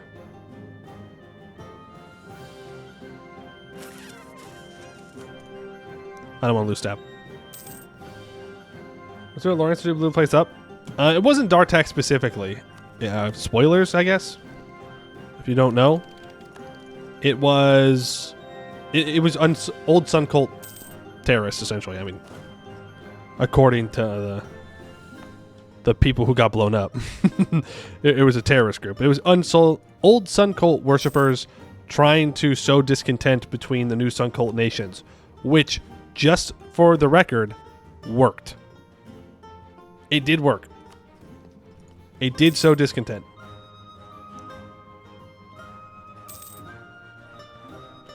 When are we getting space flight dwarves? Right? We have space viewing dwarves. It's pretty close. In lore, the NSC elves didn't find out who did it. Really?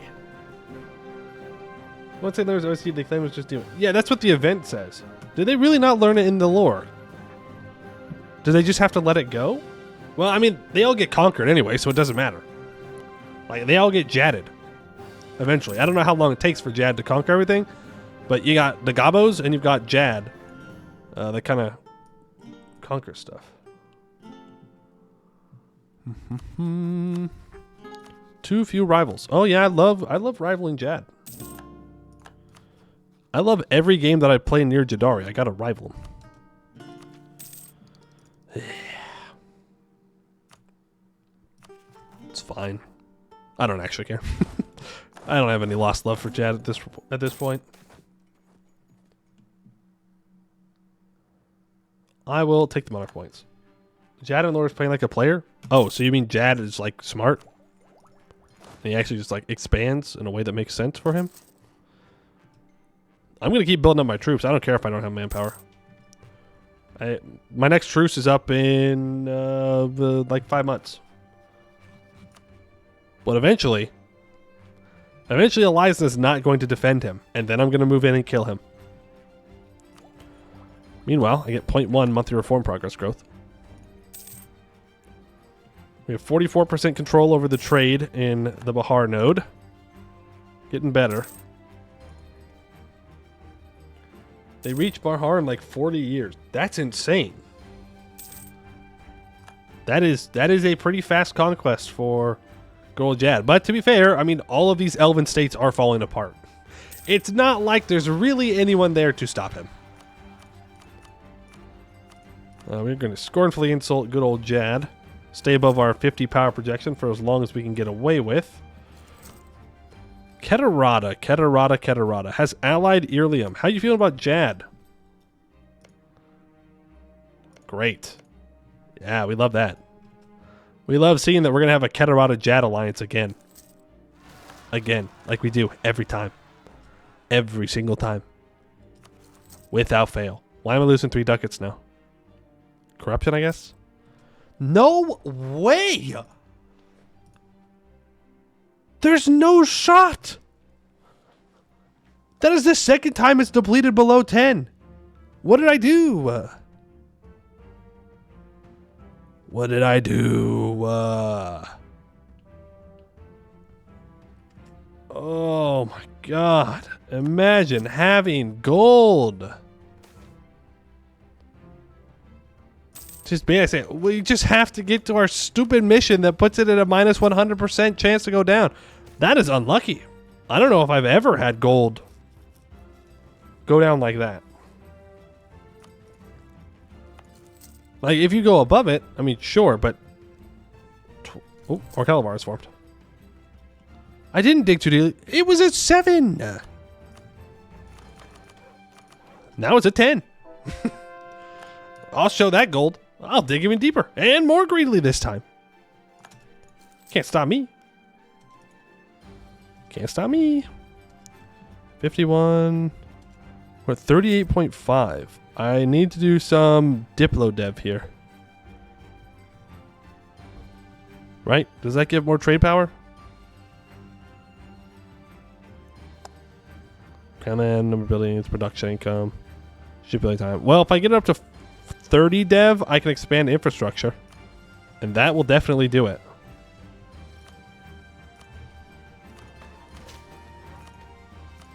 There we go. So now if I flip this back onto protect trade in a year, it should be good. Really? Get over there.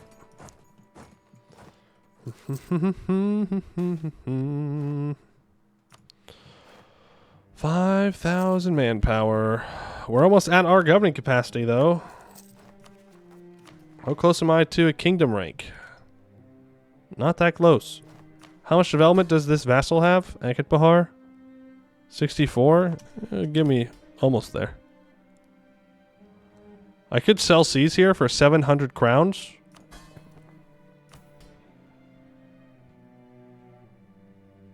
Yeah. I don't see any reason why I wouldn't.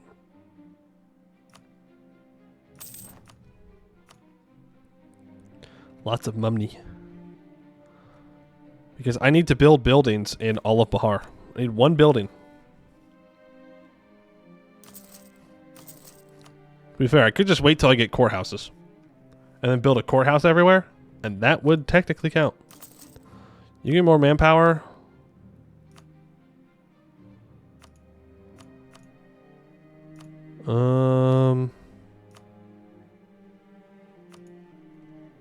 Building a coastal defense in our capital wouldn't be a bad idea. What did you rate Exodus Mystery out of 10? Thought it was kind of mid? I don't know. I enjoyed it. I thought Exodus was good. You know, conquer the halflings, protect the halflings. What about it did you not enjoy? What does Anbennar replace? Barkhand? Is it new releasable? It's Barkhand. Yeah. I guess it's the more lore-friendly name, I guess, for Barkhand. Since Barkhand was the kingdom that fell apart, if I recall correctly. So Akatbar is just a better name. Let's get back to drilling. And I'll take the mill points. Call the improved relations from Dartax. Strong bellow pumps. Wait, do you not have 150 opinion on me? Man, I gotta give him money. Scammed. Do we actually want to wait for this, or do I just want to send it?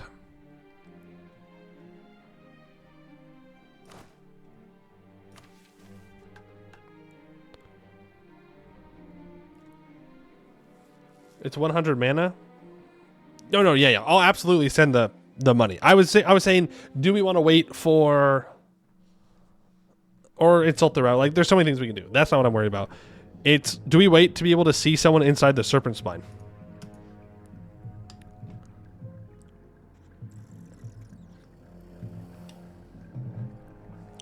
It's another 9 years.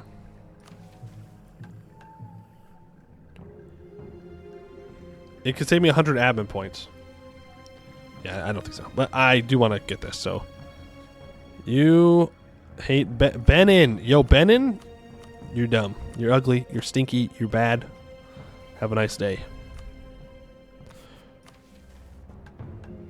And then the mill points, if I have a quartermaster or a military engineer.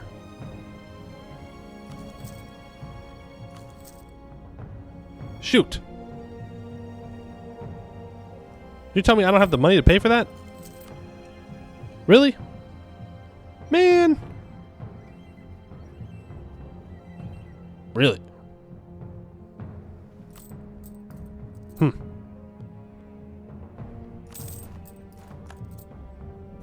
just going to take a loan. It saves me 100 mil points. I don't really care. Rejoice, for if Strong Bellow can back up his claims and our engineers believe that his designs just might work, we will finally be able to drain the depths of our hold. Strong Bellow will be reaching out to some colleagues in the Silverforge Carver cartelism and ask that our diplomats secure access to a hold within the Serpent Spine as to be able to study the depths of their holds to better anticipate how this pump should be positioned. Finally, he warns, this process will require a fair amount of dwarf power and will likely take a significant toll in terms of lives, but for the sake of finally being able to dig deeper, as all dwarves dream of, it is a worthy sacrifice and one our people are willing to make. Lose 250 crowns and 100 admin points, lose 5 units of infantry, flooded depths will be removed from Ovdal Tungr, and we get strong bellow pumps until the end of the game, giving minus 10% local construction time and minus 100% province governing cost. So that will hopefully save us on our thing here. I don't think it gave us much when it came to governing capacity, but thank you. We do have city expansion though, and strong bellow pumps. So now we can dig our capital if we get down to development of 50.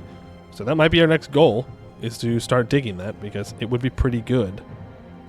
Want to get a mage tower in our capital for developing?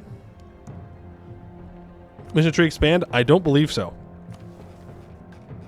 It looks like a short mission tree. I promise you it is not. It will not end quickly. We have a ways to go with it. A long, long, long ways to go with it. Gray Sheep Rebels and Dartax. Let's go over there and help them out. Oh, and apparently we have a lot of hidden missions. Well, there you go. Do I care about Nizabit at all? Nope. Not one single bit. I would rather get my Discipline Advisor back. I can choose an age ability. Let's go for claims on claims. How am I going to get a claim on Eberthil? So I can either go through Elizna and up Katarata, or I can build a spy network on Krathanor, claim Gem Isle, and then I can claim Stonegaze.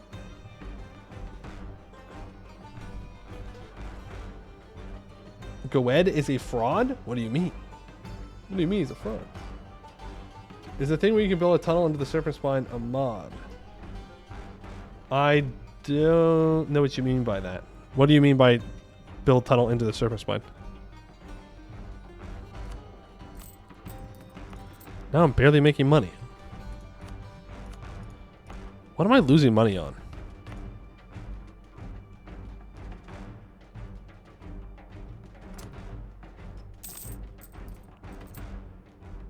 Fleet maintenance, advisors, fort maintenance, state maintenance. I mean, missionaries are 1/3, 1.3. It's not like the end of the world or anything. Let's not take attrition though. Oh, why does this guy keep appearing? Oh, he got released. I think I built a spy network on my subject. Claim Gem Isle and then claim Eberthil. Build a spy network on you as well. Sorry, Krathanor, don't take this personally, man. It's not you, it's me. Give me that extra merchant. Let's start pulling from the Sionkin node. Sanquan. Again, I don't know how to say it. We're going to pull money in from it regardless. Go back home. Don't think you can fabricate on subjects? Shoot. You're right. Well, we're out of luck then. What do I need? I need Rayuel to get some freaking trade power, man. Protect trade. There it is, 42%. Are we ready to fight Eberthil? Because that's what this mission's going to tell us to do. We have 5 heavies. Navies of Eberthil. You have to put the fancy little eye there. Eberthil has 2 heavies. Vern has 2. So they have 4 heavies. I'm going to have more naval morale. I'm definitely going to have more naval morale. We absolutely have the advantage right now. Vern is busy fighting somebody else. I can call in Busalar. Nathalir will join. I don't know much about them, though. Let's get access through Busalar.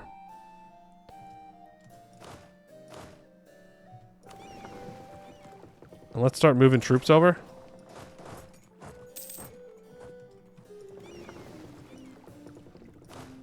And landing.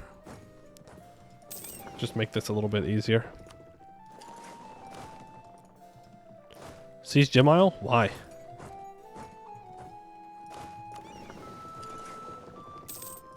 Why seize it? I don't. In jump for money, we also claim in center of trade. It's not a center of trade. It does have 10 trade power, though. But it's not technically a center of trade. You over... Oh, my goodness. Really? The moment I leave... 9,000 Jad Zealot rival. Okay. Hire... the adventuring company. They can deal with it. We've got mercs. We're fine.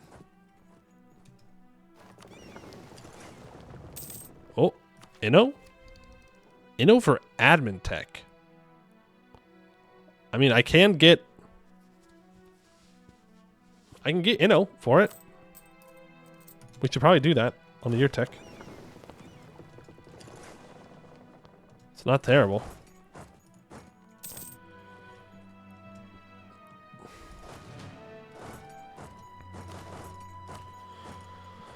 Okay. I'll tell you what, if we don't get a claim, then we probably will seize Gem Isle.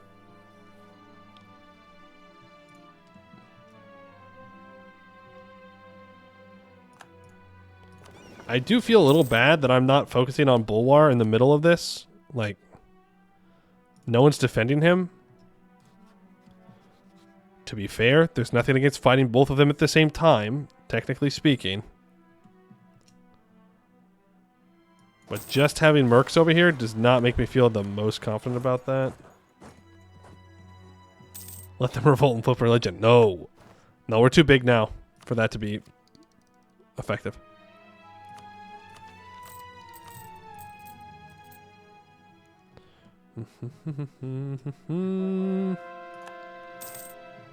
Aska Everin has been converted.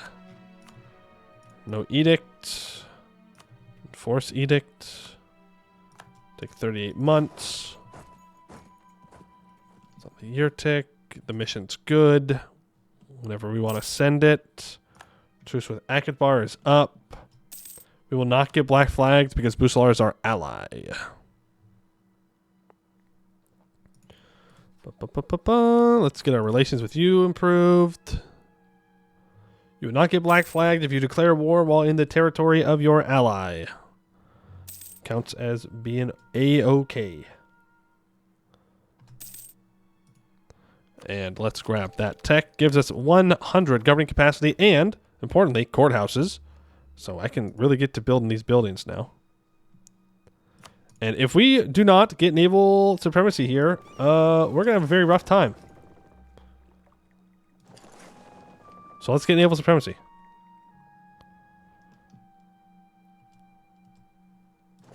Let's immediately pop into the strait. Let's complete this mission. Improve trading posts. Most copper dwarves are content to remain within the Tungr mountains for their entire life, enjoying the dark and safety of our mountain home. Most. Some copper dwarves, like the Uthajdir, have somehow taken a liking to the open ocean and have ventured across the Divenhall since ancient times, and to this day trade with strange coins and strange tongues in strange places. While they are thought mad by most copper dwarves, it is undeniable that they bring vast riches and resources to our realm. With more and more of Bahar falling under our sway, they have requested assistance in expanding their trade facilities to gain further riches. The event Tugged Two Ways happens. Unlock the Port Hold government reform, allowing us to establish improved trading posts by expanding infrastructure. We gain 50 government reform progress. With the Goblin invaders pushed back and Bahar secured, it is time for us to look even further afield. However, while the founding clans are intent on rebuilding our influence across Bulwar, the Uthajdir have their eyes set on the Isle of Tef. Cementing our rule of the Isles, they say, would be the first step towards true domination of the Divenhall trade, and they insist this be done as soon as possible. For 10 years, I get 10% morale of navies. I gain a permanent claim on the Isle of Tef area. Completing westward expansion within 10 years will give us a bunch of bonuses. I do have my morale of navies guy here still. Let's go ahead and get our claim on the month tick. We will declare war for Eberthil manually. Call in Busalar. Silverforge will almost join us. Let's ask them to prepare for war. It's just another distraction for the AI. And then we'll be good.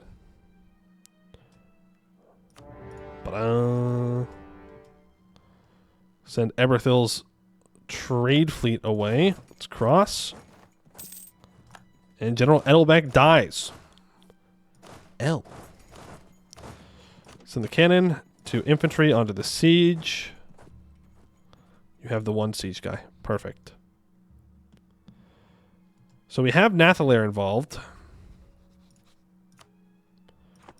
We are not technically outnumbered when it comes to heavies, but we do have to be careful. All right, we roll a 5. That's not great.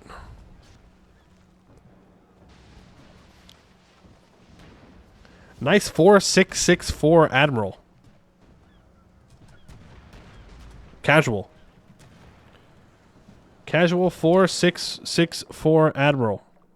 We sank one of their heavies, though. I mean, is that great? No. We're definitely not having naval supremacy here. I was a fool to think that I could somehow have naval supremacy over Vern and Eberthil, but well,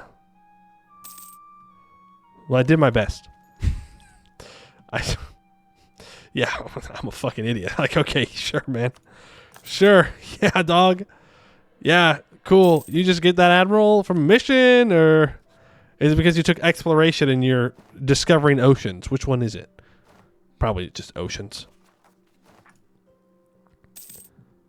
All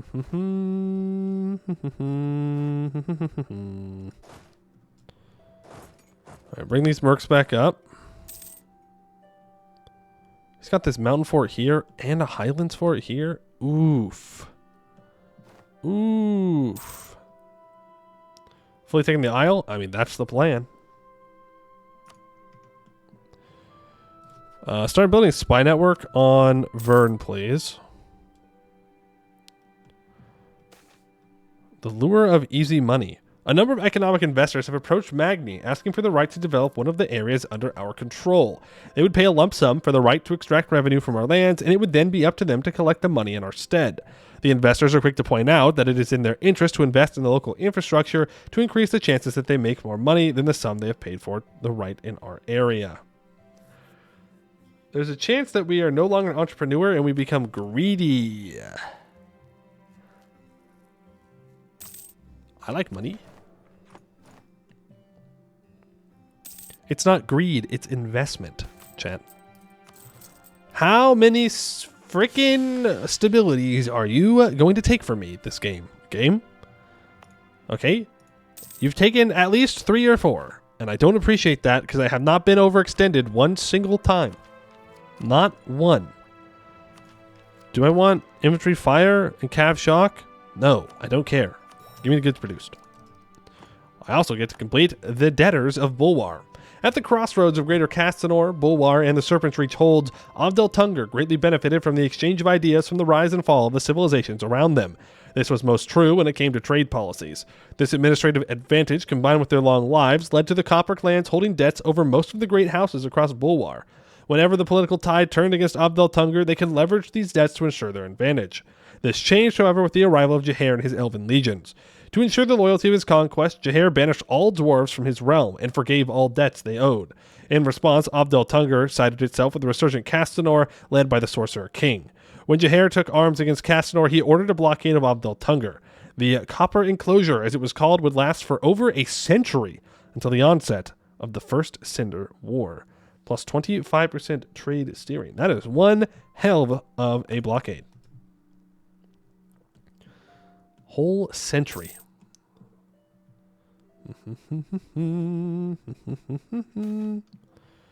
Yeah, how foolish of me to think that I could possibly outdo Vern and Eberthil.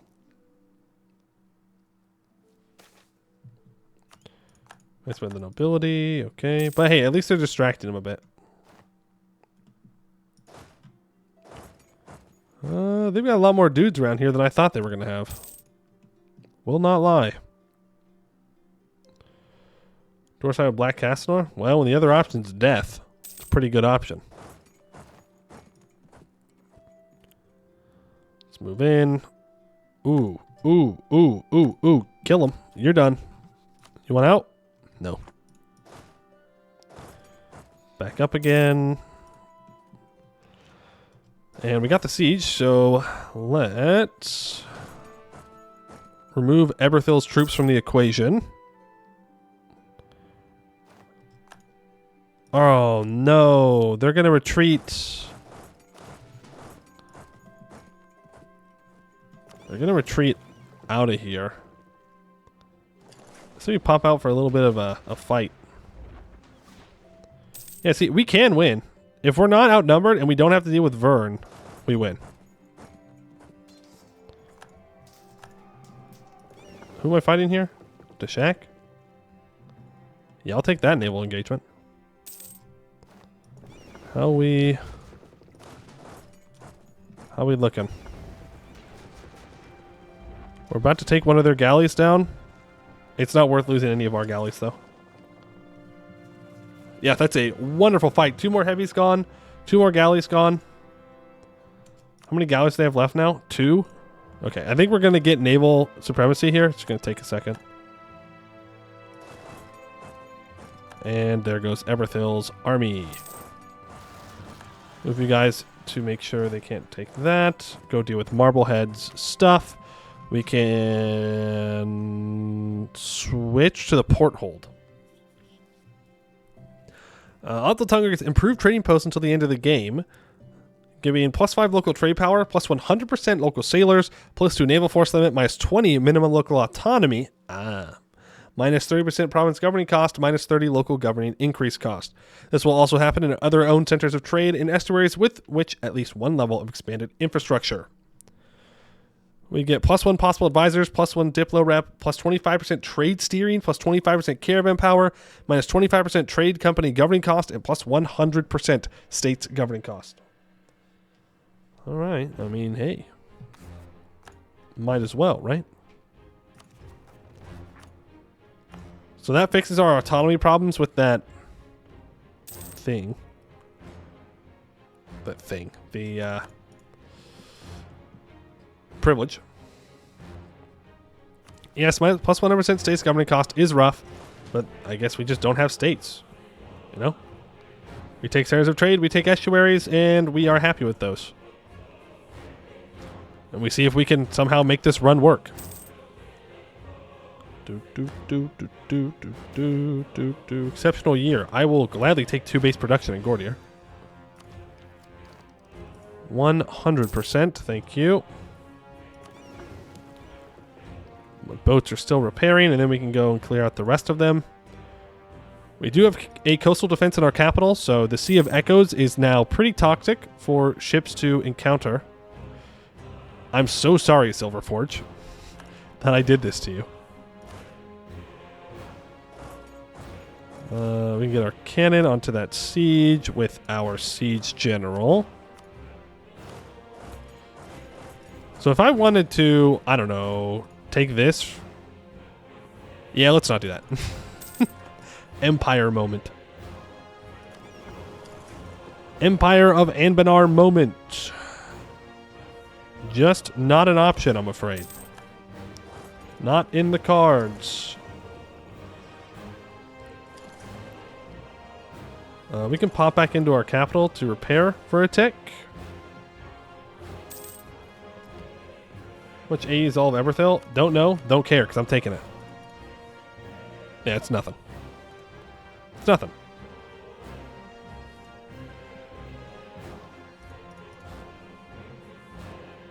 Yeah, I don't need to full annex them. I don't care. All provinces in the Isle of Tef need to be owned by me, and I need to be the strongest trade power in Eberthil.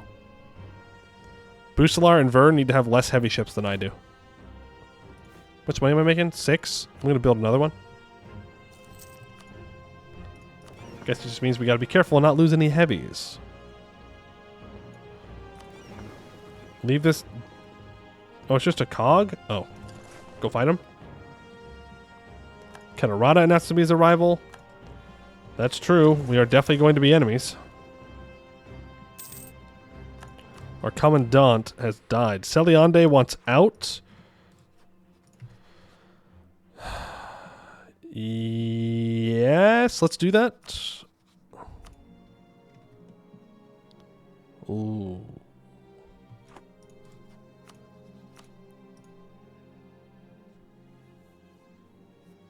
I mean, I don't know.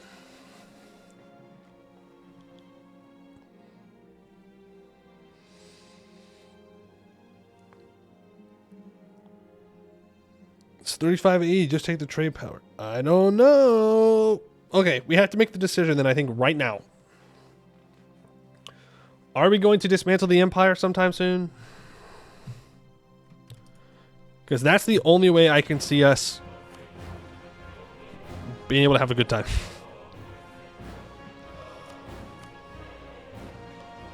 This is 51.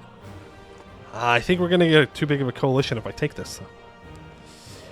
Like Sagamber, Wex, Bisan, Vern, Istralor, Moonhaven. They'll probably all join. And I'm not an island, so I can't actually survive. So Selyonde, congratulations. Just give me your money and go away. Because then they can't be sieging down this capital anymore. Give me level 2 morale of armies. You can split in half. I don't need to be taking attrition there. Okay, our galleys do need to be repaired. Silverforge, thank you for being the distraction that I needed you to be. You're a hero. A hero. We're gonna go after Persartnachus after this. Siege Gem Island and straight. I don't want to siege Gem Isle because it is not an estuary or a center of trade. Let's send our mercs onto this to make sure that they don't attack, or at least to try and discourage it. There we go. Vern will peace out. There's a couple things we could do here. We could take war reps. Or we could break his alliance with Eberthil, which I would like to do. All I have to do is step on his capital, and he'll break that alliance. Take trade power submissions easier? Oh, that's true. That's true. I don't think we're going to have a trouble. Like, I don't think we're going to have a problem of being the largest trade power here, but you do bring up a good point. We might want to do that. The vast and endless sea gives us more sailors. We have a 3 shock general. They have a 5 shock general because they're Vern. And Vern always gets crack generals. But it's not going to matter because they get -1 and they have more morale than we do. Actually, never mind. Military. No way you took defensive ideas. Oh my goodness. You sons of guns. Of course they took defensive ideas. Specifically because they knew that I was going to say that we have more morale. Aska Evren. Let me go ahead and get you up to 10 Diplo Dev. And you guys may think I'm crazy, but I'm getting this up to 12. Why? Why would you do that, Pui? Why would you go above 10? I need it for a mission. So we get some money. Then we can get a -100% local gold depletion chance modifier. Money. You know how it is. You know how it is. My navy should be good to come out here and deal with these guys. I do need to make sure that that Nathalir doesn't exist at some point. So let's put that as a vital interest. I guess I can't. My subject already has. How many troops are we fighting here? About 40,000. If they brought all of their forces to bear, I don't think we would win. So if they try and engage us on Vern, we might have to peace out. Maybe. Maybe. We'll see. There's a conversion of Akatbar. I don't care about the rest of these conversions at the moment, because we're going to feed all this land away. Is this the CK3 song? Yes, it is.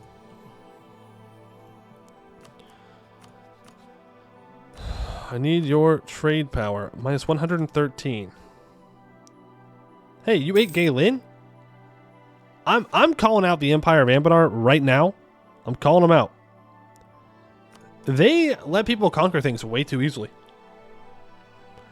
But only specific tags. Only specific tags get away with eating lots of land. Vern, Istralor, the Magisterium, and sometimes Wex. But it's really these three in here that do most of the eating of the Empire. Curious that two of them are electors, and the other one is just strong. Interesting. Interesting is all I have to say. Maybe it's just not that great of an empire. Maybe. It'd be better if you all rose up in rebellion and became independent so that way I can annex you. The EOA is in need of new leadership. We could switch. We could swap religions, move our capital. The Bahari standard. With all of Bahar in friendly hands, the Uthajdir are insisting that local currencies be replaced by a so-called Bahari standard. Not only would this ease commerce across Bahar, but it would also allow the state to better lend and borrow. Of course, we would need a steady and secure supply of gold to back up this new currency, so our local gold mines must be expanded. Gulangor adds a human minority size. Heartland's safety will be removed, and it gets the Bahari Mint. Minus 35% local dev cost, minus 100% province governing cost, minus 30 local governing increase cost, minus 100% local gold depletion chance modifier. Aska Evren also gets the same thing. It gets the Bahari standard unless they are subject to anyone but Ovdal Tungr, in which case their overlord would get it instead. We also get minus 0.5 interest per annum. Cool. Just per annum. An Ilitani revival. What do they need for that? An Ilitani revival. An Ilitani revival. An Ilitani. Oh my goodness. Oh, I have to feed them Busalar. Really? Are you gonna give me the provinces though if I do that? Every Busanari province controlled by Istrahuris, which produces copper, I will get small draw. Yeah, okay. Apparently not. Mission you were doing to replace returning home?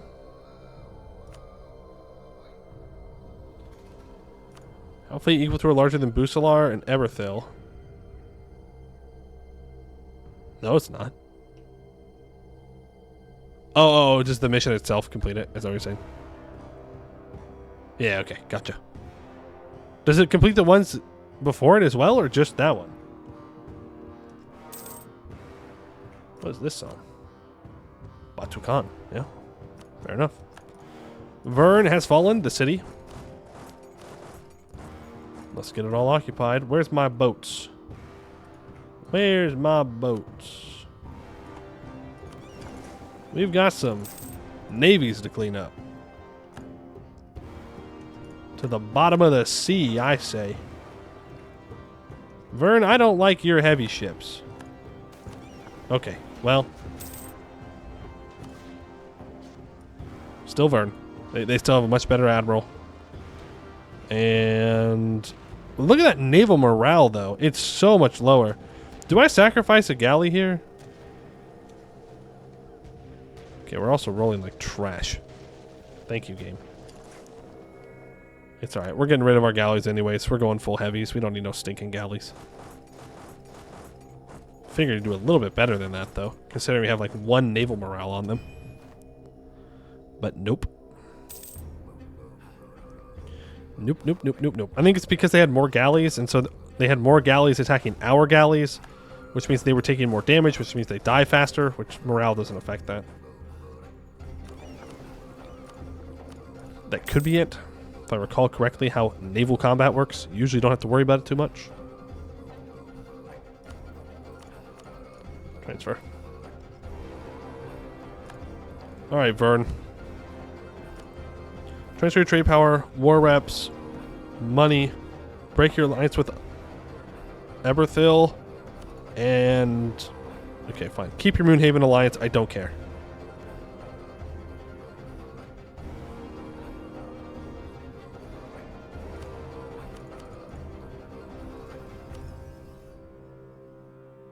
There is an argument to be made. To return these provinces to the Gnolls. Now, there's a mission that specifically says there can be no gnolls on the coast. But if we give it to the gnolls, we can kill the gnolls and take the provinces for ourselves or for our vassal. Convert to Mother Akasik. The dwarves must worship the Mountain Mama. Then take the mandate. Then play Begiston. And Rakapatai. This is a lot of steps. This is too many steps, honestly. Way too many steps. Sgamber could deck them. Ooh, they wish. They wish they could deck them, but they've guaranteed their independence. So they're going to have at least a 5-year truce, which means that I would then have to build a spy network and make a claim. But guess what? I could pre-build that spy network, return, and immediately go to war with them. Have me at Mountain Mama. Mountain Mama, take me home, country roads. All right, Vern. I do want this from Vern. I'm not asking.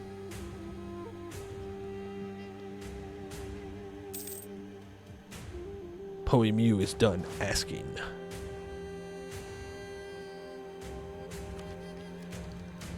Boom, boom, boom, boom, boom, boom, boom, boom, boom, boom, boom, boom.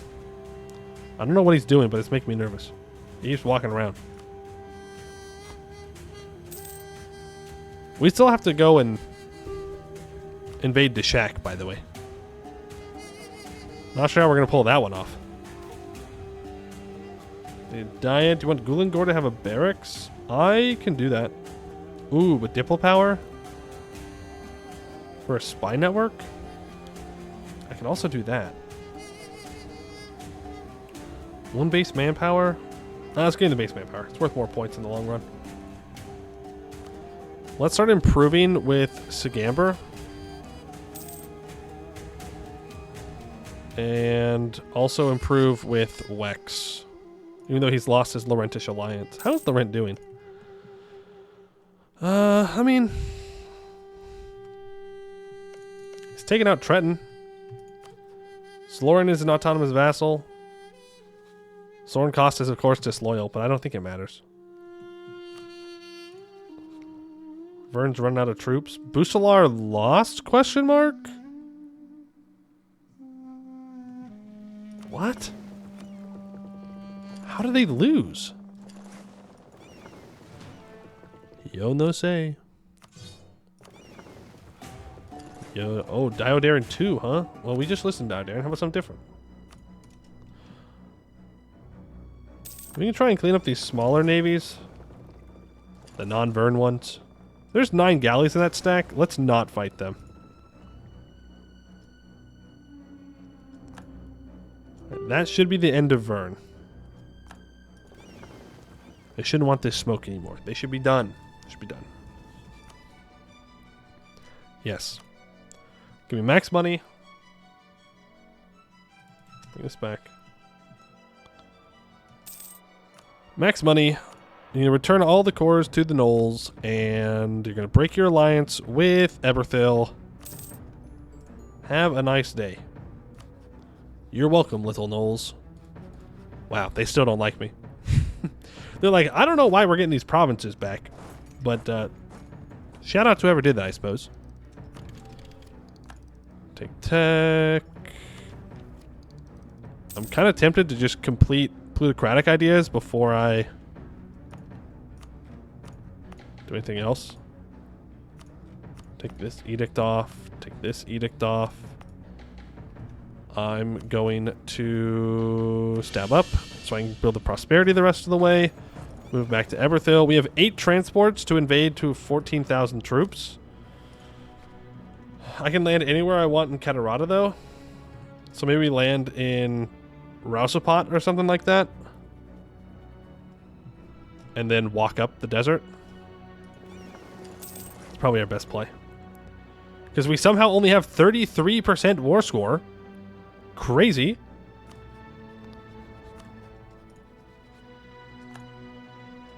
Ooh, actually, send my boats to blockade Napes Bay if we can get them out of this war.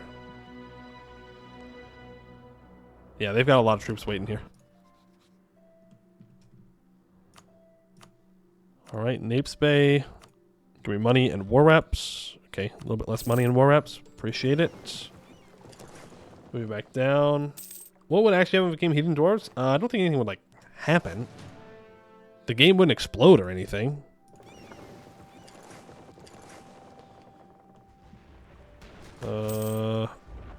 Take out you. Let's go blockade Nathalair. Maybe my allies will cross over onto their island.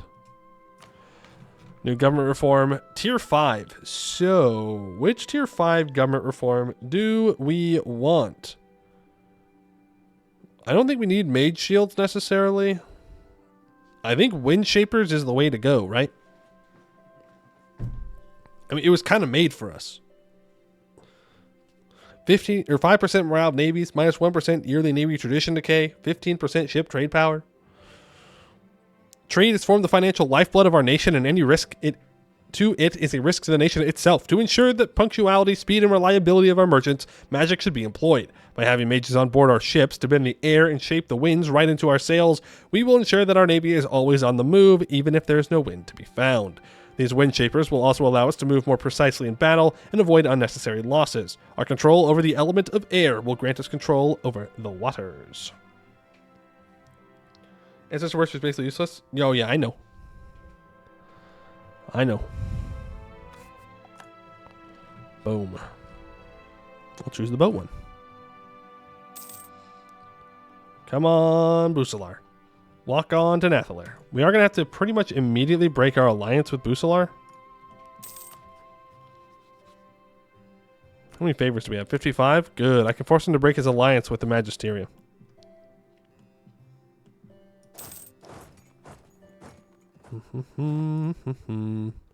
No doctrine. Oh, yes. Thank you. Naval maintenance. 100%. I am actually going to just finish Plutocratic here. Then we'll take Miltech. Might seem a little crazy, a little risky, a little dumb. I'm going to do it. There's Krathanor. Okay.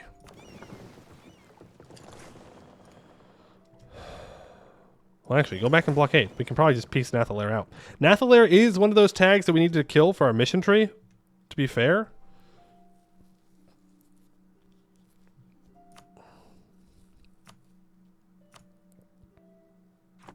We could just kill him in this war. Would be a lot of aggressive expansion, though. It's 40 aggressive expansion.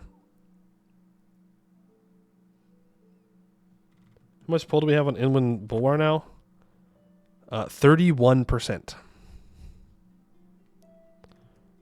31%. And I own exactly 0 provinces there. And I'm not even diverting trade from Dartax. Which, to be fair, I should probably consider doing. But then they're almost disloyal. But only because I'm under 30 crown land. Can I get away with 40 aggressive expansion? From Krathanor? I am. Oh my god, I'm not. Oh, right. I stopped because they were super in debt. They have 10% control of the trade. Shouldn't be too bad. They were losing like 7 ducats a month or something, so I stopped doing it. Now they're losing 1.41. Do I just want to subsidize them 2 ducats a month? Is that worth it?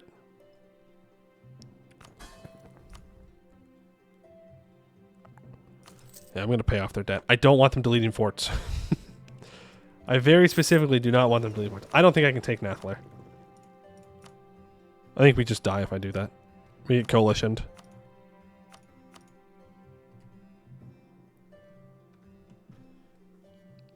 Pray to the elves? Ooh, funny. That's just as much aggressive expansion.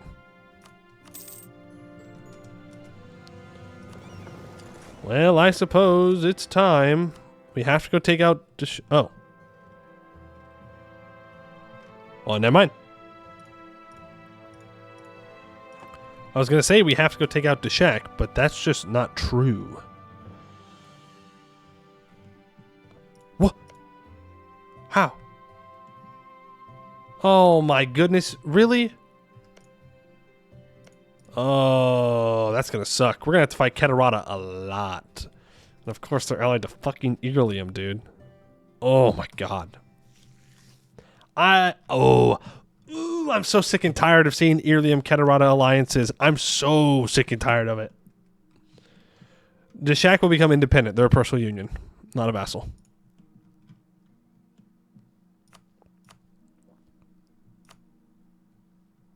I think we just take it and we leave.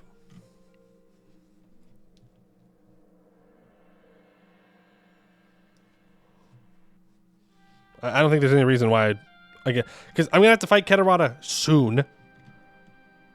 Apparently. Well, really, I'm going to want to go kill stuff over here. So I don't want to deal with anything over here. So we're just taking Eberthil.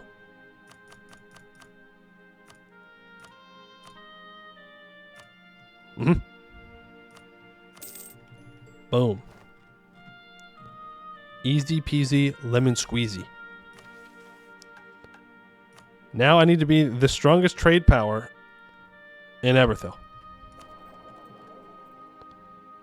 Busalar is at 21. Where are my trade ships? Trade ships, go protect trade.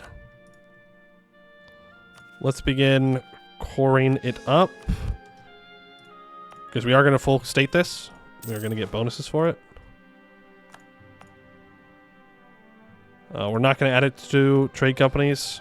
I'm going to expand infrastructure there once. I'm going to claim the Hill Knolls. And I'm going to... Oh, I can't warn Vern. So he may try and fight these guys. Which would be unfortunate. I can seize Crown Land. That will make everybody super loyal. Actually, it didn't change anything at all. I just need to become the strongest trade power at 17%. Busalar's at 29%. Are you willing to give me your trade? They're not. Let's break an alliance. Yeah, improve relations with them. So I can break an alliance. Then I can do it. I think when we lower autonomy here, we'll be fine. Hey, solve that problem. Please break your alliance with the Magisterium. And then we just immediately dissolve our alliance. I don't think there's any reason why we need to keep it. Land technology is useless? Okay. Kind of rude. Dude. Aristocrats are concerned. Less trade efficiency for 10 years. I don't want to lose the prestige. That helps me with the trade power. Reaching court zealots, we can contest those. Doing good. What's the plans with the Knolls? Well, the plan would be to feed it. Well, we kind of have to decide because Shigamber is looking to annex them. I kind of want to... Okay, well, what I want to do is annex them, right? And feed it over to Krathenor. The thing is, I have to complete this mission because Krathenor will get claims in Eberthil. No, sorry. If Krathenor is our subject, complete their mission, returning home already completed, giving them claims on Busalar and Lorbet areas in Busanor. Which means then I can go to war with Busalar. Now, I can't take a lot from them because my aggressive expansion is pretty high at the moment. But... And I need to go kill Bersartanchus. That's something I actively need to do. Oh my gosh. Eerily a moment. Anger. Rage. Anger and rage. But what I can do is eat land across the top here, feed it to Krathenor, and then feed them all of this, leaving Busanar alone for me to munch. Munch. Do you eat? Yeah, no one cares if I eat the Knolls. Different culture, different religion. Yeah, they got spit out a while ago. We're gonna have to deal with Mega Irlium and Mega Keterata now.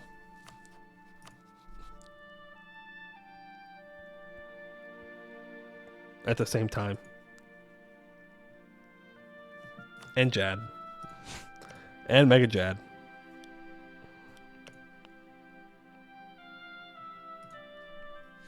Good news is we don't need everything from Catarata. I just need these states. Should probably take this inland one too. Take this. Something like that.